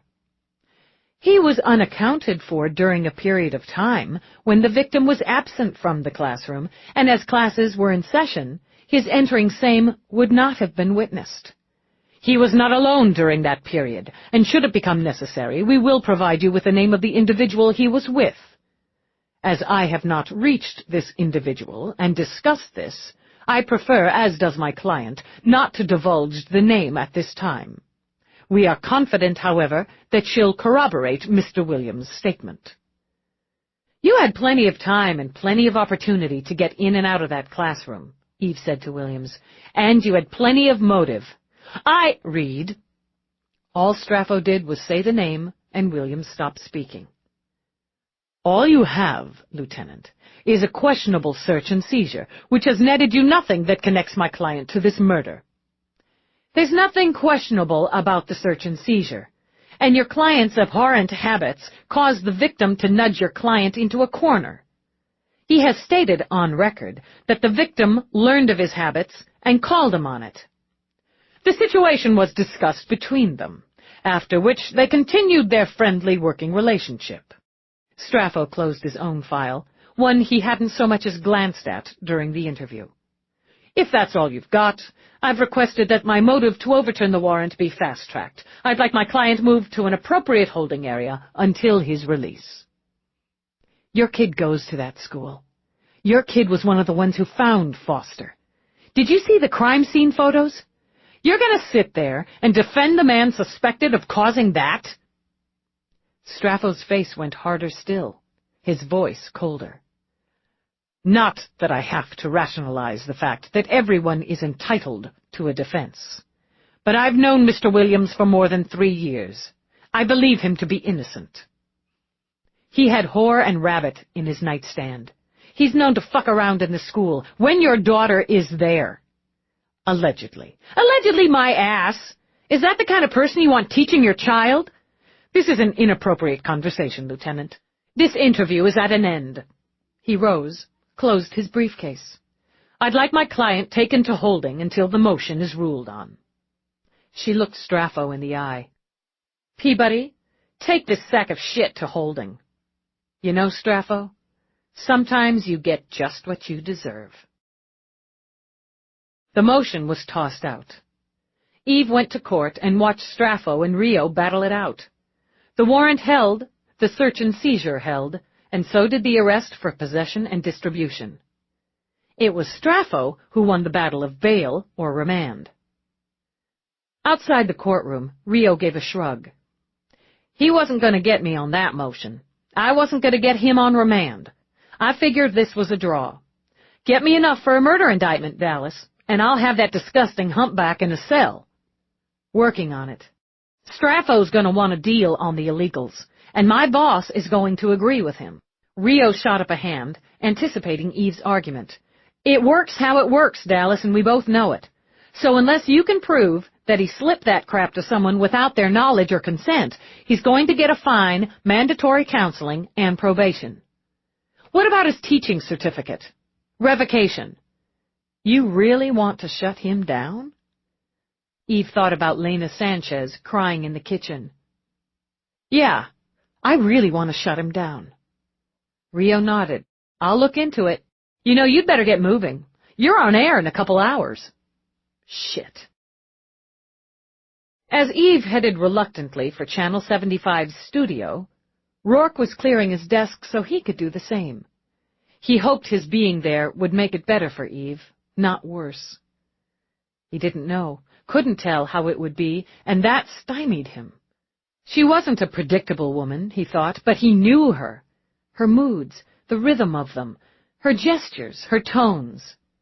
Now she'd blurred on him. He wanted it all back in focus, needed it to be. But he'd be damned if he'd blur his own image to pacify some absurd and imaginary offense she was clinging to. She'd warned him, questioned him, interrogated more like, he thought with a spurt of heat, doubted him, and made him feel guilty when he'd done nothing to feel guilty about. He thought of Magdalena's hand on his leg, and the invitation she'd offered. Well, he'd shut that straight down, hadn't he? Straight down and straight off. Under any other circumstances, he might have told Eve about that sort of move, so they could joke about it. But it was perfectly obvious that this was the sort of information he'd best keep to himself. And bloody hell if that didn't make him feel guilty. Bugger it. He was going to demand trust, he thought as he rose to stand at his wide window. That was non-negotiable. Almost everything else was, he admitted, and slid a hand into his pocket to finger the gray button he carried with him. Hers. As she'd been his, somehow, from the first time he'd seen her. Nothing and no one had ever struck him as she had, standing in that truly deplorable gray suit with her cop's eyes on him. Nothing and no one had ever held him as she did, and always would. So anything else was negotiable. He could give and give more and always find he had just another well to dip from, because she continued to fill him over and over again. He could bear the anger between them, he realized. Tempers were part of what they were. But he wasn't entirely sure he could bear this rift, so they'd have to find a way to span it. As he turned, his desk link beeped. Inter-office, he noted. Yes, Cairo. I'm sorry, I know you're due to leave in a few moments, but there's a Ms. Purcell here to see you. She says it's personal. I'm sorry, but she talked her way up through security. I have her in the waiting area. He considered having Cairo dismiss her. If anyone could shake Magdalena off, it would be Cairo, and that seemed unfair to all involved. Using one woman to shield him from another woman because of yet another woman's ridiculously suspicious mind. Damned if he was going to be led around by the nose that way, even by the woman he loved. It's all right. You can send her in. I'll need my transpo in 10 minutes. All right, then. Oh, tell your wife we'll be watching her. I think I'll wait until it's done to mention it. She's annoyed by the whole business. Thank you, Cairo. He scooped a hand through his hair, glanced around his office. A long way from what once had been, he thought, in every possible way. Time to find a way, he supposed, to make it crystal clear to the women currently squeezing him from both sides that there was no going back to what had been and no desire at all to take the trip. She came in, a golden fur tossed over her arm, her hair sexy and tumbled, her face glowing with energy, and yes, she reminded him of what once had been. There was no way to avoid it. Look at you. Look at this. After tossing her coat over a chair, Magdalena turned a circle. Rourke met Cairo's eyes, nodded, and she backed quietly out of the room, closed the doors. The den of the global mogul, both sleek and plush, tasteful and absolutely male. Well, it's all you, isn't it? She moved toward him, both hands extended. He took them, briefly. There was no way to avoid that either without making both of them look like idiots. How are you, Maggie? Right now? How I am is incredibly impressed. She glanced at the desk. What exactly do you do here? Quite a bit of what needs to be done, with a healthy portion of what I choose. What can I do for you? Offer me a drink. She sat on the arm of one of his chairs, crossed her long legs, tossed her long hair. I've been shopping, and I'm worn to the bone. Sorry, you caught me on my way out. Oh. Her lips pouted. Business, I suppose. You always were one for business. I could never understand that you actually liked to work. Still, she uncrossed her legs to rise, then wandered toward his window where New York spread and speared. Lovely benefits. She looked back at him, over her shoulder. I suppose I always pictured you in Europe, though, carving your way through the old world. New York suits me.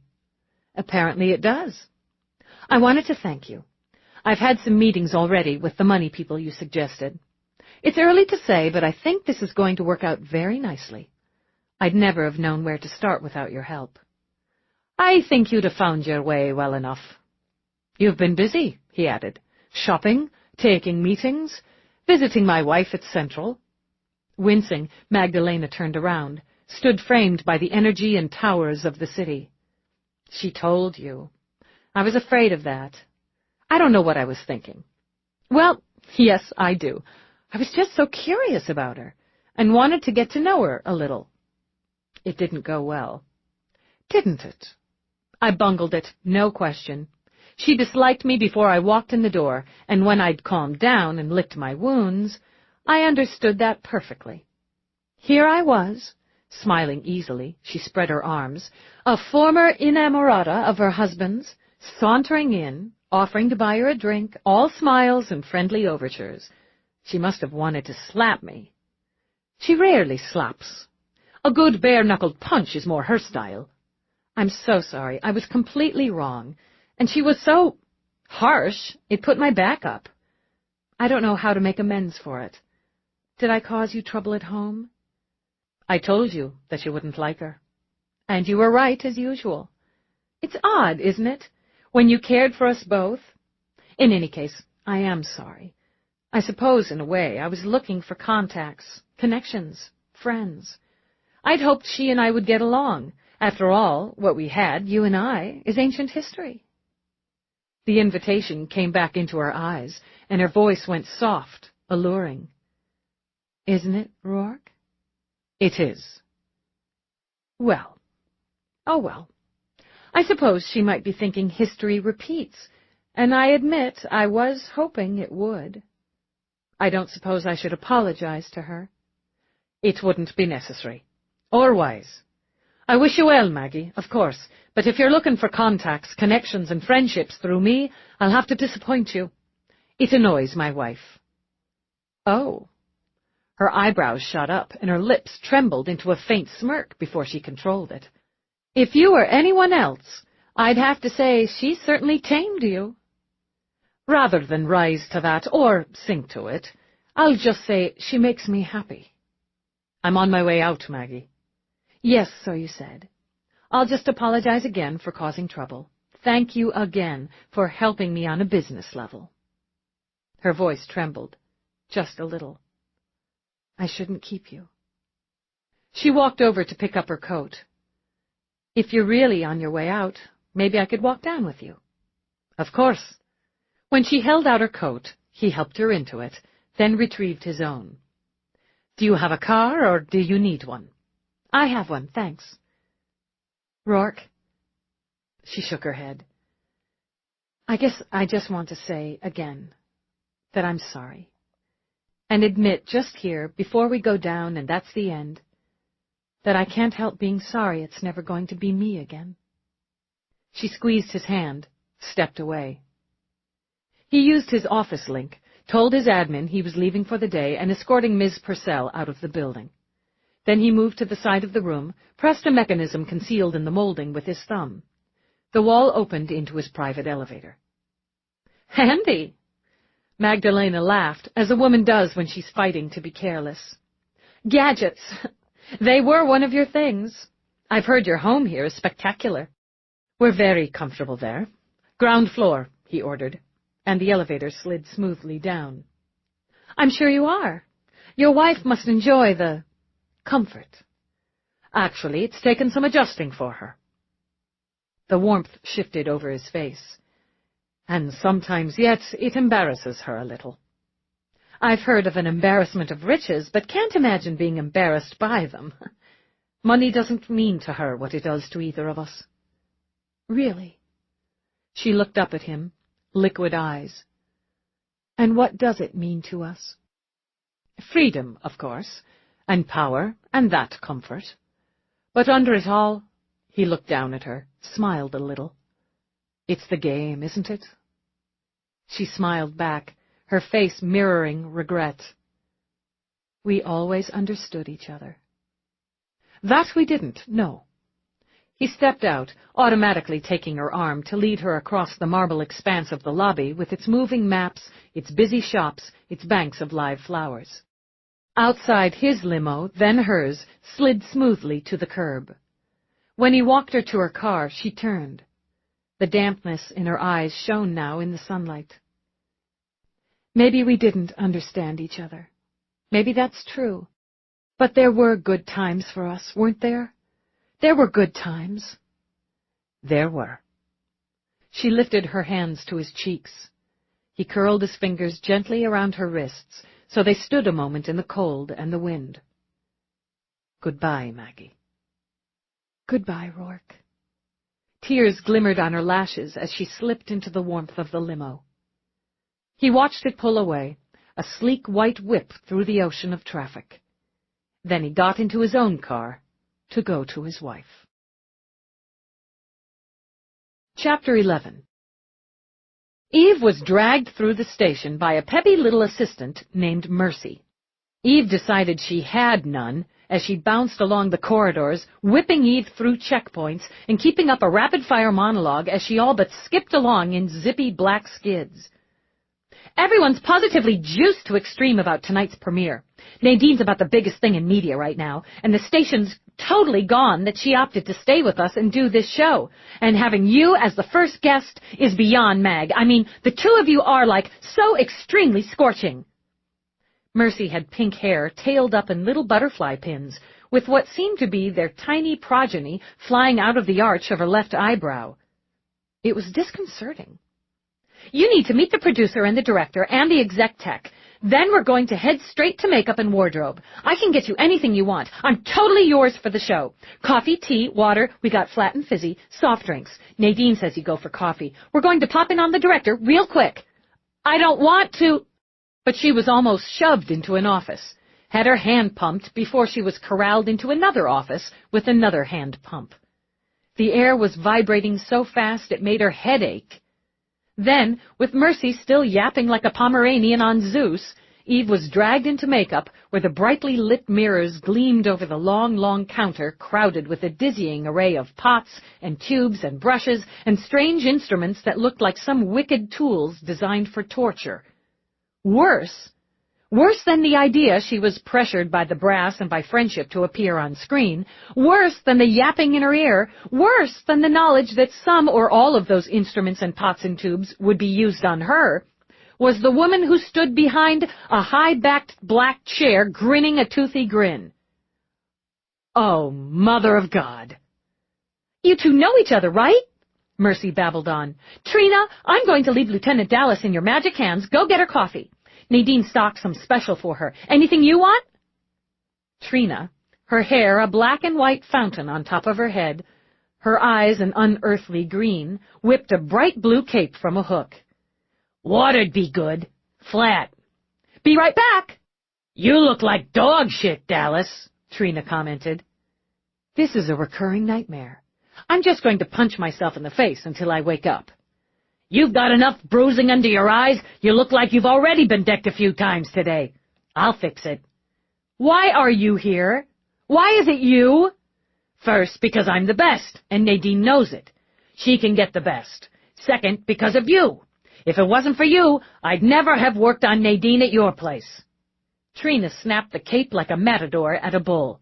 Appreciate it. So, somehow, I brought this on myself. You're lucky it's me. Because I'm the best, and because I know you and I can, thousands couldn't, make you look like yourself.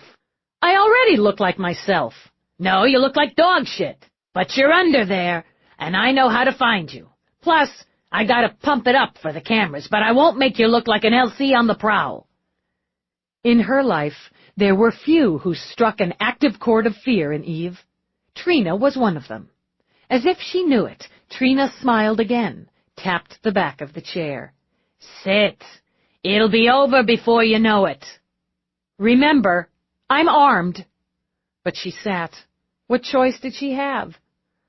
So how come you don't look like you just got back from vacation? Mavis said you and Rourke took a few days at the beach. She scooped her fingers through Eve's hair, frowned, let the hair shift through. Need a little trim. God, oh God.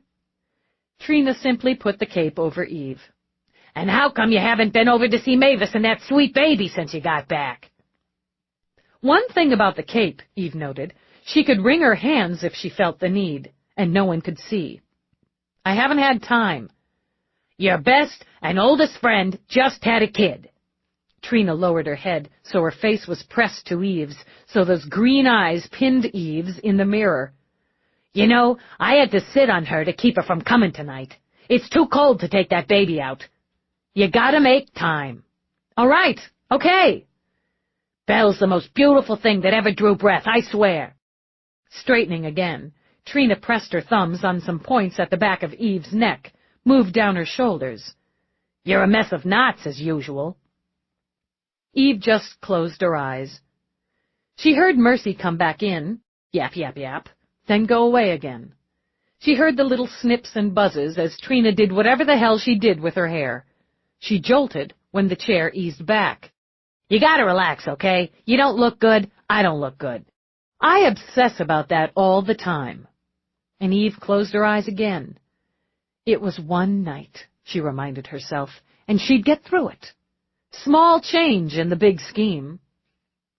Fingers and thumbs pressed gently along her jaw, over her temples, along the sides of her neck, her shoulders. The clever acupressure and draining fatigue combined to pull her into sleep. She surfaced to a murmur of voices, to light brushing, almost a tickling over her face. And she smelled him. Even before her head cleared enough for her to recognize the rhythm and tone of his voice, Eve recognized the scent of Rourke. Just about done, Trina was saying. What she's wearing's fine, so I guess you picked it. But I'll take a look at the other deal you brought in case it's better. Wardrobe's gonna want to have a look anyway. I'm not changing, Eve muttered. And she's back! Trina eased the chair back up. Since it was facing away from the mirror now, all Eve saw was Rourke. Morning, he said, and taking her hand, ran his thumb over the back of it. You look rested. Miracles perform daily, Trina claimed. Let's just polish off the hair. Something must have gotten through as Trina put down the tools of her trade. You know, we'll hit that right before we go on. I've got to check on a couple things anyway, and Nadine's due in for her touch-up. Green room's just across the hall, to the right. It's nice. She took off the protective cape. Want to look before you head out? Eve rose, glanced toward the mirror. As advertised, she looked like herself. Brighter, she supposed, with her eyes and her lips defined and smudged up with color, but she was recognizable, and the dog shit had been well and truly buried. Okay, she said. Okay? Trina snorted. Now you look like you've been on vacation. Don't spill anything on that jacket, because I think they're going to want to go with it. I'll see she behaves. Taking Eve's hand again, he walked with her across the hall into the green room that was actually pale peach. There was a generous wall screen currently tuned to Channel 75's programming, generous sofas and chairs in a calming sea green, and a generous tray of fruit, cheese, and crackers on a wide counter. I didn't expect you to come. Rourke raised a brow. Of course I came. It's a big night. And you brought the other gear in case I messed up what I already had on. Just part of the service. I figured you'd be pissed at me. I imagine you'd be pissed at me. This time, when he took her hands, he brought them both to his lips. Why don't we cancel that out? I've had a considerable brood on most of the day, and I'm tired of carrying it around. I thought you told me the Irish like to brood. Oh, we love it. We use it to write songs and stories. But I've had enough of that for the time being. And never enough of you. Her heart lightened. How had she managed to stand, she wondered, when it had been so heavy? I love you. He drew her in, touched his lips to her brow, her cheeks, the shallow dent in her chin, then laid them warmly over hers. She pressed against him, her arms linked around his waist as together they deepened the kiss. I'd offer you my office, Nadine said as she leaned on the door jamb, but Dallas has already been in makeup. Eve kept her arms linked for a moment more before she stepped back. You sick Trina on me. I gave you Trina, Nadine corrected. She's damn good, which is why I hired her for the show. Plus, for tonight, I figured your point of view would be, better the devil you know. Got a point, Eve decided. You look good, which is essential. Strong, alert, smart, attractive, Nadine mused, walking a circle around Eve, and all cop. We'll leave the glamour for me. You wear it so well, Rourke commented. You look radiant, Nadine, and polished as a jewel. I do, don't I? Laughing, Nadine shook back her chic bob of streaky blonde hair, did a stylish turn in the electric blue suit with its pencil-thin skirt and waist-cinching jacket. The heels were black skyscrapers that set off the wink of a diamond ankle chain. I didn't think I'd be nervous, but I am. There's a lot riding on this first show, Dallas. I don't want to prep you. I don't want the interview to be stale or rehearsed. But I do want to go over a few points. I'll get out of your way, then, Rourke began, but Nadine shook her head. No! You can run faster than I can in these shoes, if she makes a break for it. Let's just sit. Something to drink, then. Rourke gestured to the well-stocked counter. Or eat. After. Nadine pressed a hand to her stomach as she sat on one of the sofas. My system's on full alert. I'm good, Eve said. What's to be nervous about? It's what you do. That's what I tell myself, but I've never done exactly this before. And this was the big brass ring. Now that I've got it in my hot little hand, I can't afford to drop it, so... Nadine scooted to the edge of her chair, as if she might be the one to make a run for it. We'll have to touch on the iCove case. That's what got me the gig, but I'm not going to linger on that. I'm going to want to revisit that after the book and the vid hit. The baby market business is still fresh, so we'll discuss that. Speaking of babies, Belle was well named. God, she's beautiful, isn't she? Eve squirmed. Sure. I've done an interview with Tandy and with Mavis on that one, and we'll air pieces of those during the spot. We're going to talk about what you do, how you do it. How much will you be able to tell me about the Foster homicide? The investigation's ongoing. Nadine didn't miss a beat, or the chance to smirk. I'm going to need more than that. Leads being pursued, avenues explored, the players, the scene, the victim. It's called Now for a reason. But we'll keep that until we're on. It's a hard news show, but I will have to ask about Rourke. Nadine put a hand up before Eve could speak. I can't interview Rourke's cop in a venue like this without asking about Rourke. Don't worry, it's not boxers or briefs, just an overview, we'll say. She aimed an amused, inquiring glance at Rourke, who only laughed and shook his head. How you manage to balance the work with your life, Nadine continued. If marriage has changed how you do the work or how you look at the job. We'll get on and off. So, she checked her wrist unit. I've got to get touched up. Trina will take a last look at you in a few minutes, then Mercy will bring you into the studio, and we'll go from there. Dallas. Nadine pressed a hand on hers. Thanks. You better hold that till after. You may not like my answers. Thanks, she said again, and rose. Then she turned to Rourke. How about one right here, big guy? She tapped a finger to her lips. For luck. He stepped to her, kissed her lightly on the mouth. "Here's to a 30% share. Your lips, God's ears." In the end, it went okay as far as Eve could tell, though she couldn't understand how anyone could be juiced about sitting in front of an image of the city under hot lights while robocams slithered around like snakes. Theme music shimmered out, and she heard Nadine take 3 quiet breaths while some guy on the floor signaled with his fingers.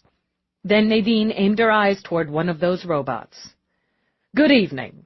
I'm Nadine First, and this is Now."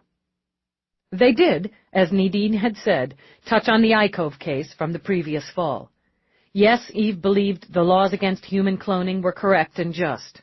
No, she didn't hold the clones themselves responsible for what the Icoves had done.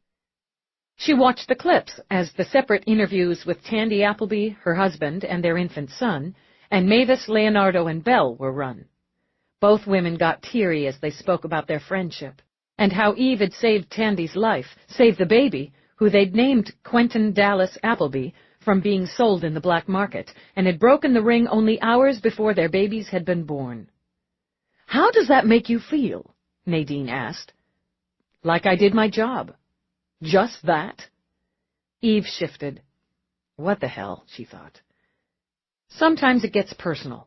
It's not supposed to, but it does. This was personal. Mavis and I go back, and she and my partner are tight. Mavis is the one who pushed me, pushed us to look for Tandy. She deserves a lot of credit for that, for standing up for a friend. You could say, in this case, it was friendship that ultimately connected the cases and cleared them both. The job's not just about clearing a case, it's about justice. I did my job. A demanding, dangerous, high-powered job. You're married to a man with a lot of demands on his time, who some might term dangerous, and who is certainly high-powered. How do you balance the work with your private life? Maybe by knowing it's not always going to balance, by being married to someone who gets that. A lot of cops. There can be friction in the personal area, she amended, because the job means you put in long hours, inconvenient hours that mess up schedules. You miss dinners or dates or whatever. Which may seem minor, Nadine said, but in reality, those dinners, dates, and so on are part of what makes up a personal life. Lapping into personal life is part of it, that's all. It's just the job. It's tough for a civilian to deal day after day. In my opinion, cops are mostly a bad bet in the personal arena. But some make it work. It works, I guess, when the civilian gets it, when the civilian respects and values the job, or at least understands it. I got lucky there. She shifted her gaze to where Rourke stood behind the range of cameras. I got lucky. They broke for the ads that paid the bills, and Trina marched over with a flurry of brushes. Nice, Nadine told her. Is it almost over? Nearly there. She thought, but didn't say, what a moment it had been when Eve's gaze had shifted away, when the emotion had swarmed into her eyes on her claim that she'd gotten lucky. 30% share, Nadine thought, her ass. That single moment was going to blow the ratings out of the stratosphere. Your current case, Nadine began when they were back. The shocking murder of Craig Foster, a history teacher. What can you tell us? The investigation is active and ongoing. Flat voice, flat eyes, Nadine noted with satisfaction. All cop now, and the contrast was perfect. You've said that to know the killer, know the victim. Tell us about Craig Foster. Who was he? He was, by all accounts, a young and dedicated teacher, a loving husband, a good son, a good man, and a creature of habit. He was frugal, responsible, and ordinary in the sense he did his work, he lived his life, and enjoyed both. What does that tell you about his killer?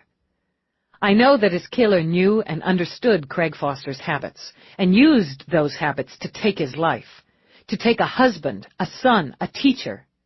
That he did so not in heat, not on impulse, but with forethought and calculation. What makes this crime particularly heinous is that it was committed in a school where children from the ages of 6 to 13 walk the halls. In fact, the body was discovered by 2 young girls. Heinous? Murder by definition, by its nature, is a heinous crime. Where it took place, in this case, might make it more callous to some. It was also efficient. Nadine leaned forward. How so?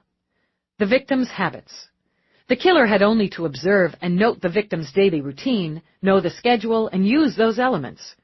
Having students, teachers, support staff in and around the halls, in and around classrooms and other facilities was an advantage.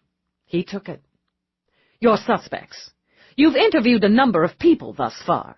Today you brought in Reed Williams, another teacher at Sarah Child Academy, for questioning.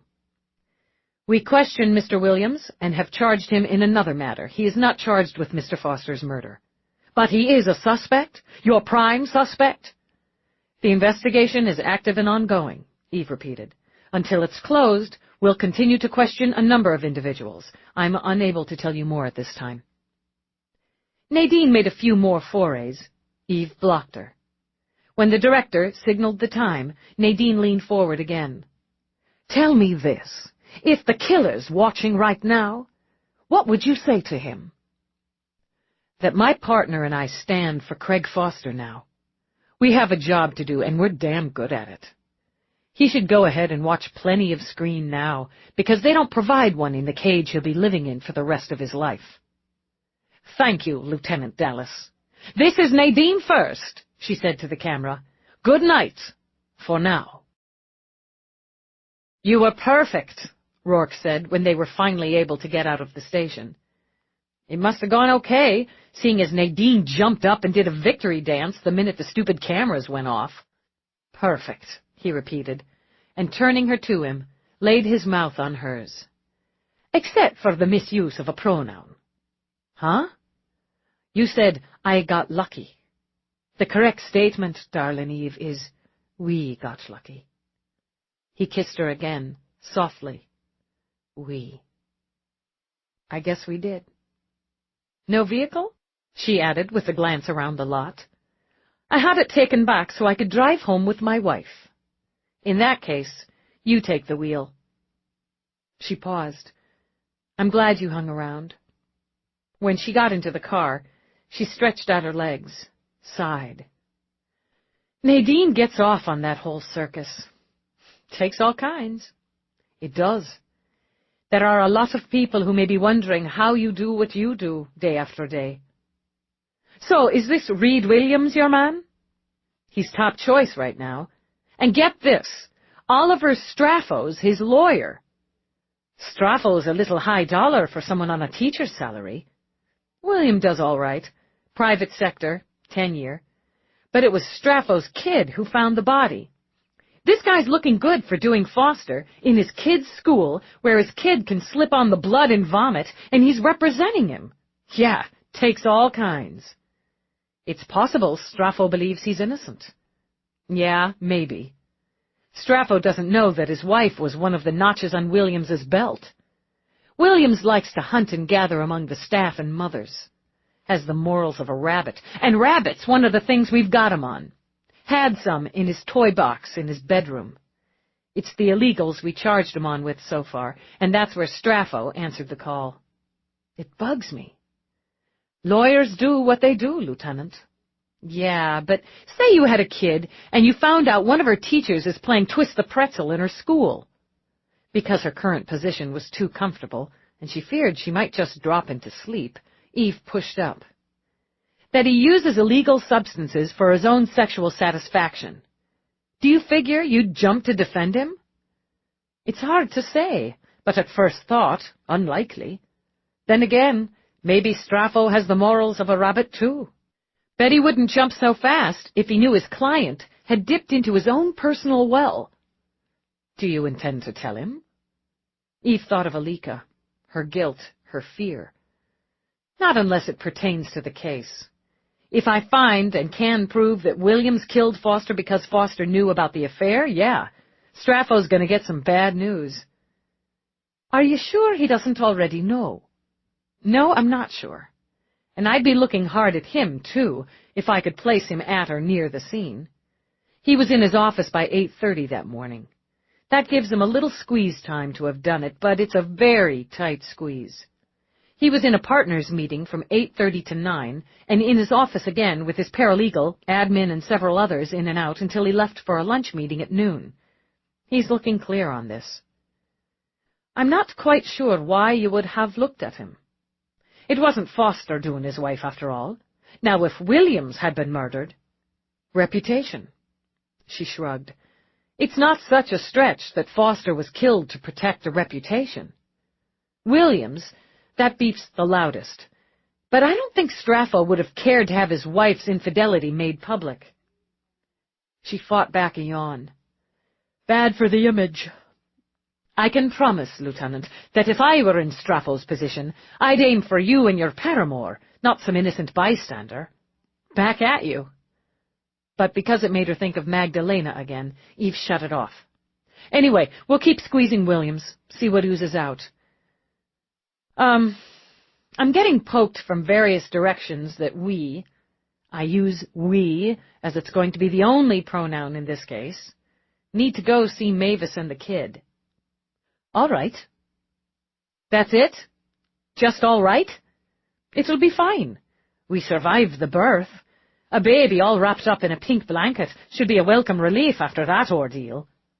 I guess. Peabody says we need to take a gift, a teddy bear or something. That should be simple enough. Good, you do that part. I don't get the bear thing. Aren't bears something people generally try to avoid so as not to be mauled? When he laughed, she glanced over. And just looking at him, seeing the laugh in his eyes when he looked at her, had everything inside her going warm. She laid her hand over his as he drove through the gates of home. Let's try for that balance Nadine was asking about, she said. And for a while, no case, no work, no obligations. Just you, just me. My favorite combination. She made the move, wrapping her arms around him, rubbing her lips to his when they were out of the car. And the warmth that had bloomed inside her spread like spring. Every doubt, every hurt, every fear, every question drained away in it. Just you, she thought again, as they glided into the house. Just me. By tacit agreement, they made their way to the elevator. The stairs would take too long. Once inside, riding up, he nudged her coat off her shoulders, and she his. But the gestures weren't hurried, weren't frantic. Instead, they were smooth and easy, with the knowledge they'd reclaimed something that had slipped, just for a moment, a finger's span out of reach. In the bedroom, there was a glimmer of moonshine, soft and blue through the windows, through the skylight over the bed. They undressed each other, distracted each other with long, lingering kisses, long, lingering strokes. Her heart felt as if it were back, exactly where it belonged, and beating fast and thickly against his. I missed you, she said, holding tight. I missed us. Agra, he murmured, and thrilled her. She was his again, completely his again. His strong, complicated, and endlessly fascinating wife. Close, and his, with nothing between them. The taste of her filled him, the long, lean lines of her enticed him. Here was the balance Nadine had questioned, and that no one who didn't feel it, didn't know it, didn't have, could ever fully understand. They simply fit. All the complex and ragged edges of both of them simply fit. One to the other, to make each whole. When they lay on the bed, she wrapped around him, and she sighed again. A sound he knew meant they were home at last. Needing to give, he used his lips, his hands, his body, until the sigh became a moan. No one else, she thought, could ever reach her as he did, and, feeling him quiver at her touch, knew for him it was the same. As she rolled over that first liquid crest, she cupped his face in her hands. She brought his lips to hers once more for a kiss of shattering tenderness. My love, he repeated in Irish. My only, my heart. She heard his voice as he slipped inside her, saw his eyes as they moved together. Slow and lovely and real, and every brutal thing that belonged to the world was separate from this. Then, fingers twined, mouths meeting, they slipped away together. Later, curled against him, content and drifting, she murmured, "Lucky us." And she heard him chuckle in the dark before she slid into sleep. Chapter 12. He was incensed. He couldn't believe she was going to go through with it. Bluffing, he decided. She was bluffing. Reed Williams cut through the water with hard, angry strokes. He'd tried sweet talk, he'd tried temper, he'd tried threats, but that damn Arnett was being hard-nosed about this. The principal standing on principle. Or professing to be, hypocritical bitch. Bluffing, he thought again, as he kicked off the wall of the pool and streaked his way to another lap. He'd just do another 5 laps, let her stew a little. He'd been sure she'd stand by him, or if she wavered, she'd value her own position enough to secure his. It was that fucking cop, he decided. Had to be a dyke. She and that brown-eyed partner of hers, real bitches. Most women were. He just had to know how to handle them. And if he knew anything, he knew how to handle women. Knew how to handle himself. Knew how to handle whatever came along. He'd handled Craig, hadn't he? Poor bastard. No way they were going to hang the poor bastard's murder on him, especially with Oliver Straffo in his corner. And wasn't that lovely, lovely irony? Not that Straffo's wife had been a particularly exciting lay, but all that guilt and misery had given a certain flavor to the quick bump at the holiday party and the single nooner at his place. But God knew he'd had better. He wasn't going to resign over a little sex, that was for damn sure. And if Arnett followed through and began termination procedures, well, he'd warned her. He wouldn't go down alone. Once he reminded her of that, again, she'd settle down. A little winded, he finished his final lap, gripped the edge of the pool as he began to remove his goggles. He felt a little prick, a little buzz just below the crown of his head. He lifted a hand to swat at it, as if it were a mosquito. His fingers tingled. His heart began to thud, his throat to close. As his vision blurred, he blinked, saw someone. He tried to call out, but his voice was a croak. He tried to pull his body from the pool, but his hands, his arms were already numb. He lost his grip, hit his jaw on the edge. He felt no pain. Gasping, he struggled to keep his head above water. He choked and flailed, ordered himself to float, just float until he could think again. "I'll help you," his killer said, and with the long pole of the pool net reached out. Pressing it lightly on his shoulder, pushed him down, held him down with no real effort at all, until his struggles stopped. Eve stepped out of the shower feeling reborn. She'd been off her stride, she admitted, off her feed, and just plain off for a few days. But that was done. She was grateful only a few people knew she'd let herself obsess over and get turned inside out about some smug, manipulative blonde. Magdalena Purcell, she promised herself, as the warm air of the drying tube swirled, was officially history. She snagged a robe and decided she was hungry enough to eat what Rourke called a full Irish. Some eggs and whatever. You'll need some whatever. He rose, cutting her off before she reached her closet, and gave her ass a deliberate squeeze. "You've lost a couple pounds in the last few days." "Maybe." "My gauge has pinpoint accuracy when it comes to you." He kissed her between the eyes. "A full Irish is in order, I'm thinking." "That's plenty of whatever." She went to her closet with a smile on her face.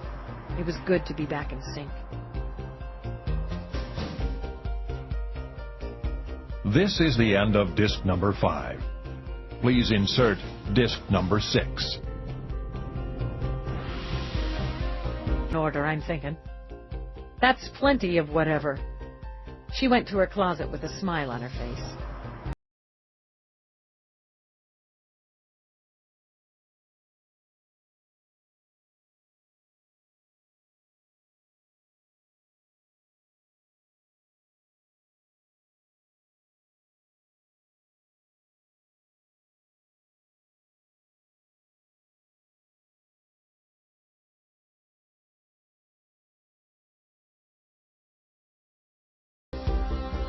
She went to her closet with a smile on her face. It was good to be back in sync.